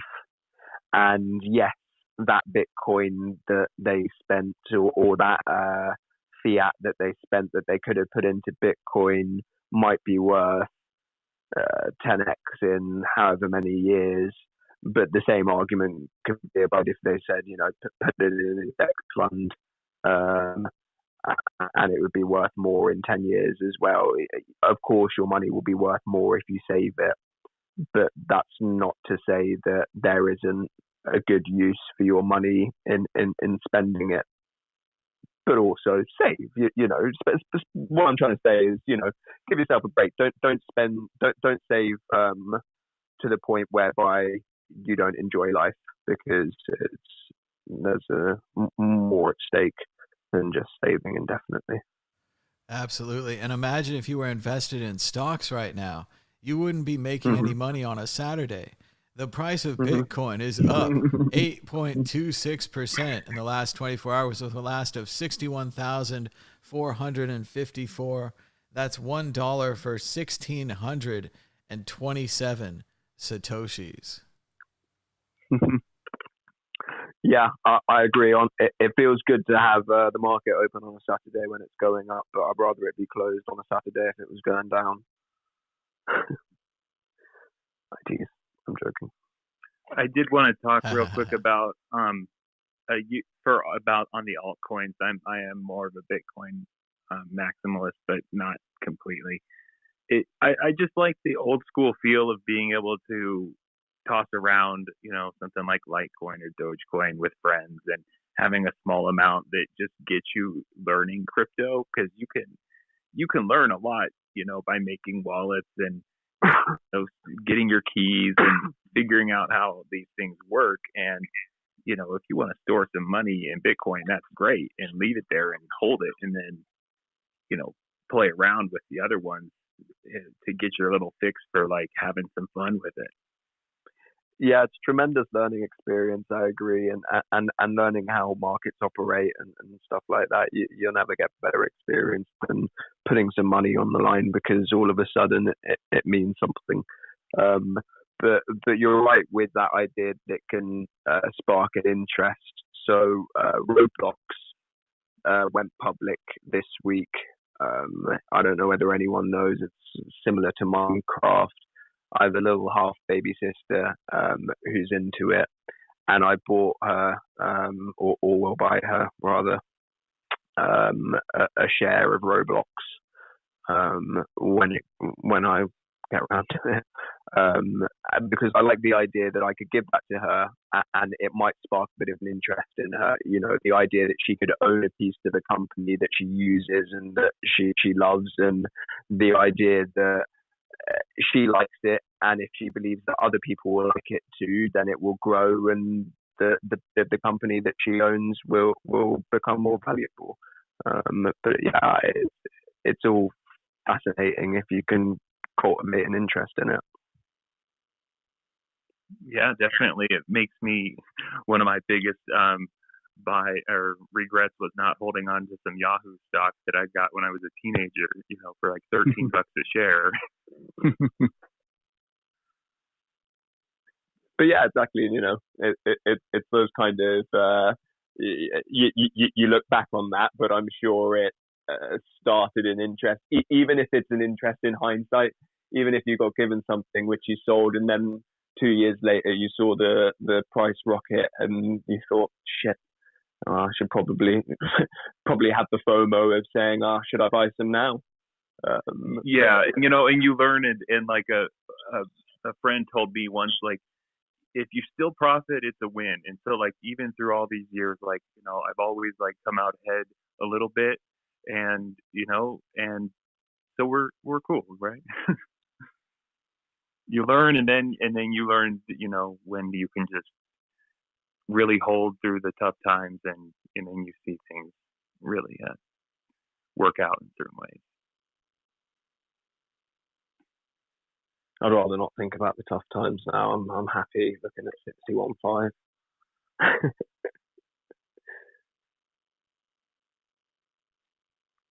Hey, what's going on, guys? What's up, Mad Big One? I have a question. It's Freddie. All right, go ahead. My question is this, right? I see you guys are into Bitcoins. What do you guys think about NFT? Did I miss something? Who are you saying go ahead to? Yeah, he what is your name? Anyone speak, I assume. Yeah. This my question is for anybody that's a speaker, right? I see you guys love Bitcoin, right? And my question is, it's about NFT. Ledger breach was a big deal. Ledger breach? What is that? What do you mean? I think we've had another Twitter split. This is a brand new technology of Twitter Spaces. And 1 million, can you hear Freddie? Because I don't think he can hear you, man. No, I can't. Let me come out and then. It's also like an incredible potential for hilarity. Like, there's a part of me that just wanted to sit back and let Freddie keep listening, and 1 million would just say random things and talk over him, and I would be like, "What's he gonna do next? What's he gonna do?" But I'm so sorry. Let me go out. That's okay. 1 million. Try to reconnect. I don't know what's some kind of, but again, brand new app. We don't know anything, so. Yeah, I apologize. Let me go out. All right, so yeah, I think Freddie, you're basically going to ask about NFTs. So right now, I have some. Basically, this started in 2017. Okay, so this started 4 years ago, and this idea has been out there for a long time. I remember Andreas told us about this idea many times, and he wrote about it in his book, the Internet of Money. And what Andreas said is that one day, every kid on the playground will have their own Bitcoin, right? They'll have Joey coin and Freddie coin and Tom coin, right? And you could trade Tom coin for Freddie coin or for Joey coin, and maybe Joey's more popular, his coin's worth more, right? And it doesn't have to do anything, this Joey coin. It just has to kind of function as a coin or be unique, right? And be trackable. And that's it. And Andreas predicted this would happen, and now we're getting closer and closer to that. So there are going to be many of these Joey coins, but they're all going to be kind of like baseball cards. And some baseball cards are valuable and some baseball cards are not valuable. And some baseball cards are valuable in the short term and some are valuable in the long term and some aren't. The main thing that I would look at right now with the NFTs is that I think it's all about platform coins. That the coin that you buy to buy the NFT, they're the ones making the money. They're the ones you need to be keeping an eye on. They're the ones where if something's selling for $1 million, there's ways of making it sell for $1 million if you'll let me print my own tokens. Like if you want to play a board game of Monopoly and let me be the bank, I'll sell you lots of NFTs, right? So I just think everyone needs to be very careful.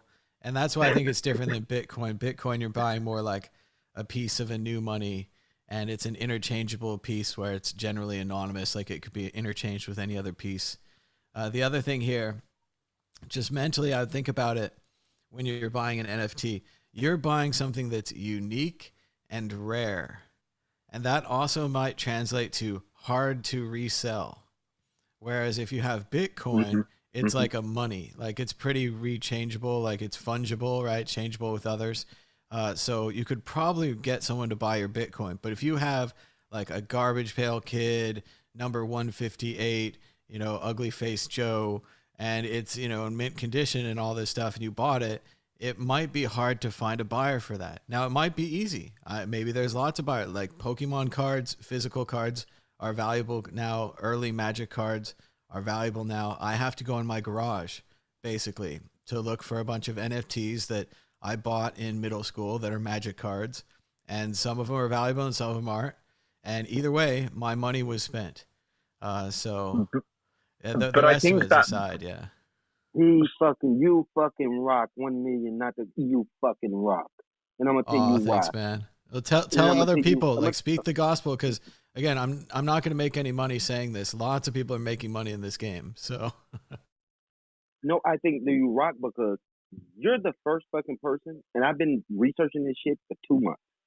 You're the first person to give this shit to me straight. You said the shit is like buying baseball cards. And we understand what that is. That's not the same thing as Bitcoin.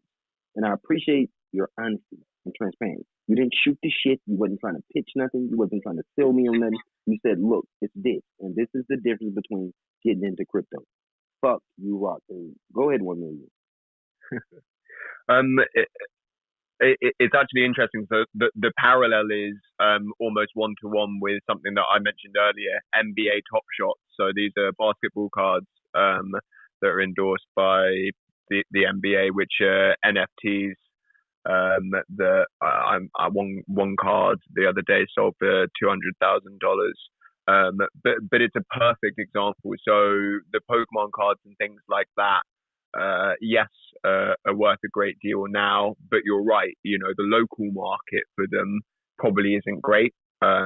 Whereas having a platform which exists that people can access globally online allows for a similar type of ecosphere, being trading cards that can be produced on NFTs and such, traded authentically and with limited serial supply.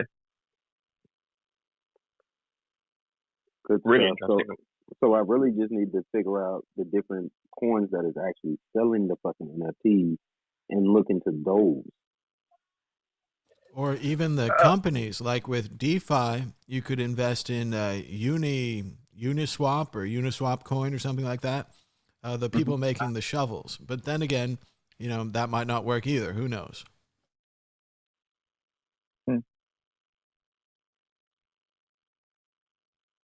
Thank you so much for that, Mad Bitcoin. And I'm gonna go back to listener, but thanks so much for that info, because I've been asking people and everybody's been shooting shit and telling me a bunch of horse shit.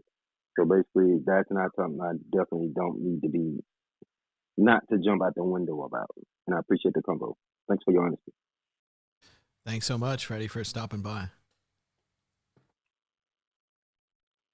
They are a bit elusive, aren't they? I think people talk about NFTs like they are something like physical, or as opposed to a technology behind a multitude of potential use cases, whether that be tickets for festivals or something where there's a limited issuance and a necessity to verify that it's authentic.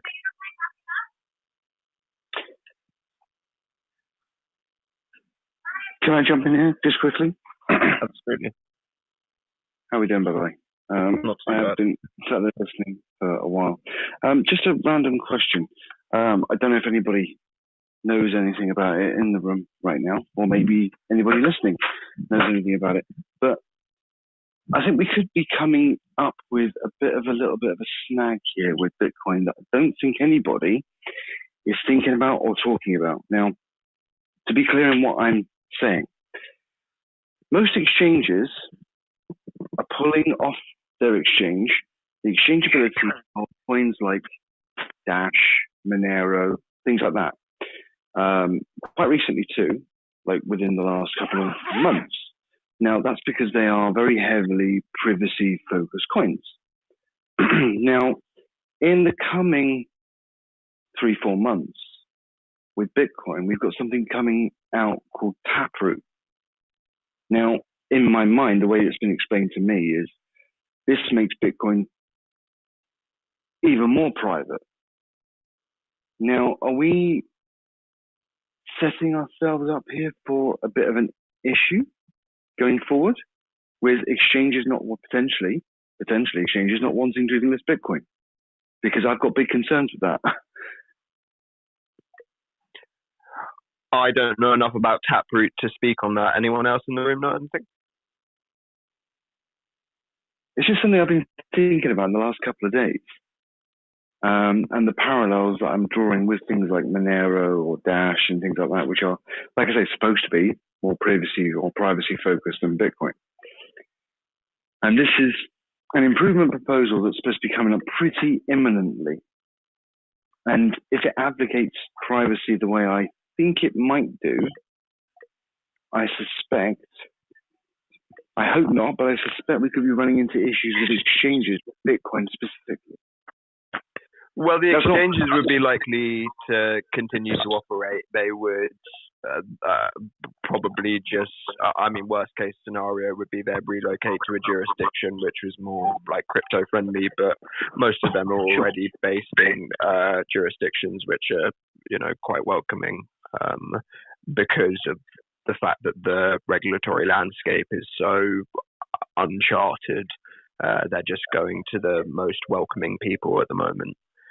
Don't get me wrong, I'm not fudding in any way. I'm just no, not at all. It's just something I've really thought long and hard about, and I can only base my conjecture on the subject. Let's put it like that, based on what I've seen previously with other coins, and especially ones which are heavily privacy focused. I don't think it'll happen with the Taproot update. But I do think you can think into the future of where Bitcoin will be banned again and it will be removed from exchanges and the government won't want you to use it. And it's already happening in some countries. Yeah, sure. I think really as a backbone here, what we're talking about Bitcoin, and there's still plenty of growth opportunity in this, is that Bitcoin is the currency that the planet uses. Like right now, the planet uses cash. You go to Craigslist, you want to buy something. At the end of the day, if you show up in person to buy the mattress or the TV or the PlayStation or whatever it is, you're going to pay in cash. Like they'll accept cash. When that changes to Bitcoin, there's still cash, right? There's still government currency. There's still going to be government digital currency. And there's no reason to assume that Bitcoin will just be this pretty clean investment vehicle forever. Like ideally, if Bitcoin stays the same, it becomes similar to that underground currency. Okay, fair enough. Yeah, I don't see a environment where exchanges delist Bitcoin. That being said, world governments. Oh God, no, I hope not. Yeah, that being said, world governments wouldn't be happy to see a shift towards more privacy-centric development in Bitcoin. One time when I was but a young lad, Apple banned all the Bitcoin wallets from the iPhone. And if you had an iPhone, you couldn't use a Bitcoin wallet unless you had it previously installed. So it happens fast. And it is amazing how willing world governments are to shut down any alternate forms of currency that are popping up. So they clamped down on a gold standard before it was.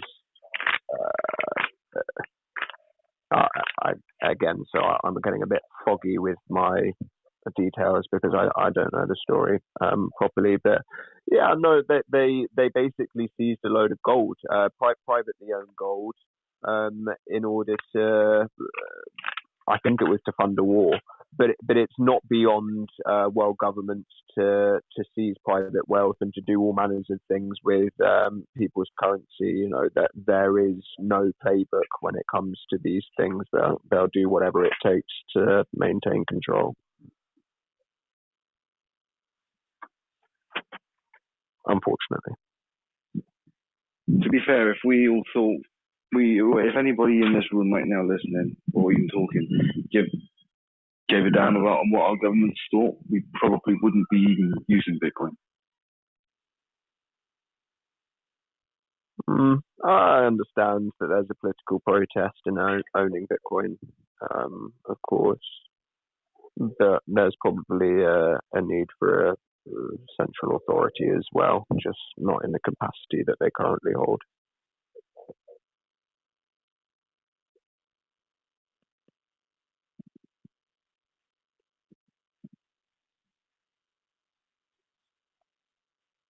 Meanwhile, all-time high.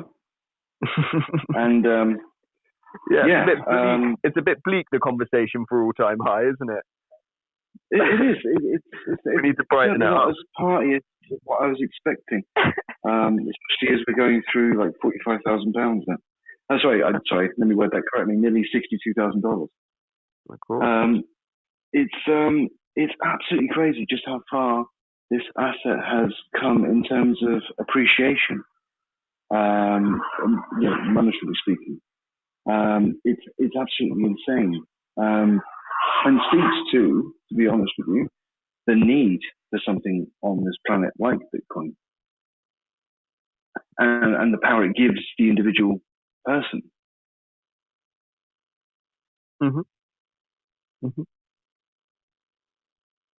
It's interesting that. So I find the whole narrative of the greatest transfer of wealth in history, quote unquote, really interesting, and I think probably a bit of a fad, to be perfectly honest. So the guys who've got a lot of dollars will probably buy a lot of Bitcoin if it gets to that point, and the people who don't have a lot of dollars won't have the opportunity to buy a lot of Bitcoin. So I think this idea that it will be the greatest transfer of wealth in history is a bit of a misnomer. Yeah, no, I understand what you're saying, but it gives certain individuals the ability to take some of that hard-earned fiat currency that they have and turn it into a hard currency, or hard money, sorry, let's word it correctly, and sit on that for a while. One thing in addition, actually, I was going to mention to you, Thomas, last time we spoke on this Twitter Spaces thing, just to sort of segue the conversation a little bit further and go back to my favorite topic of all, lightning. One thing I have been doing is, again, anybody who's out there that's a parent probably understands this, is when you give your child pocket money. Now, personally, I don't actually give my children their pocket money in the standard currency that we're supposed to use. I actually pay them Lightning, Satoshis, and they get to build that up and watch it grow, even when they haven't been earning it. Even when they haven't been earning some sats one particular day, and they then get to save up, and they have like this little, I don't know, account on their own phones, and they get to save up and buy the stuff that they want to buy. If they want to convert it back, to buy some toy or something, I will buy it for them, and then they give me the equivalent back in sats. Love it. Does that make sense? Love it. I'm just trying to utilize the technology and to give them a better understanding as to what actual money is, not what currency is. That's a great way for them to learn about Bitcoin and Lightning. The other idea I heard lately was to play a game of Monopoly with your children and to use Lightning wallets and use Satoshis as the currency. I love it. I want to do it, actually. I need to get my friends together and get a Monopoly board, but yeah. I'm going to get the Monopoly board out of the loft probably sometime next week because I've got a week's holiday coming up. And I think we'll be doing that as well. Sounds like a plan. Well, let us know on Twitter how it goes, who the big winner is, and how many Satoshis they take home. Oh yeah, I'll definitely report back. That sounds kind of cool. Plus, it incentivizes them to earn more sats, which at the end of the day, all they talk about right now is, Dad, can I get some more sats for cleaning my room? Things like that. Or Dad, if I do the washing up, how many sats will I get for that? Love it. It's so cute and so funny. But for me, it's a fantastic way of helping them understand the true value of money, not currency. So I guess if we're looking a little bit further down the line to where,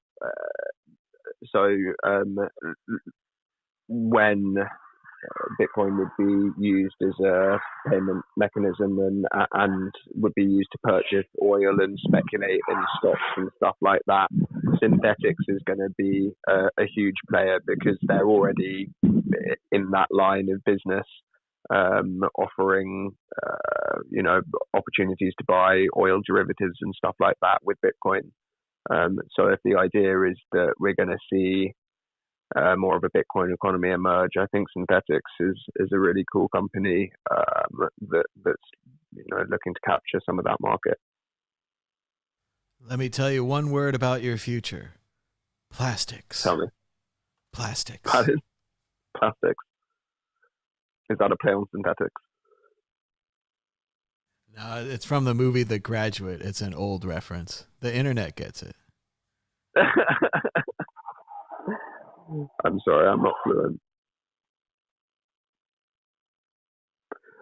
I think the old however many bloody Bitcoin that fella spent on his pizza, it was awful press for Bitcoin as a payment mechanism. The idea that this fella spent a small, or not a small fortune, a large fortune on a pizza. Yeah. I think it's all relative, to be fair. And I think without that kind of story, we wouldn't be in a position we're in right now. I understand that the press are going to take it and spin it as, oh my God, if this guy had kept on all of his Bitcoin, he'd be, I don't know, multi-millionaire or whatever right now. But I think without that, we wouldn't be here now. Plus, the actual thought process behind Bitcoin now, compared to even late 2016, early 2017, has completely changed.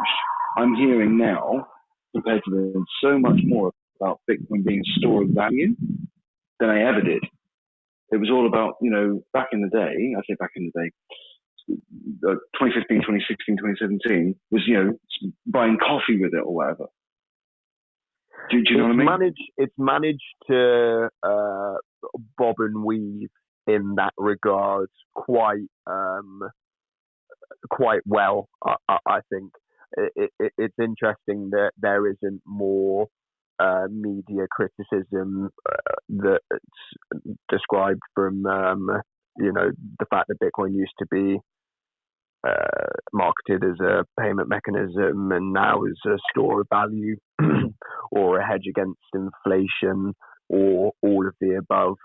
I think that it is all of the above, though. It's like the riddle of the Sphinx.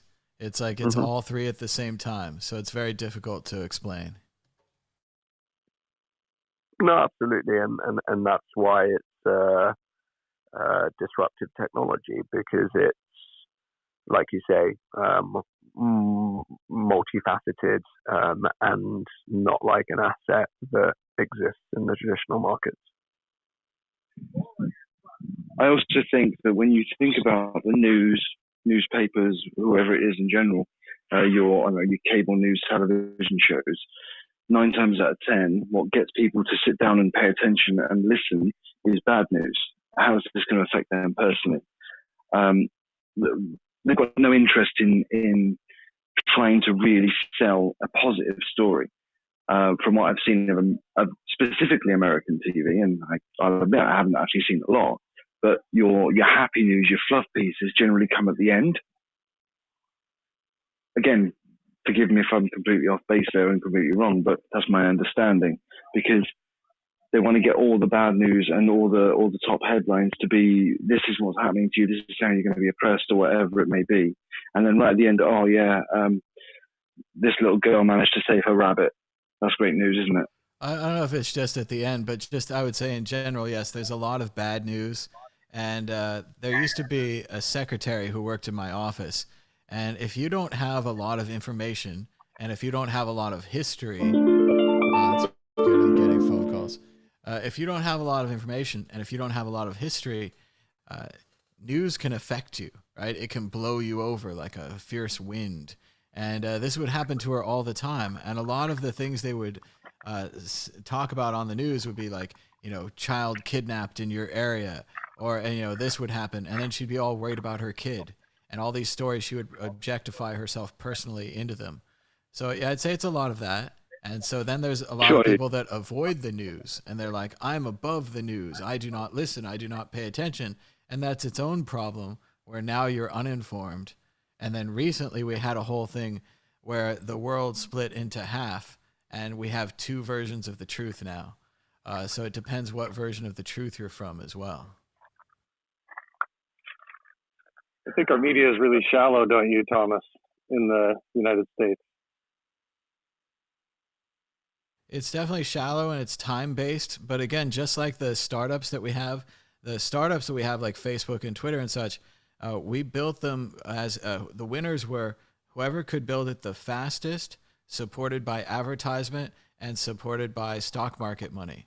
And that's what we got. We didn't get like a government project, internet services here. We didn't get an open source project or a collaboration amongst companies or academics or anything like that. We got the advertising stock-backed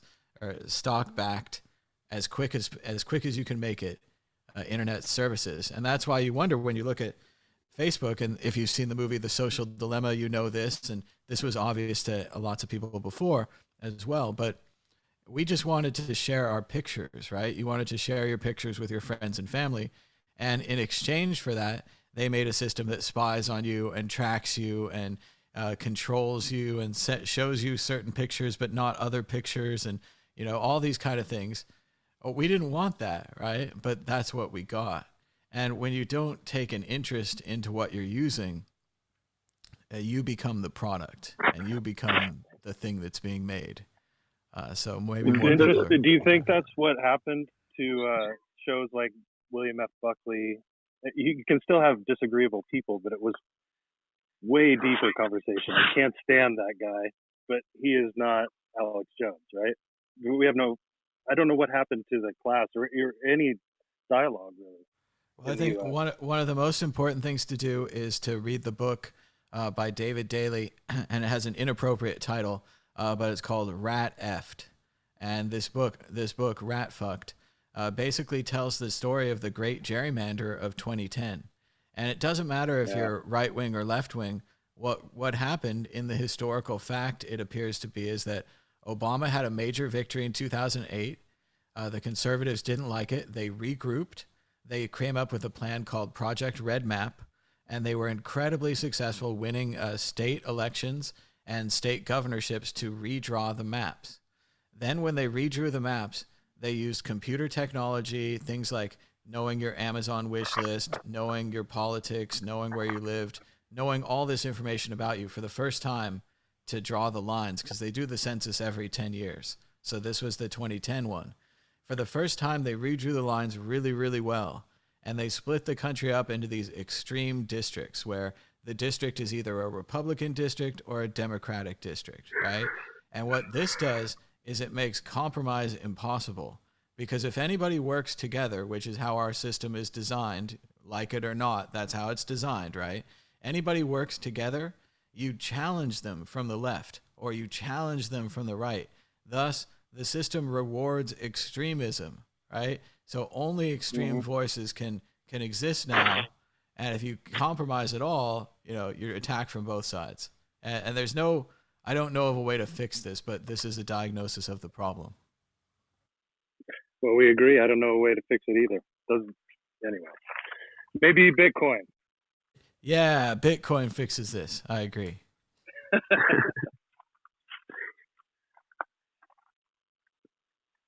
But yeah, it's crazy though. We're definitely in two different realities and things are happening. And sometimes you say things to other people and they get upset because it's from the other reality. And you have to just be like cool with it, I guess. I don't know. Or even then you have to not be cool with it. I mean, I read this book by Sam Harris called The End of Faith.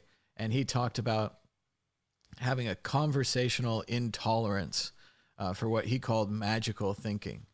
And that can get us in a lot of trouble, right? Because that can be a religious thing and that can be all kinds of different things that get us in trouble. And Sam got in a lot of trouble later on and so forth. But still, certainly in a certain way with having two realities and having two different versions of the election and all the kind of things that we have now, you got to wonder if part of it is because we allow any kind of magical thinking. Whether it's like, I think the price will go up, or I need to knock on wood, or I need to wear a special idol.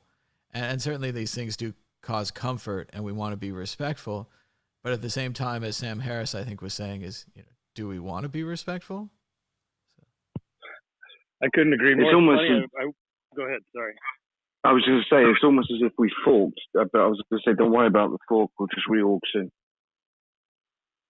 Yeah. I get that at work a lot. I work kind of middle management and construction, and there is so much magical thinking. I can't get these guys to see over 40 years what's happened in the United States to average working people's wages. It's unbelievable to me that we can't come to an agreement that wages in the United States have not gone up. We can't even get to there. When I'm watching the new people come in, can't afford housing, it's shocking to me. We've got the same problem in the UK. We have a national minimum wage. We've got what they call a national living wage or whatever it may be. So that means, yay, brilliant. What everyone takes home goes up every year or however often it is. But here's the kicker. The price of everything goes up anyway. And generally more than what we're paid goes up. So it's a net negative if you stay in the old financial system. It is crazy. I think it goes back to what Thomas was saying about just people unwilling to challenge you get shut down making that argument when it's so obvious. I don't understand how people cannot see. You don't have to agree with me, but you're not the insane one saying that, hey guys, we're falling behind here. Anybody notice? Yeah, wait a minute. Oh no, the price of Bitcoin's gone down. It's all over. Sell everything, sell everything, sell it all. Oh, the horror. What is the price? The price is not seen since 8 o'clock. Like just under 61,000 now, I think. Something like that. It's really unbelievable. I don't know how long everybody's been around here, but if it's been a few years, it's life-changing. The price and what it can do. I don't know. My Bitcoin holding has only ever gone up. Yeah, no, that's what I'm saying. I look at what it's done for me personally in my position, and I think there's nothing else could have done that. Oh, in terms against my whole life, and just being involved. A few bucks here and there over a period of 5 years. Shocking. Sure. Yeah, it's insane. I don't think anything else on the planet, past or present, anything else has been able to achieve the lofty heights of what Bitcoin specifically has. Yeah. Do you guys have trouble? Getting people interested? Even with that story to tell. So you're repeating. I think. So I think that people are only interested when the price is high, and then the next thing they say is the market looks too toppy. So they just have, you know, I think. Year after year. It's so funny. Year after year, yeah. It looks a bit toppy.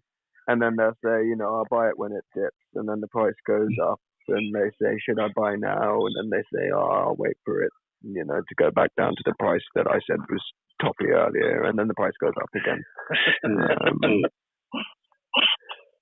Yeah, but it's funny, isn't it? So the old saying is, when your cabbie or your hairdresser starts giving you recommendations on a stock, you should probably sell it. Right. And it's a bit counterintuitive because, you know, why, if it's made all its way down to, you know, everyone's buying it, it seems, why should the price go down?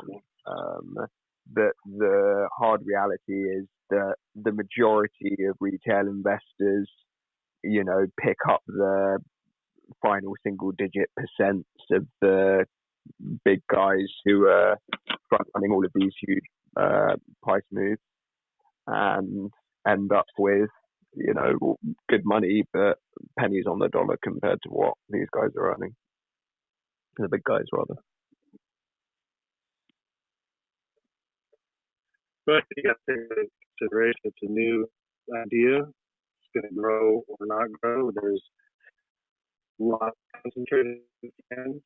I mean, I don't think that's a big deal. I'm not making an issue of that, but it is there. So I can see where the market is manipulated, and you just got to deal with it. It's the way it is. It's more liquid, it'll stop doing that.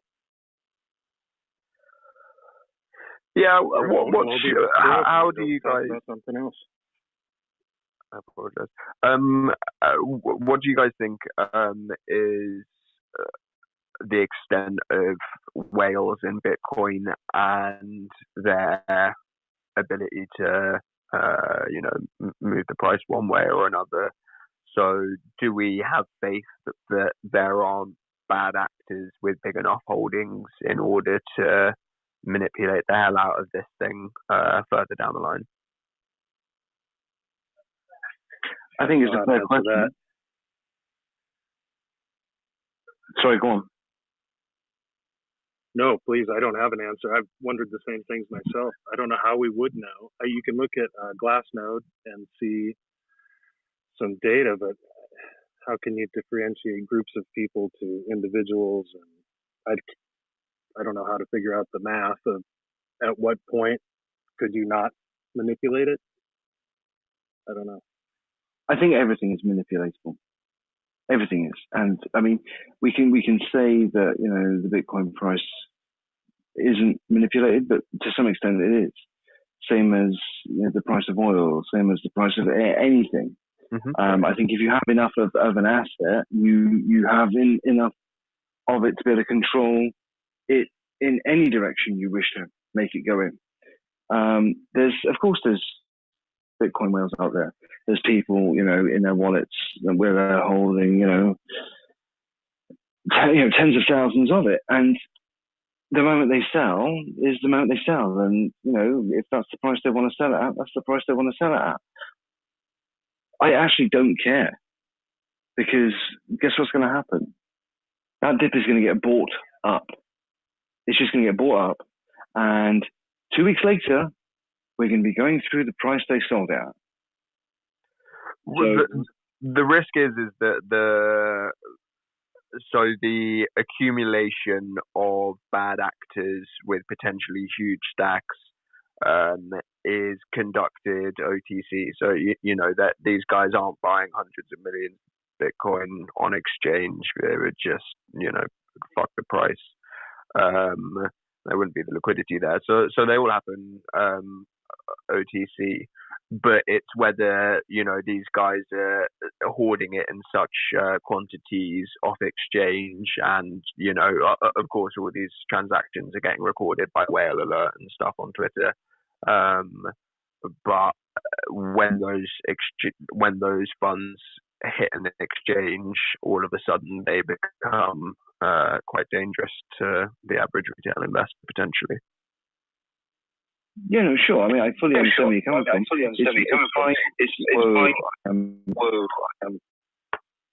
Repeating. That's really uncertainly. What was I going to say? I totally lost my thread now. I understand what you're saying. Yeah, fine. I appreciate where you're coming from. But it's always retail that ends up holding the bag at the end. And to me, that's fine. Because long term, Bitcoin has proved over entirely that it will only. Okay, we're getting a lot of echo. If everyone could mute themselves when they're not speaking, that'll help a lot. What was I saying? I forgot what I was saying. Anyway, as I was saying, I think, fine. A whale could, buy OTC and then go to whatever exchange. I'm not going to name names, but everyone knows who the exchanges are, and they could then just dump that bag and away to go. That's fine. That's their choice. They're entitled to do that, as is the regular Joe. What I think is, over a extended period of time, as has been proven in the past, Bitcoin, the price against the dollar, against the pound, against the euro, will always recover.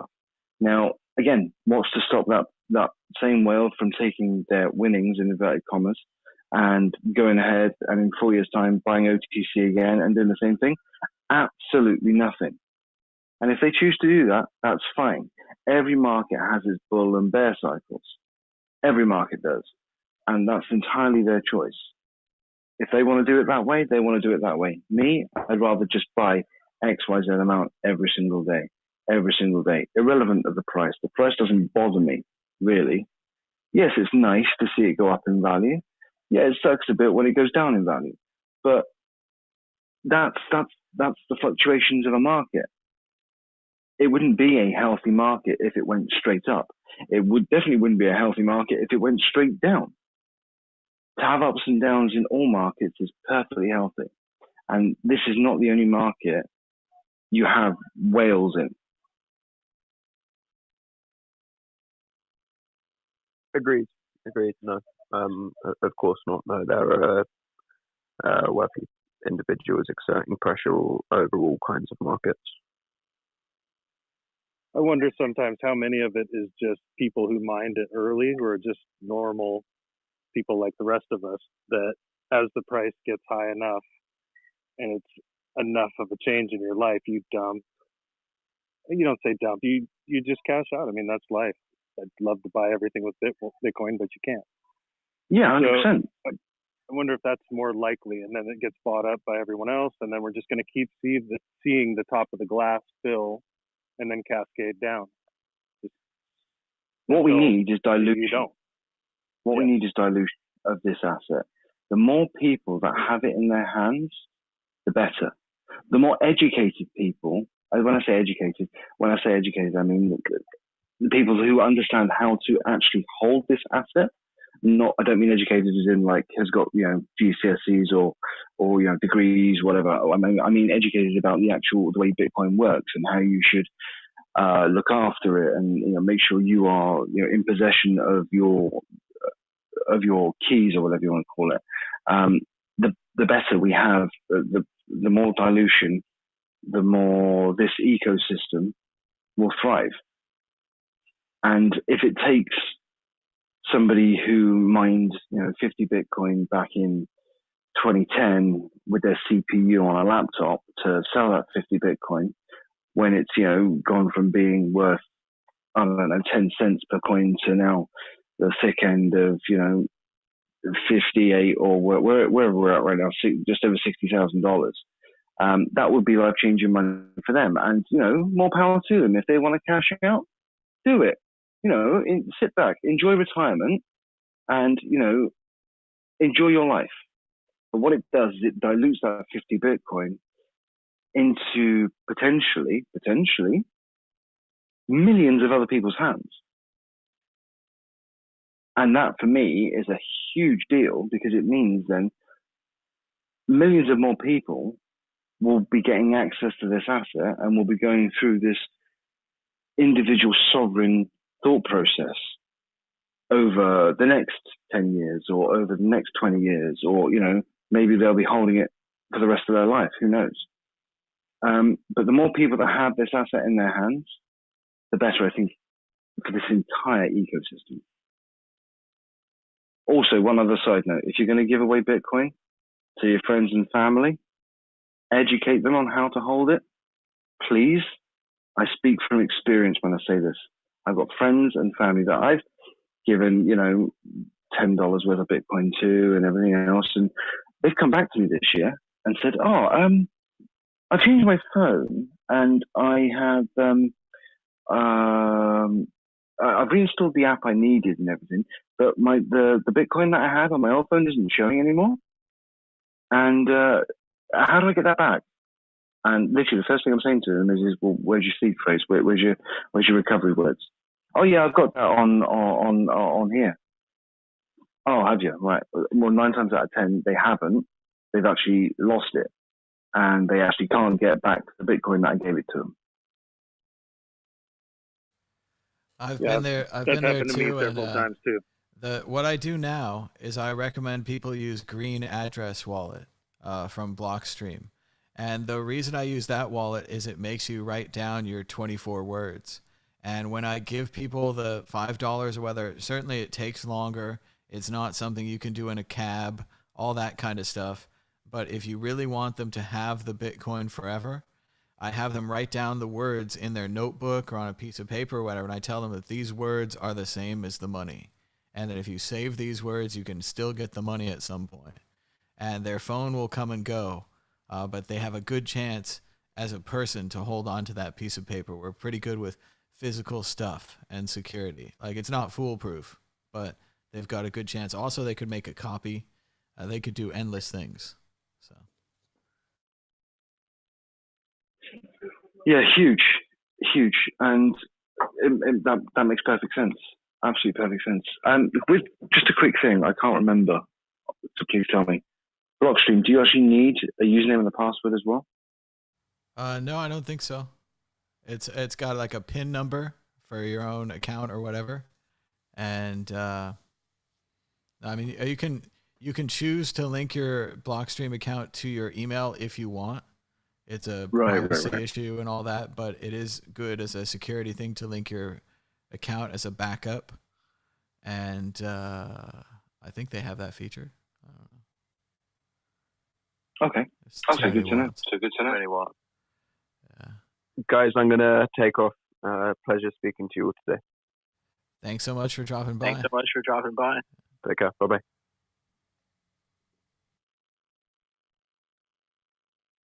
All right. The price of Bitcoin is 60,914. It's up 6.5% in the last 24 hours. And my Bitcoin node is 9% synchronized, but that's deceptive because the early blocks are easier than the later blocks. Wow, 9%. I literally have completely missed the whole setup process. So just a couple of questions because I'm probably going to be doing this very soon myself. How long did it take you to physically put the item together? And secondly, how easy was it to actually start the whole sync process? Well, I worked my way through it without instructions. So that was fun as per usual. Basically, the Raspberry Pi comes in a little box. You attach the heat sinks by removing the little plastic covers and you fit the heat sinks on the appropriate chips. It says in the manual. You plug it into some power. Monitor, you might need a micro HD, like a little small HD connector to plug it in if you want to see what's going on. You also need a USB keyboard, USB mouse, and then I have a USB connection to a little box that has a SSD drive in it.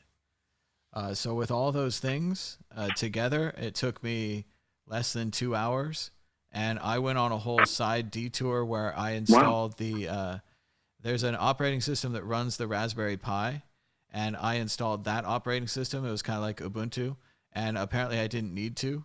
Apparently you can just go directly to flashing your little flash card.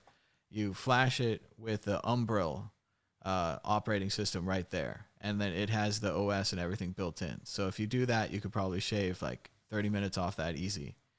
And most of it's just sticking on those heat sinks, finding these extra cables that you need to do the micro HDMI. That's not a normal cable for me. I can't believe I found a use for this converter.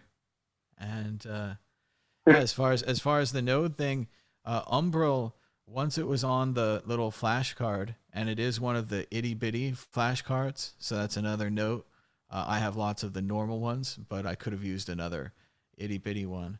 And once it's on the flash card, it just installs itself on the Raspberry Pi, and it just starts synchronizing the Bitcoin blockchain onto the SSD. And it's blinking away right now. It's 9% synchronized, but I do think it's going to take, it says in the chat, that last person, they say it took them 10 days to download the chain, says Solar Van Life. So we are expecting quite a run on the chain, but what's nice is that it's not dependent on my computer. Like my computer is always running a bunch of programs. It goes up and down. All kinds of things happen. This little chip board on my desk, it's going to just run the thing. So will be interesting to see how this turns out. Yeah, sounds good. But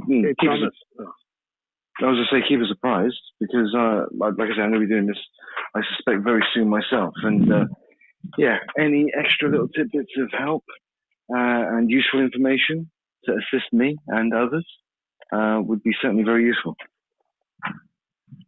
Thomas, what was the name of that that you flashed the SD card to? Because I've been trying to set up my own Raspberry Pi 4 with Lightning, and I have a couple hard drives with the blockchain downloaded to them, the Bitcoin blockchain. But I was currently giving up because I couldn't figure out how to flash this thing, and I was going to sledgehammer it. But I'll give it one more try. Okay, so let's see. I started off at Get Umbrel, UMBREL, like umbrella, getumbrel.com. And from there, I used a program called Balena Etcher. So it's BALENA Etcher, like Etch-a-Sketch, ETCHER. And what that was able to do, I flashed from a file that I downloaded from Get Umbrel. It was like the Get Umbrel, I don't know, ISO or DMG or whatever it was. And so I got one of those, and I used that to put Umbrel onto the flash card. Once it was on the flash card, I made it into the little itty bitty flash card, and then I put that in the Raspberry Pi. And that's pretty much all I've had to do with the Raspberry Pi. Like once I did that flashing right and put that card in, it just runs the node pretty much. I'll give that a try. But somehow, I'm a very good equipment operator, and I'm a pretty good welder too, but it doesn't help at all with any of this. Well, try it right now and let us know what's going on. Come on. Like I just did mine this morning. It wasn't that bad. And I did it. I screwed up all over the place. I didn't know what I was doing. I did it live. But oh my God. No, it was fun, man. I don't know what you're asking there. Come on, just load it up. And also all the links, also shout out to getumbrel.com. They had a really good instruction manual. Like I started out, I went to BTC sessions and I kind of skimmed his video. Like I watched little parts, and mainly I used his part list because that's what I really wanted, was a tested part list that was simple to follow. And what's fun about this part list for me is that instead of getting one of those big old school hard drives, I got an SSD. So I'm sure I paid a little more and all that. Maybe it's a little faster and overkill or something, but it's fun. It's super light and small and nice. So BTC sessions. Then I went to get Umbrel. They had a really good instructions on their webpage. So let's go back there. And once I'd figured out like the heat sinks and the Raspberry Pi, and I'd run a operating system through it, I had no problems getting it from there. So it says install Umbrel on Raspberry Pi. How to install? Get everything ready, Raspberry Pi and all that stuff. So I did that. Sweet. Download Umbrel OS. Gotta do that. And then, yeah, number 3, download Balena Etcher. And this will flash the Umbrel OS file. Now, I'm on a Mac OS. What system are you on? I'm on a Mac too. And one of the problems I had is I got a new Mac Mini that I don't pretend to know how to use, but it has the M1 silicon, and that fucked something up. It wouldn't finish. Okay, the M1 is definitely going to be a complexity here. Do you have a normal Macintosh? Yeah. That's Okay. one's got a Fullnode running on it and nothing else. Okay, That's well, the only this- thing I've been able to accomplish. This is going to work much better on the normal Macintosh. For complicated reasons, the M1 chip, while I think it's probably fantastic and I want one, and I want a laptop with it, and it's probably totally sweet. Like, basically everything is written for the old system. So everything's going to kind of have to be rewritten for the new system. And like they're doing it, like Photoshop is there and a bunch of other apps are there.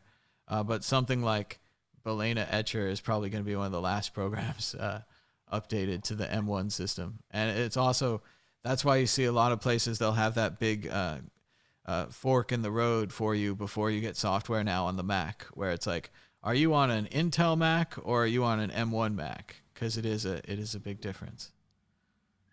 Yeah, I should have thought of that before I bought it. I thought I was doing myself a favor. Obviously not.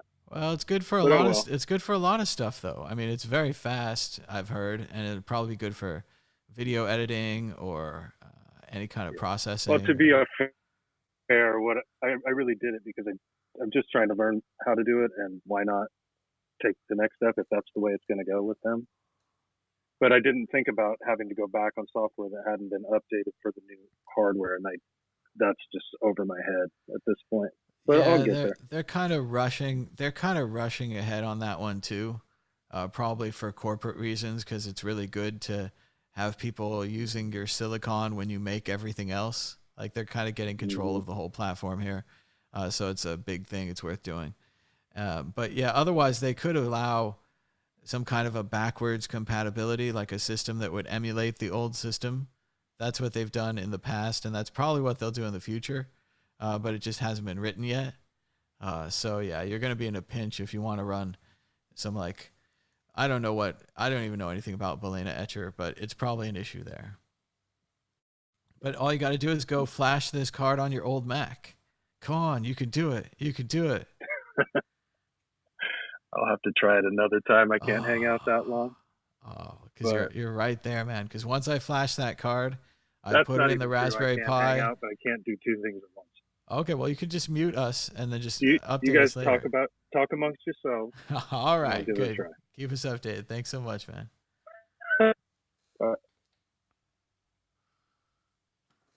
All right, Carbon, what have you got going on? Let's see.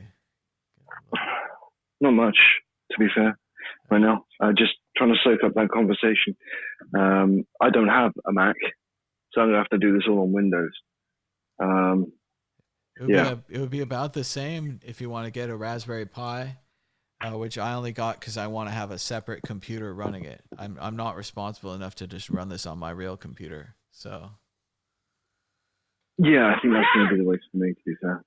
Plus, my main computer, I mean, literally all it's doing right now, but it's not even being used, is literally just sitting there mining an altcoin and automatically exchanging that for Bitcoin off the graphics card. But I mean, that's got that. I really wouldn't want to affect that. Yeah, so I'm probably gonna have to go down the Raspberry Pi route myself, to be fair. But you said it was quite simple and easy, so it should be relatively within my technical capability, I'd like to hope. Oh yeah, it's a piece of cake. The hardest part was spending the $200. Well, in my currency, that's only going to be about £140. So, yeah, that's not too bad, especially after the gains I made today. Well, and Amazon had it here the next day. It was like boom, it was here, and yeah, I mean it's not by or truck. Yeah, I don't know. They have the warehouses everywhere, very close to everyone now. So, but yeah, no, just sticking on the heat sinks, which I followed instructions as to which one fits, but they all had the unique sizes, and boom, it's a little computer, and just having all the right plugs for it. And then I went to the trouble of through installing that other operating system, which was fun, and now I know how to do that too. But once you get that Umbrel thing flashed on the card, it just runs. And that's why I was so impressed with it. It downloads all the packages and all the Linux stuff that you don't have to do. So. Right, just all unpacks it straight for you. Yeah, sounds easy. Well, you make it sound easy, Thomas. You really do. We shall see, though. We shall see. My biggest thing, I think, would be to give me more understanding about Lightning, because I mean, it's all well and good just using it, but I think I need to really go down a path of having my own channel and verifying my own transactions, verifying my own wallet balances. I mean, that's, to me, that's next level stuff. I mean, I've only been in Bitcoin since the back end of 2016, and I probably should be way more advanced technologically speaking about Bitcoin than what I already am. But, I spent 2.5 years messing about with altcoins to try and get more Bitcoin out of them. And, I went down the path of drawing triangles on charts and stuff. And, I think we've all got that history. Where we listen to somebody explain how to draw this line or how to draw that line, and this is what this tells you, and yeah, brilliant, great. But I actually don't want to trade it. I just want to hold it, and I want to own it, and I want to take a piece of this network and maybe give it to my kids when I pass on, and make sure that they're financially sound. For me, that's the biggest thing, I suppose, and the biggest learning I've taken from it is just having ownership of understanding what money is and how to make it work for you, rather than working for money and having the taxman take his share. You know what I mean? I think that's a lot of knowledge right there, a lot of learning to throw down for sure. And I don't think that you're too late for Lightning. I personally, I watched Lightning get developed, and I watched people talk about it, and I think it's a good technology. But also, I was waiting for it to become easy. I wanted it to become like it is, where, at least in America, you can use the Strike app, and you can KYC, do your debit card, buy Lightning Satoshis, and then send them, or buy an equivalent, and you can buy things on Fold. Or you can send them to your wallet of Satoshi, and then boom, you have Lightning. And the same thing, wallet of Satoshi is also a custodial wallet, so they handle all this stuff. And then boom, you have Lightning there, and you can send it other places. And for me, that's enough. That's like a path for all the normal, easy to use people to get into Lightning. Now, I agree with you. The second level, trying to figure out how to fill your own channels and how to get liquidity and get things connected. I don't know how to do that either, but now I have a node, so I'm on my way, and you can join me too. All you have to do is buy that node stuff at Amazon. Just take the plunge, buy the node stuff, and then you're set. Yeah, no, definitely. I fully agree with what you're saying. It's certainly the way forward. It really is. Yeah. Just out of curiosity, have you got any experience or knowledge about Liquid? Because from what I'm being told, this is also another alternative like Lightning. Forgive me if I've got that completely wrong. I know nothing about Liquid. No, I would say Liquid's also a side chain of Bitcoin, kind of like Lightning. I know that Liquid's a way for companies to offer kind of like altcoins eventually. Mainly, I think that Liquid's used for a project where the exchanges send around large amounts of money on like a private liquidity pool. But it's an interesting project, and I think you can also use Liquid tokens through the Green Address wallet. So that's another way to get started on Liquid. But yeah, I'd need to investigate it more. But mainly, I would say, yeah, it's definitely like Lightning. It's a second layer technology of Bitcoin. It was enabled because of the UASF and SegWit, sorry, fork is what I'm trying to say. But SegWit, and SegWit allowed you to kind of hook into the Bitcoin transactions directly. And once you could do this, you could do all kinds of other stuff, like the Lightning Network, where you transfer around little pieces of Bitcoin that are kind of linked back to an original Bitcoin piece. So sure, stuff like that's possible now. And yeah, Liquid definitely ties into that. Right. Okay. Good to know. I mean, as a user of Lightning, and when I say user, I mean in its most basic term, literally. Again, I don't know if you recall our conversations from the other night, but personally, I have Blue Wallet, the app on my phone, and I literally I've come to realize I use channels from Blue Wallet to be able to send Lightning through to other people. Now, that is something that I probably shouldn't be doing. Now, I didn't know that. I mean, I didn't personally see that as a bad thing until I read some more about, running your own node and things like that, and the benefits that can give you. What I'm saying is there's complexity within Lightning that I'm still trying to get my head around. Forgive me if it's a bit windy. I'm stood outside at the moment. But there's also simplicity. And I think we need to really hook into that simplicity within Lightning and the ease of usability within Lightning to assist its takeoff, if that makes sense. Because from what I'm seeing, very few people use Lightning in comparison to main chain. And I mean, statistically, the monetary savings you can make when transferring with Lightning as compared to on-chain is huge. It's massive. And when we get to, and in my opinion, we are nowhere near the peak in terms of, let's call it FOMO, even though I hate that word, when it comes to retail getting in this cycle. Based on what I saw at the peak of 2017, with the cost of transactions nearly hitting, if memory recalls, just over $50 for a transaction. The cost savings to the individual, if they choose to use Lightning, as compared to on-chain, is absolutely enormous.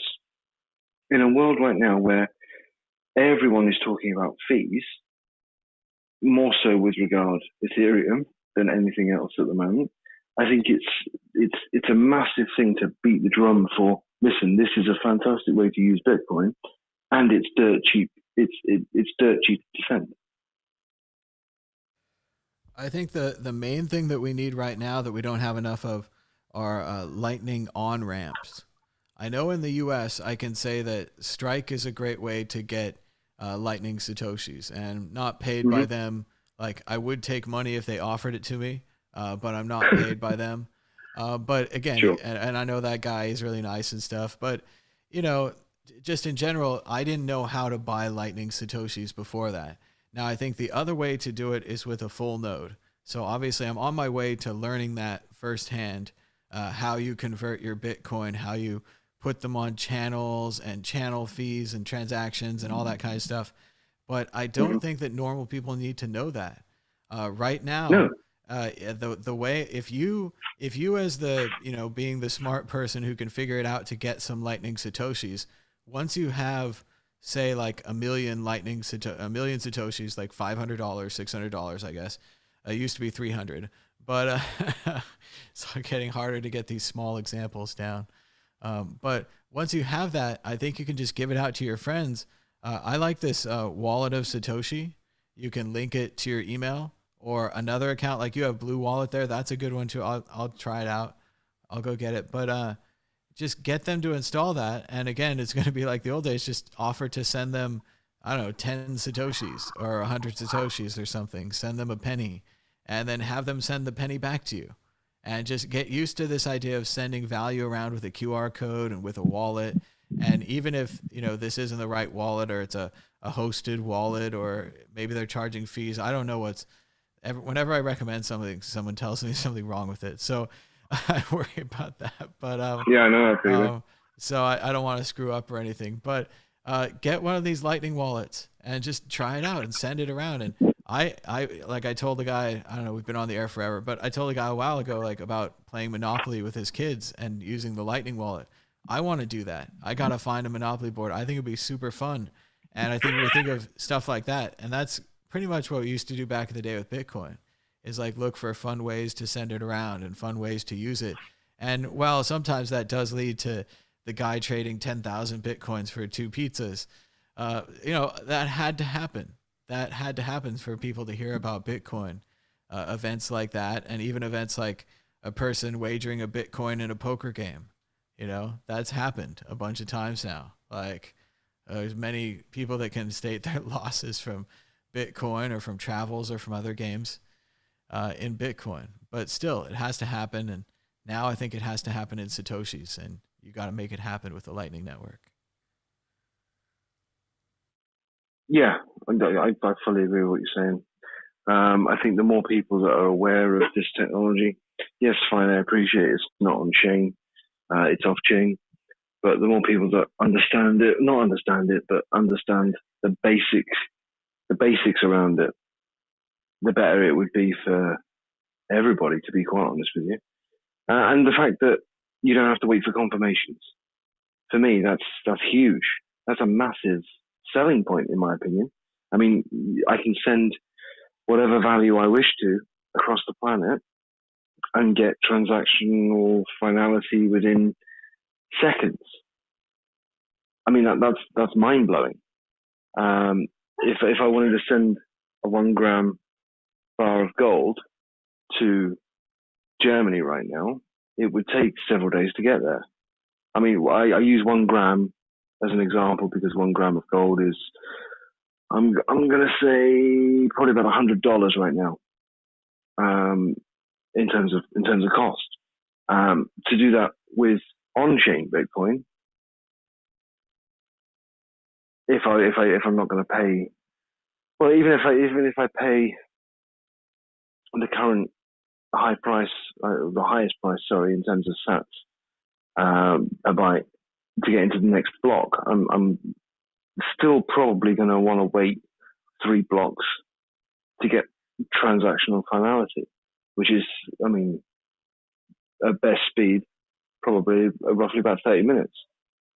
Whereas again, you compare it to Lightning and I can get it done in 5 seconds. It's huge.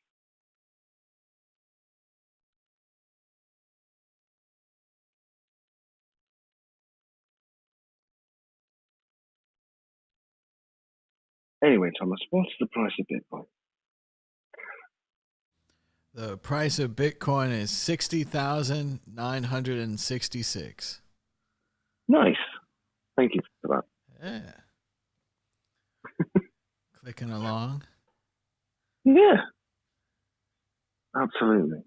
One thing actually I will tell you that's frying my friends and family's mind is whenever I talk about, because obviously with I'm going to use the phrase no coiners. Again, I hate that. It kind of makes my skin crawl a bit. But whenever I talk to no coiners about the price of Bitcoin, those nasty muggles, non-magic users, I always talk to them about the price in dollars, and they're like, "Well, why are you talking about it in dollars?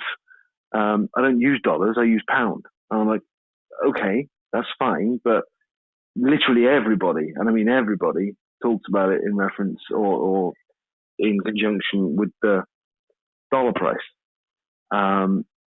It's just mind blowing for them. They can't understand that the world doesn't revolve around the pound. if that makes sense. Yeah, it's crazy. Well, and I think it's because going back to what we said earlier about Bitcoin is trying to solve the problem of the money, and the dollar is kind of the world's money. So everyone's looking at the dollar and they're like, will the Satoshi flip the dollar? And it used to be absurd. I remember it doesn't seem that long ago. I think it was 152,000 Satoshis to a dollar.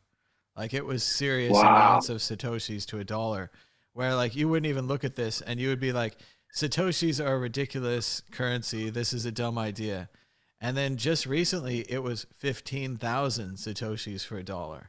And I was like, that's pretty close. Like that's crazy compared to where it was before. And then now it's almost 1,500 Satoshis for a dollar.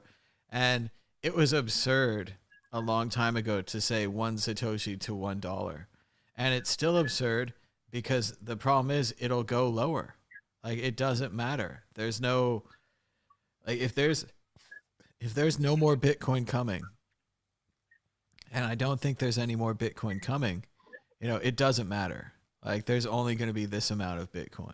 Now, has the world completely caught on? I don't think we're 100% mainstream, but we're much more mainstream than we used to be. So, yeah, chances going to run out. You got to hold that Bitcoin. The best time to buy is probably the first time you hear about it, and then the next best time to buy is probably the second time. And then now it's starting to feel like the third time, that you hear about it, when you go back to your first time, that the amount you could have bought, you could have retired, like it would have been your whole life. Everything is always starting to become like, oh, you could have had this, like, oh, I was going to get, and then just, I don't know. It becomes, in a way, I think it's like a monkey's paw, like it's a curse on humanity. And like we have to watch out for that aspect of it too, where it's like, oh yeah, my friend got Bitcoin and he got rich and he became a jerk. Or my other friend got Bitcoin, but he didn't get rich and he became a jerk because of that reason. And I just think we have to watch out for all sides of this thing. And everybody's all brand new to it, so they're all full of excitement and stuff. They turned 1 into 2 and 2 into 4 and whatever. But yeah, it gets wearing after a while, so we just have to watch out for it. Yeah, one thing I've noticed actually about your shows on the World Crypto Network on your YouTube channel is you've now actually started telling everybody on a daily basis how many Satoshi you get for a cent, or in my case, a penny. That's mind blowing. That is. That's a really small denomination, and I really wish a year ago or 2 years ago you were telling us how many it was for a penny back then.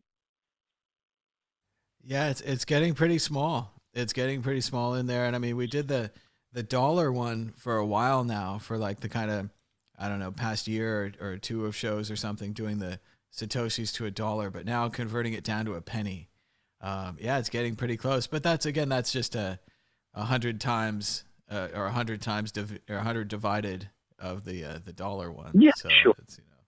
But when you put it into context like that, it's almost scary to think about. It really is.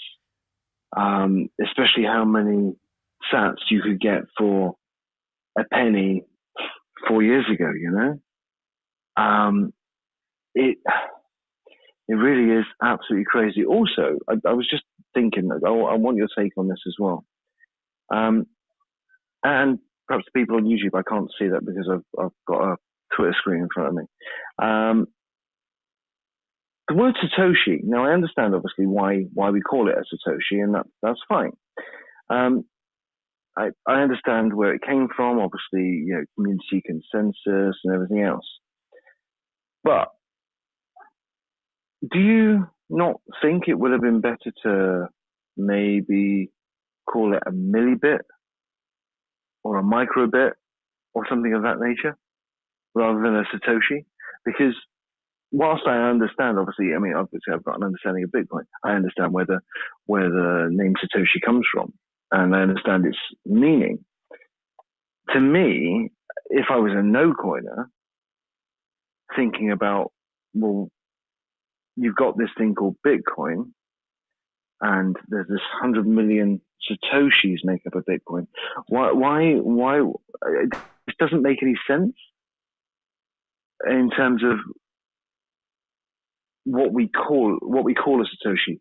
Like I say, don't get me wrong, I understand why it is personally, but to a no coiner, if you explain to them what a Satoshi is. Well, first of all, just to clarify, so Satoshi Nakamoto is the creator of Bitcoin. The other part is that I think that in Japanese, Satoshi Nakamoto is kind of like John Doe in English, where it's like a person, kind of a generic name for a person. So it's a blank name. So that also has kind of a nice ring to it, like, you know, a million blank names for your whatever. I'll buy your cow, you know. Then the other reason, the reason that it fell to eight places is because this is the current bottom. For whatever reason, the software people can tell you, but for whatever reason, it was written to 8 places. Now, along the way, we've had all kinds of debates and discussions that we should move it from 1 Bitcoin, right? That 1 Bitcoin was not a good place to talk about. And even when a Bitcoin was like $500, people would say, that's too much money to spend on a Bitcoin. Like, no one wants to invest that. I go up to people on the street, I tell them to buy a Bitcoin. They say, $500, are you crazy? And like, obviously now, like, we seem less crazy, but at the same time, like, we're the same people talking to you. Like, the media people are the ones that have like come and gone. Like, every time the price is gone, the media leaves. And every time the price is up, they come back. Right? So everyone wanted to move it down like 2 places or 4 places. And all of those were just arbitrary. I could never figure out like what a millibit is, what a microbit is. I know that in the, like, certainly coming from the metric system, you have a better chance if it was going to be like centabit or decibit or something that made sense like that. I think octabit would be what would be at. We're kind of 8 down. I don't know if that works. But all of those failed because they were just confusing. Whereas this Satoshi idea kind of just kept coming back. And when everyone said, like, we're losing because of unit bias, and people like, I can't get a whole Bitcoin, and I only get a 0.1 or a 0.9 or a 0.7 or whatever, and it sucks. If you tell people that they're a Satoshi millionaire, like for right now, for $610 or something around there, you could become a Satoshi millionaire. Like, that's pretty cool. Like, $1 million of something is a lot.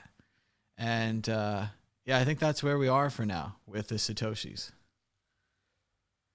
Just makes me wonder what it's going to be like when we start breaking down individual Satoshis. Are we going to get milli Satoshi, micro Satoshi?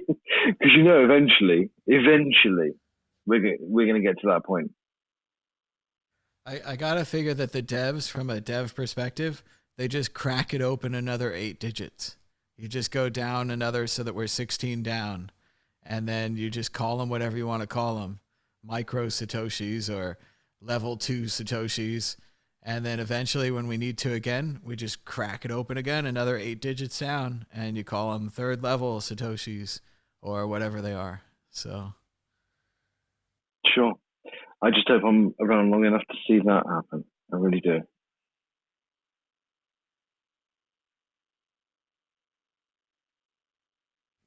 But anyway, I've been talking for ages. Does anybody else want to jump up on here and, you know, say hey and stuff? Or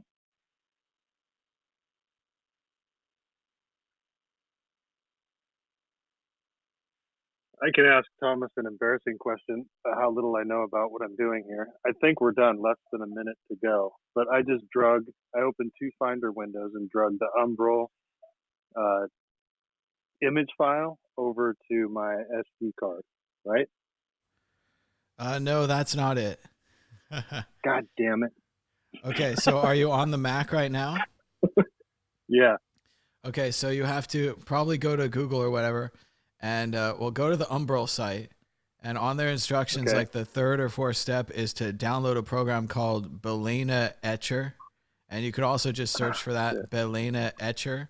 And what the Etcher is going to do is first of all, it needs that Umbrel file. So you have to download that Umbrel file somewhere, but that Umbrel file is like, it's like a program inside of an envelope, right? It's not quite ready.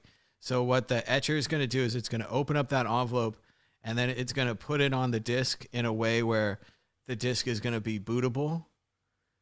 So it's kind of like installing it on the disk in a way. Like it's kind of, the disk has permissions and things that need to be set, I assume, by the etcher.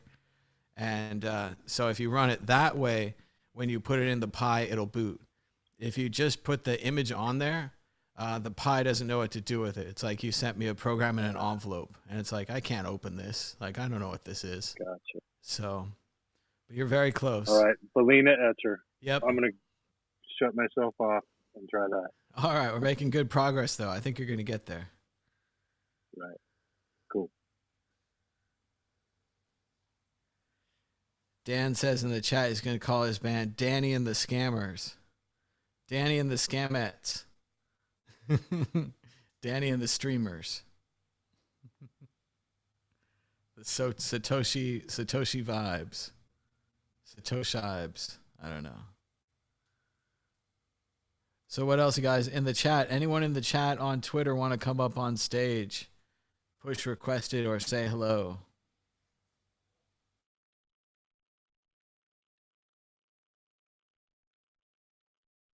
Whilst we're waiting, I'll just let everybody know I have, in celebration of the day of all-time highs, I've just polished off a nice whiskey and coke, and I'm probably going to go ahead and pour myself another one. Nice party. Woo. Yeah, party over it. Absolutely. Well, it is the middle of the night there in Europe too. Although I hear they're going to change our time here again in America. I love it when they do that. They swap the hour around every once in a while to screw up everyone's. You actually scared me then for a minute. You actually scared me then for a minute. I'm going to. You said it was the middle of the night. No, it's not the middle of the night. It's only 10:30 in the UK. I actually thought 10? I was. Yeah, 10:30. Yeah, +8. Yeah, it's only it's not the middle of the night. That's pretty late. 10:30. Well, it's late-ish, yeah. If 8 o'clock is like nighttime, or 6 o'clock is nighttime because it's dark at 6. Yeah, I guess it is winter time still, isn't it? Now, the big question is, with my whiskey, do I have a single or a double? My wife just said triple. I think she's trying to make things messy. One of my favorite movies is Contact, and they say when it comes to government spending, why buy one when you can buy two at twice the price? Okay. Fair enough. So I always buy doubles. Save time. Save time. A double it is. A double it is. I'm Save gonna pace time. myself. Bring two. Yeah, sure. I don't think I'm going to drown this one as much with Coke. Yeah. I saw this great Saturday Night Live sketch once where it was Keith Richards, and he was doing a kitchen show, and he was like, "What I like to do is I like to make my ice cubes out of booze. That's why when they melt, I've got more booze." I love it when you do a British accent. It's so funny.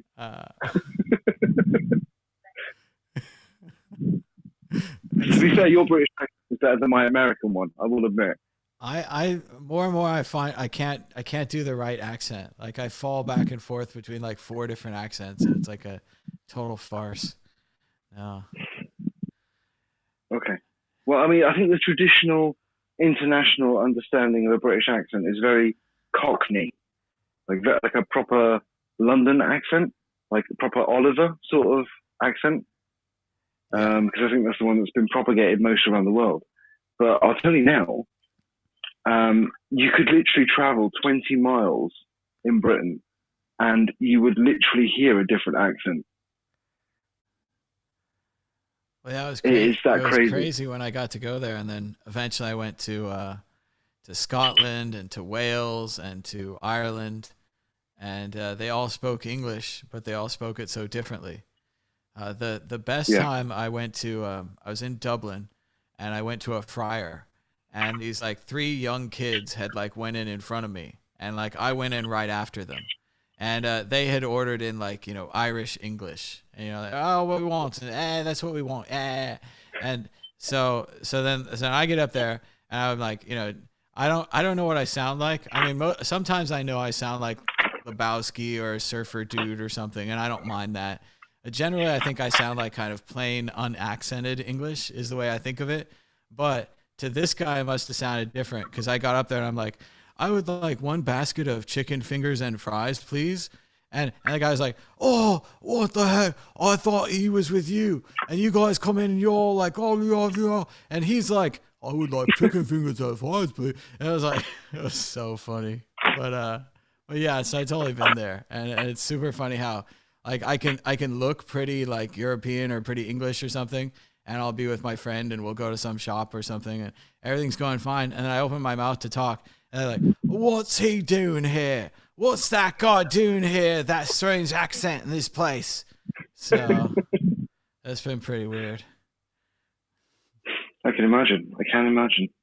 I'm sure it was quite an experience experiencing that many different countries and that many different accents in quite a short period of time.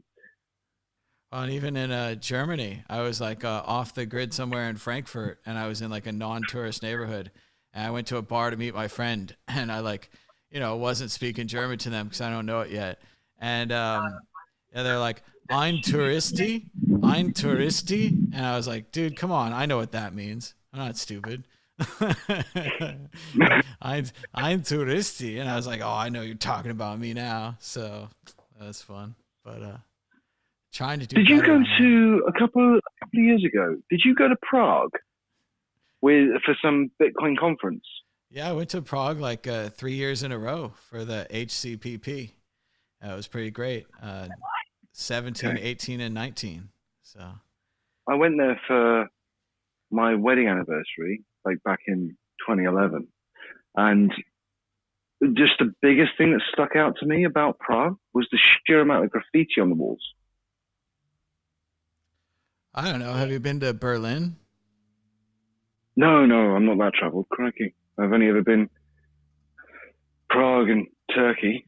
Oh, and the States, of course. But yeah, outside of that. Yeah, I thought East Berlin was pretty heavy on the like kind of outdoor graffiti and kind of street art kind of feeling. Prague, I mean, I don't know. Sure. Prague, the main thing I always feel about Prague, and I don't know, I felt it before I went there, and then now that I've been there and I've been to a couple other places, like it really is a fairy tale town, and it's amazing because it's all original. And of course, the reason it's all original is because Hitler went there when he was young and he liked it. So when he was in charge, he wouldn't let them bomb it. So it's one of the unbombed parts of Europe that survived World War II. So, right. Yeah, okay. It's an interesting thing to be thankful for. Yeah, I guess. Just sort of circling this back to Bitcoin, and I touched on Bitcoin conferences earlier, so I'm going to mention it again now. Having never been to a Bitcoin conference, although wanting to, once we're finally able to, maybe be in the same room as strangers again, worldwide. What are, in your opinion, or what were, in your opinion, the biggest benefits of actually going to conferences like that and speaking to people face to face? Well, I don't know what it's going to be like in the future. And Bitcoin's getting pretty big, pretty popular now, right? There's also a lot of like mega conferences, like the CoinFest conference in New York, or maybe even this Bitcoin 2020 conference or whatever. They're just getting very large. But when I used to go, I would go to kind of smaller conferences, and also I would go to Bitcoin meetups. Whenever you can, just go to your local meetup and hang out with like 5 to 10 guys at a coffee shop or 5 to 10 guys at a pizza shop or something. But I think the reason you go is like kind of like the reason you go to a concert. And when I used to go to a concert for my favorite band, everyone was singing along and they all knew the words and they all listened to the album maybe as much as I'd listened to the album. So when you can do that and you can meet people that have also listened to Bitcoin a lot and talked about Bitcoin a lot, and suddenly they have the chance to talk about Bitcoin with other people, it's kind of like this place. It's kind of like this room right here, Twitter Spaces, but in the real world. And so you talk about Bitcoin and then you go have some drinks and that's a Bitcoin conference.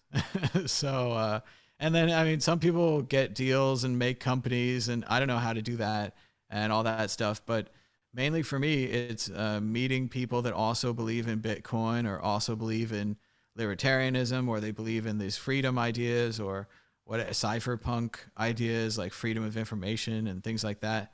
And we just have so much in common, like right away. So I like that for Bitcoin conferences. I don't know if it's going to be like that in the future. And also, I think that's good and bad. There should be other people in Bitcoin, people with different attitudes and different things. And hopefully we can get together and hang out with those people too. So.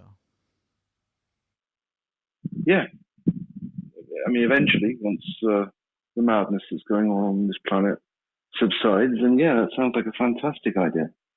I mean, don't get me wrong, I've been to local meetups myself and spoken to like-minded people and everything else. But generally, it's a case of you have to kind of sit through presentations from companies that are sponsoring these events, because, you know, it's very difficult to fund these sort of things yourself. I don't mean individually, I mean collectively as a group. So it's always handy to have, you know, somebody who's a company on the, or, you know, who's trying to break into the mainstream with their individual Bitcoin idea to come along and present whatever it is they do. I just think, I mean, in my mind, what you went to in Prague is completely different from what I've been to. Because, I mean, this was literally just a group of maybe 8 to 10 people I hung out with for a couple of hours one day every couple of months pre-COVID, just to chat Bitcoin and technology and just the general stuff. I mean, I guess that's definitely what we used to do back in Sacramento and even in San Francisco. Although in San Francisco we did it to a larger effect and we had speakers and free beer and free pizza. But I mean, first of all, I want to mention CoinFest in Manchester. You should go there, and you should also go to BitBrum in Birmingham. Those are good conferences to go to in the UK. While they're smaller. They're smaller than Prague. Prague's an interesting one. The Hacker Congress and all that. It's kind of a big group. It's a lot of larger, like more famous or more interesting people, right? People that have written more interesting books. But it's still the same kind of thing. You get that group feeling. You hang out with them. I was going to say, yeah, you can go to the speakers. A lot of people are really into speakers and they like to hear people speak and see their slides. For me, a lot of the times people do the same speech at every conference. So I've kind of seen their speech, kind of know what they're going to say. So what I like is I like hallway con. I like hanging out in the hallway and talking to people who hang out in the hallway with me. And that's generally the more interesting people anyway. So sometimes that gets too popular and they have to move the hallway into like a whole exhibitor's room or something.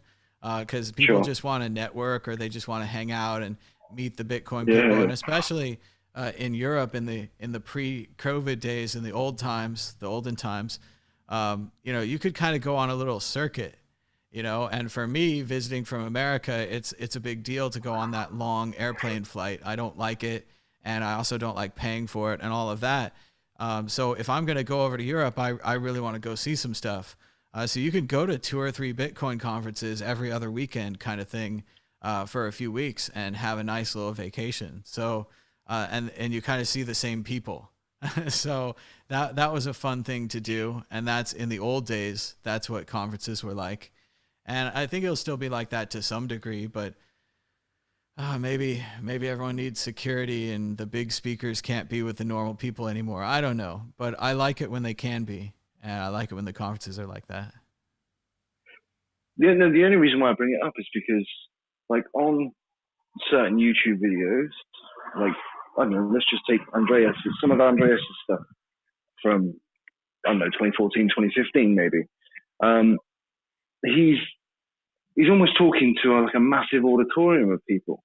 And it comes across like it's like this huge, vast room of people he's talking to.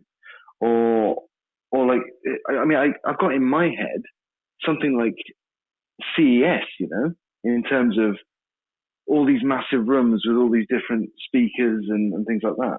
Maybe that's just my mind just, I don't know, fabricating something. I don't know. Maybe at the larger conventions, like certainly the CoinFest, or not, sorry, CoinFest, the CoinDesk conference in New York. What's it called? Incentivize, Break.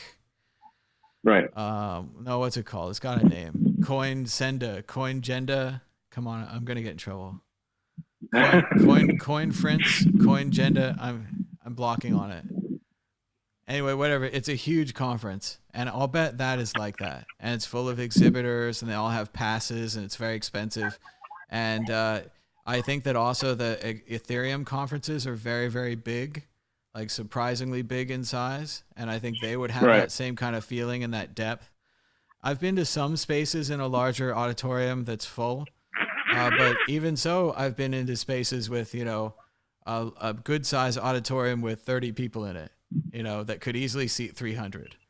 So it's still not that popular yet. Now, I do think Bitcoin is gosh, 61,082, which is just insane again. So maybe that changes it and we get a lot more butts in the seat. And that was what a lot of people would say when it was down. They're like, just, you know, hang in there and we'll get, you know, but, yeah, it was a good community. It was a good community feeling. Hopefully it'll be there again. But I don't know. Hey, Thomas, when I finish how do I get the Umbrel now that I've got the thing flashed with the Balena, and now I have data on the micro SD card, but then I do what with the Umbrel? Okay, so pretty much from there, you just put the micro SD card into the Raspberry Pi, and you attach the SSD that you want it to format or whatever. And from there, it just kind of runs itself. And I was able, it came up like it booted like a Linux box, like I could see it since I have an HDMI cable plugged into a micro HDMI adapter, so I can see it on my screen. But all it did on my screen after it loaded was it told me to go to umbrel.local on my local network, depending on, you did it. Okay. Yeah, depending on your network settings. And if you have some kind of network settings issue, you might want to type in the numbers, the IP address. Okay. And then it also gives you like a zillion characters, and you could use it from the outside as an onion. And I'm going to learn more about that later. But yeah, pretty much it just ran itself once I put the SD card in. So nice. Thank you. Appreciate it. So let me know what happens next if you get to the synchronizing screen. All right. We'll see. I put it in. Hey, Thomas, any chance we can get a synchronization update from you? I'm at 11.54%, but again, I think that's kind of deceptive because the earlier blocks didn't have a lot of transactions in them, so they're not very big, so they load a lot faster.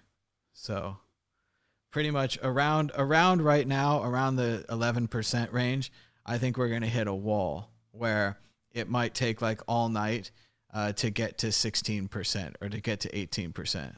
So we're going to go slow from here on.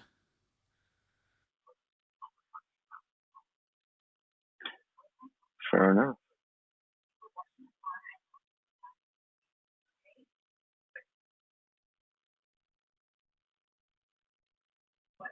I just noticed Dan on the moon is in the room here on Twitter. He's usually got some fascinating input. We're trying to trick him to get up here on the stage. We're only looking for co-hosts named Dan. I put out a call for co-hosts, and I got Dan in New York City and Dan in Grand Rapids.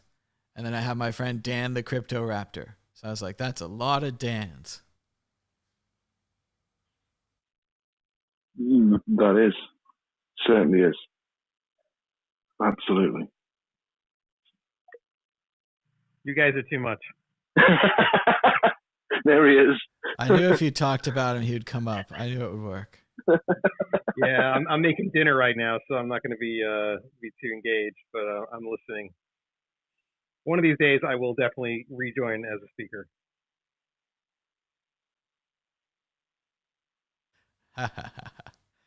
Love you. Hey, all. listen, I was cooking earlier and I was able to speak. Yeah, That's well, no my wife excuse. actually fond of that. All right, okay, fair enough. I get that. Anyway, with regard to myself, again, I want to just take a moment and say thank you very much for affording me the opportunity to come on here and have a chat about some of the greatest monetary technology the planet Earth has ever seen in its life. Thomas, thank you very much. I'm going to bid you adieu, say goodnight, as it is nearing 11 p.m. here in the UK. And I've got 2 children under the age of 10 that are going to be waking up at ridiculous o'clock in the morning. And I need to be what they call bright-eyed and bushy-tailed to be able to deal with that with Mother's Day in the UK tomorrow morning as well. So thank you very much again. I shall look forward to hearing the first part of this stream that I didn't get a chance to hear initially once it's all uploaded. And bottoms up, I'm going to neck the rest of this whiskey and Coke and head to my bed. All right. Thanks so much for hanging out. It's good times, man. Take care. Bye-bye. All right. Anyone in the audience, if you'd like to join us, you can log on to Twitter Spaces. If you get the latest version of the Twitter app on your Android or Apple phone, you can join Twitter Spaces at the top of the screen. There's a little purple box. It'll say Mad Bitcoins, or you can follow Mad Bitcoins. There'll be like links to it and stuff, and it'll be there. Anyone in Twitter Spaces want to talk right now? RC, what's the update on the node? How's it going? It's going good. I think I'm pretty close to done here, but I got to get another.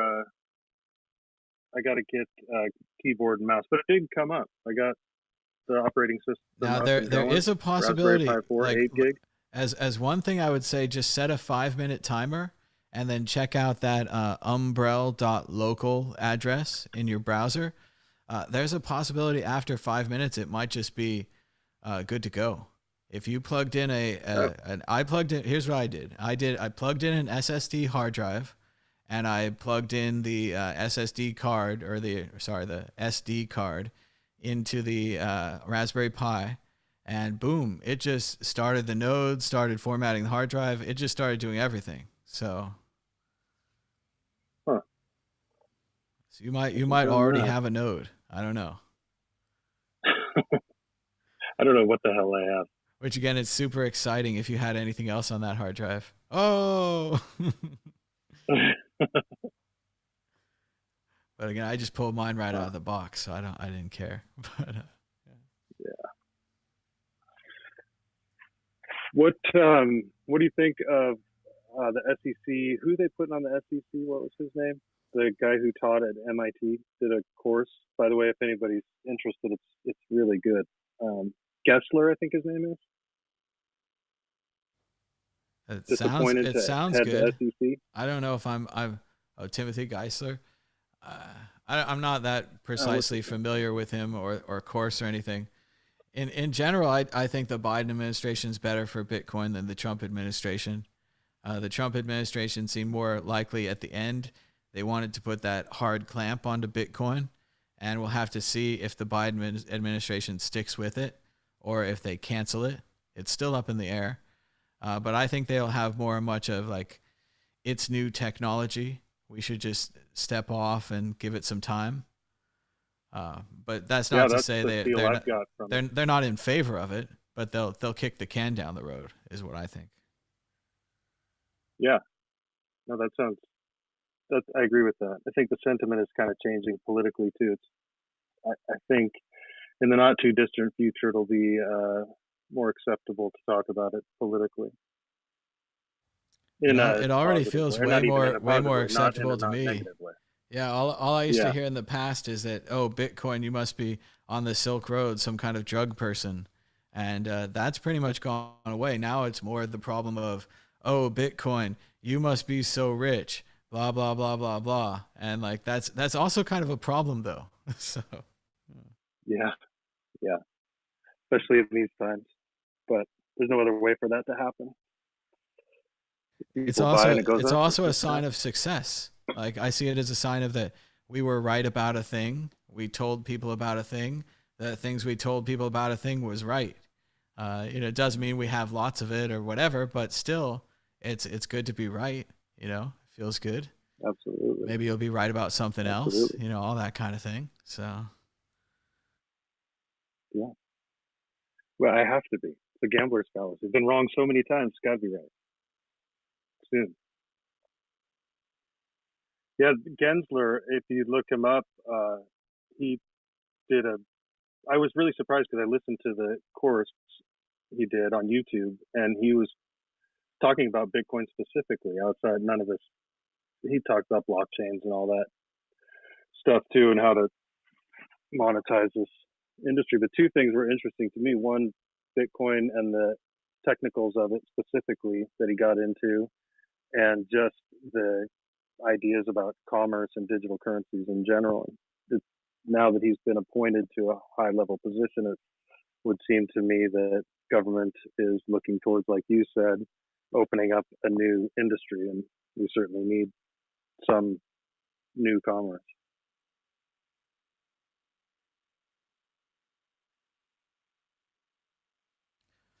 It's an exciting time, but who knows? NFTs just could blow all of that. If people start losing hundreds of millions of dollars on NFTs and blame it on Bitcoin and Bitcoin supporters, maybe it'll roll the whole thing back if we're lucky, right? That thing blows my mind. I get the digital trading cards. It's just like we all grew up with something, baseball cards, or do you remember Garbage Pail Kids? That was a West Coast thing. Way, way back in the 80s. Oh, yeah, we had Garbage Pail Kids. Yeah, there's no reason that won't be recreated on the internet. I don't know if this is the wave, but it's an interesting idea. But these millions and millions and millions of dollars for it, I agree. That could go badly as far as optics go. Well, and it's just so obvious that somewhere somebody is in on it. And you don't know what the angle is, but everybody looks at it and they're like, yeah, collectibles are cool and it makes sense collectibles would be valuable, but what's happening right now doesn't make sense. And eventually, we'll figure it out and the bottom will drop and we'll see what really makes sense. And I'm sure collectibles will be there. Like, I'm not against collectibles, but this whole crazy mania. And again, if you can get in on the mania and you can make some NFTs and sell them, go ahead. But it also might burn your audience, though. It might be if you're out there selling them to your audience and your audience is like putting their life savings in the NFTs and your audience loses all their money. I'd feel bad. But I guess other people would feel like going to the beach. So, Yeah, 69 million was it for that one? Wow. 69. And it's also like a famous American businessman who owned a house in Florida once, and the house was worth like $10 million, and he sold it for $30 million to someone else. And then that other person just turned around and sold it for $10 million. And sometimes that middle person ended up with the extra $20 million. Mm-hmm. So if that artwork there was really worth like $1 million, but I bought it off you for $69 million, and then you went around and sold it again for $1 million, you would get to keep the extra $68 million. Yeah. So that seems pretty good. Yeah, it'll be interesting. and if you sold it on a marketplace that I owned, and when you cashed out, you had to pay 10% back to me, that would be cool too. Yeah. There's a lot of ways for this thing to make a lot of people a lot of money. So it's really exciting. Absolutely. Like, it's like exciting like the ICOs were exciting. Mm-hmm. Like your neighbor has a lot of fireworks, They have a whole factory full of fireworks, and they have a kid that's over there running around with a sparkler, and he's just like running around lighting things on fire.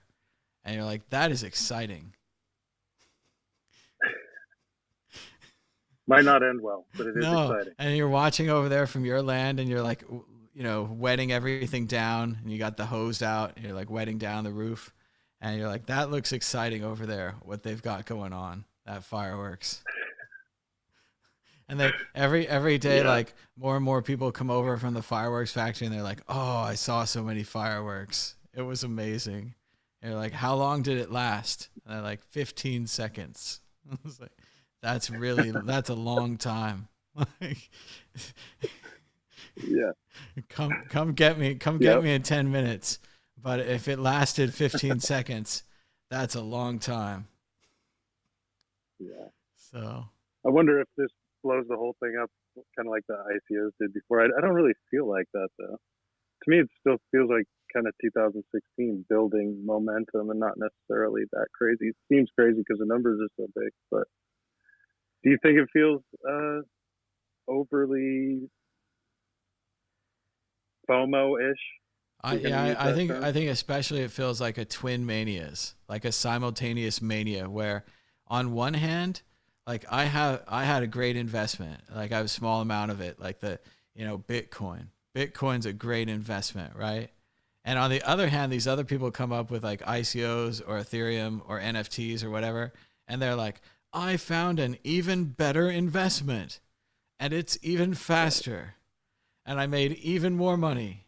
And you're just kind of sitting there looking at it, you're like, that seems a little crazy. Like that seems a little like, I don't know, like you want to get in on it, like you take $100 and you throw at it or whatever. You try to you're like, maybe I can figure that out, but you never can seem to figure it out. Other people figured it out, but not you. So yeah, I don't know about that whole part of it, but yeah, it does feel like the Bitcoin price is crazy. That lots of people are into it. The big businesses are into it. Everyone's telling you it'll never go down again. That's a big key indicator. That's definitely happened a lot recently. And mainly they're telling me it'll never go down again because of these institutional investors. So, we'll see. Maybe it just stretches it out a few more years and it goes down in a few years instead of sooner. Or maybe it never goes down again. I don't know. So it's fun. Yeah, it's hard to deal with sometimes, but after a while, kind of get used to it. Get used to those ups and downs. But I don't know. I have so many friends too that just keep wanting to trade everything. I've tried a couple rolls of the wheel on Bybit, but I've lost everything I've ever traded. That's hard. It's harder than people think, I believe. Especially this easy leverage. Yeah, I've never tried the leverage casino thing, but even with the trading, it's very easy to turn something into nothing. And then with Bitcoin price just going up so much on its own, again, the unattractive, the not sexy, the not exciting investment is to dollar cost average something reasonable for your salary, like $100 a month or whatever is reasonable, and to never look at it, to look at it once every 5 years and to not think about it and don't go all crazy and don't watch the price every day. That's the way to do it. I don't think anyone's capable of that, but that's the ideal. So you want to be as close to that as you can. Yeah, that's worked by far the best for me. I just set up auto buys and don't think about it. Drive yourself crazy. I did too for a while, but you just can't do it. We don't know where it's going to go from here. Hopefully way, way up, but you can't predict it anyway. I think it's better time is better spent trying to understand it, like what it is that you're buying. And then that seems incredibly hard. It's been a while and I like to read up, and I don't have obviously the technical background, but it's interesting how long a history. I think a lot of people don't really know how long computer scientists have been trying to solve that problem. Didn't just happen in 2009. Oh yeah, and there were a lot of systems and companies and things that provided digital currencies and things like this before. So people didn't know that Bitcoin was the one, right? There were many other ones that came along and blew up as well. So it was tough to tell until even now people would say Bitcoin's not the one and they challenge it and that kind of thing. But it seems pretty strong now. Yeah, it's a fascinating history. If it keeps going like this, it'll be interesting to look back on. So I don't think anything's ever grown organically that big. I mean, it's bizarre when you think about it. It's just launched and no one took credit. No one's. It's fascinating. So any luck on your Bitcoin node? Has it loaded? No, I got to give up on that. In fact, I got to check out. It was really fun talking to you. I believe I have it. It's running up here, but I don't have a way to hook up the keyboard and the mouse without tearing a bunch of stuff apart. You can also try just loading umbrel.local on a web browser on your local network. Okay. Well, I have Umbrel loaded onto this older Mac. Do I just run it here, or no? I don't know what to do with that part. This would load a. It's running a web server on your local network on that Raspberry Pi, so this would load that if it was successful. Okay. All right, well, somebody else talk about something then, and I'll give that a shot, but it's too much pressure. Oh, I think we're about running out, but hit me up on Twitter if you get the node running. Take a picture of it and show us some success out there, because I think you can do it. So, but thanks hanging out. I'll do that. Man. Get off the chat and concentrate, and I will post it on there. I really do appreciate it. Thank you. Everybody have a good night. And I think we're going to head towards the end of this show. It's been great hanging out with everybody on Twitter Spaces. I built a Bitcoin node today. It wasn't that hard. I got to play with a Raspberry Pi. I'd never done that before. So it was super fun. You can order your own parts on Amazon for around $200 to get basically a 1 terabyte SSD hard drive, a box that converts the SSD into USB, a Raspberry Pi. I got the one with 8 gigabytes of RAM. And then you also need a small, very small micro SD card with at least 16 or 32 gigabytes. And you might need a micro HDMI converter if you want to see what's going on your Raspberry Pi, a USB keyboard and a USB mouse. But pretty much for all those things, you can build a Bitcoin node. Then you just get Umbrel at getumbrel.com. So it's pretty cool. It was fun to hang out with everybody. And until next time, bye-bye.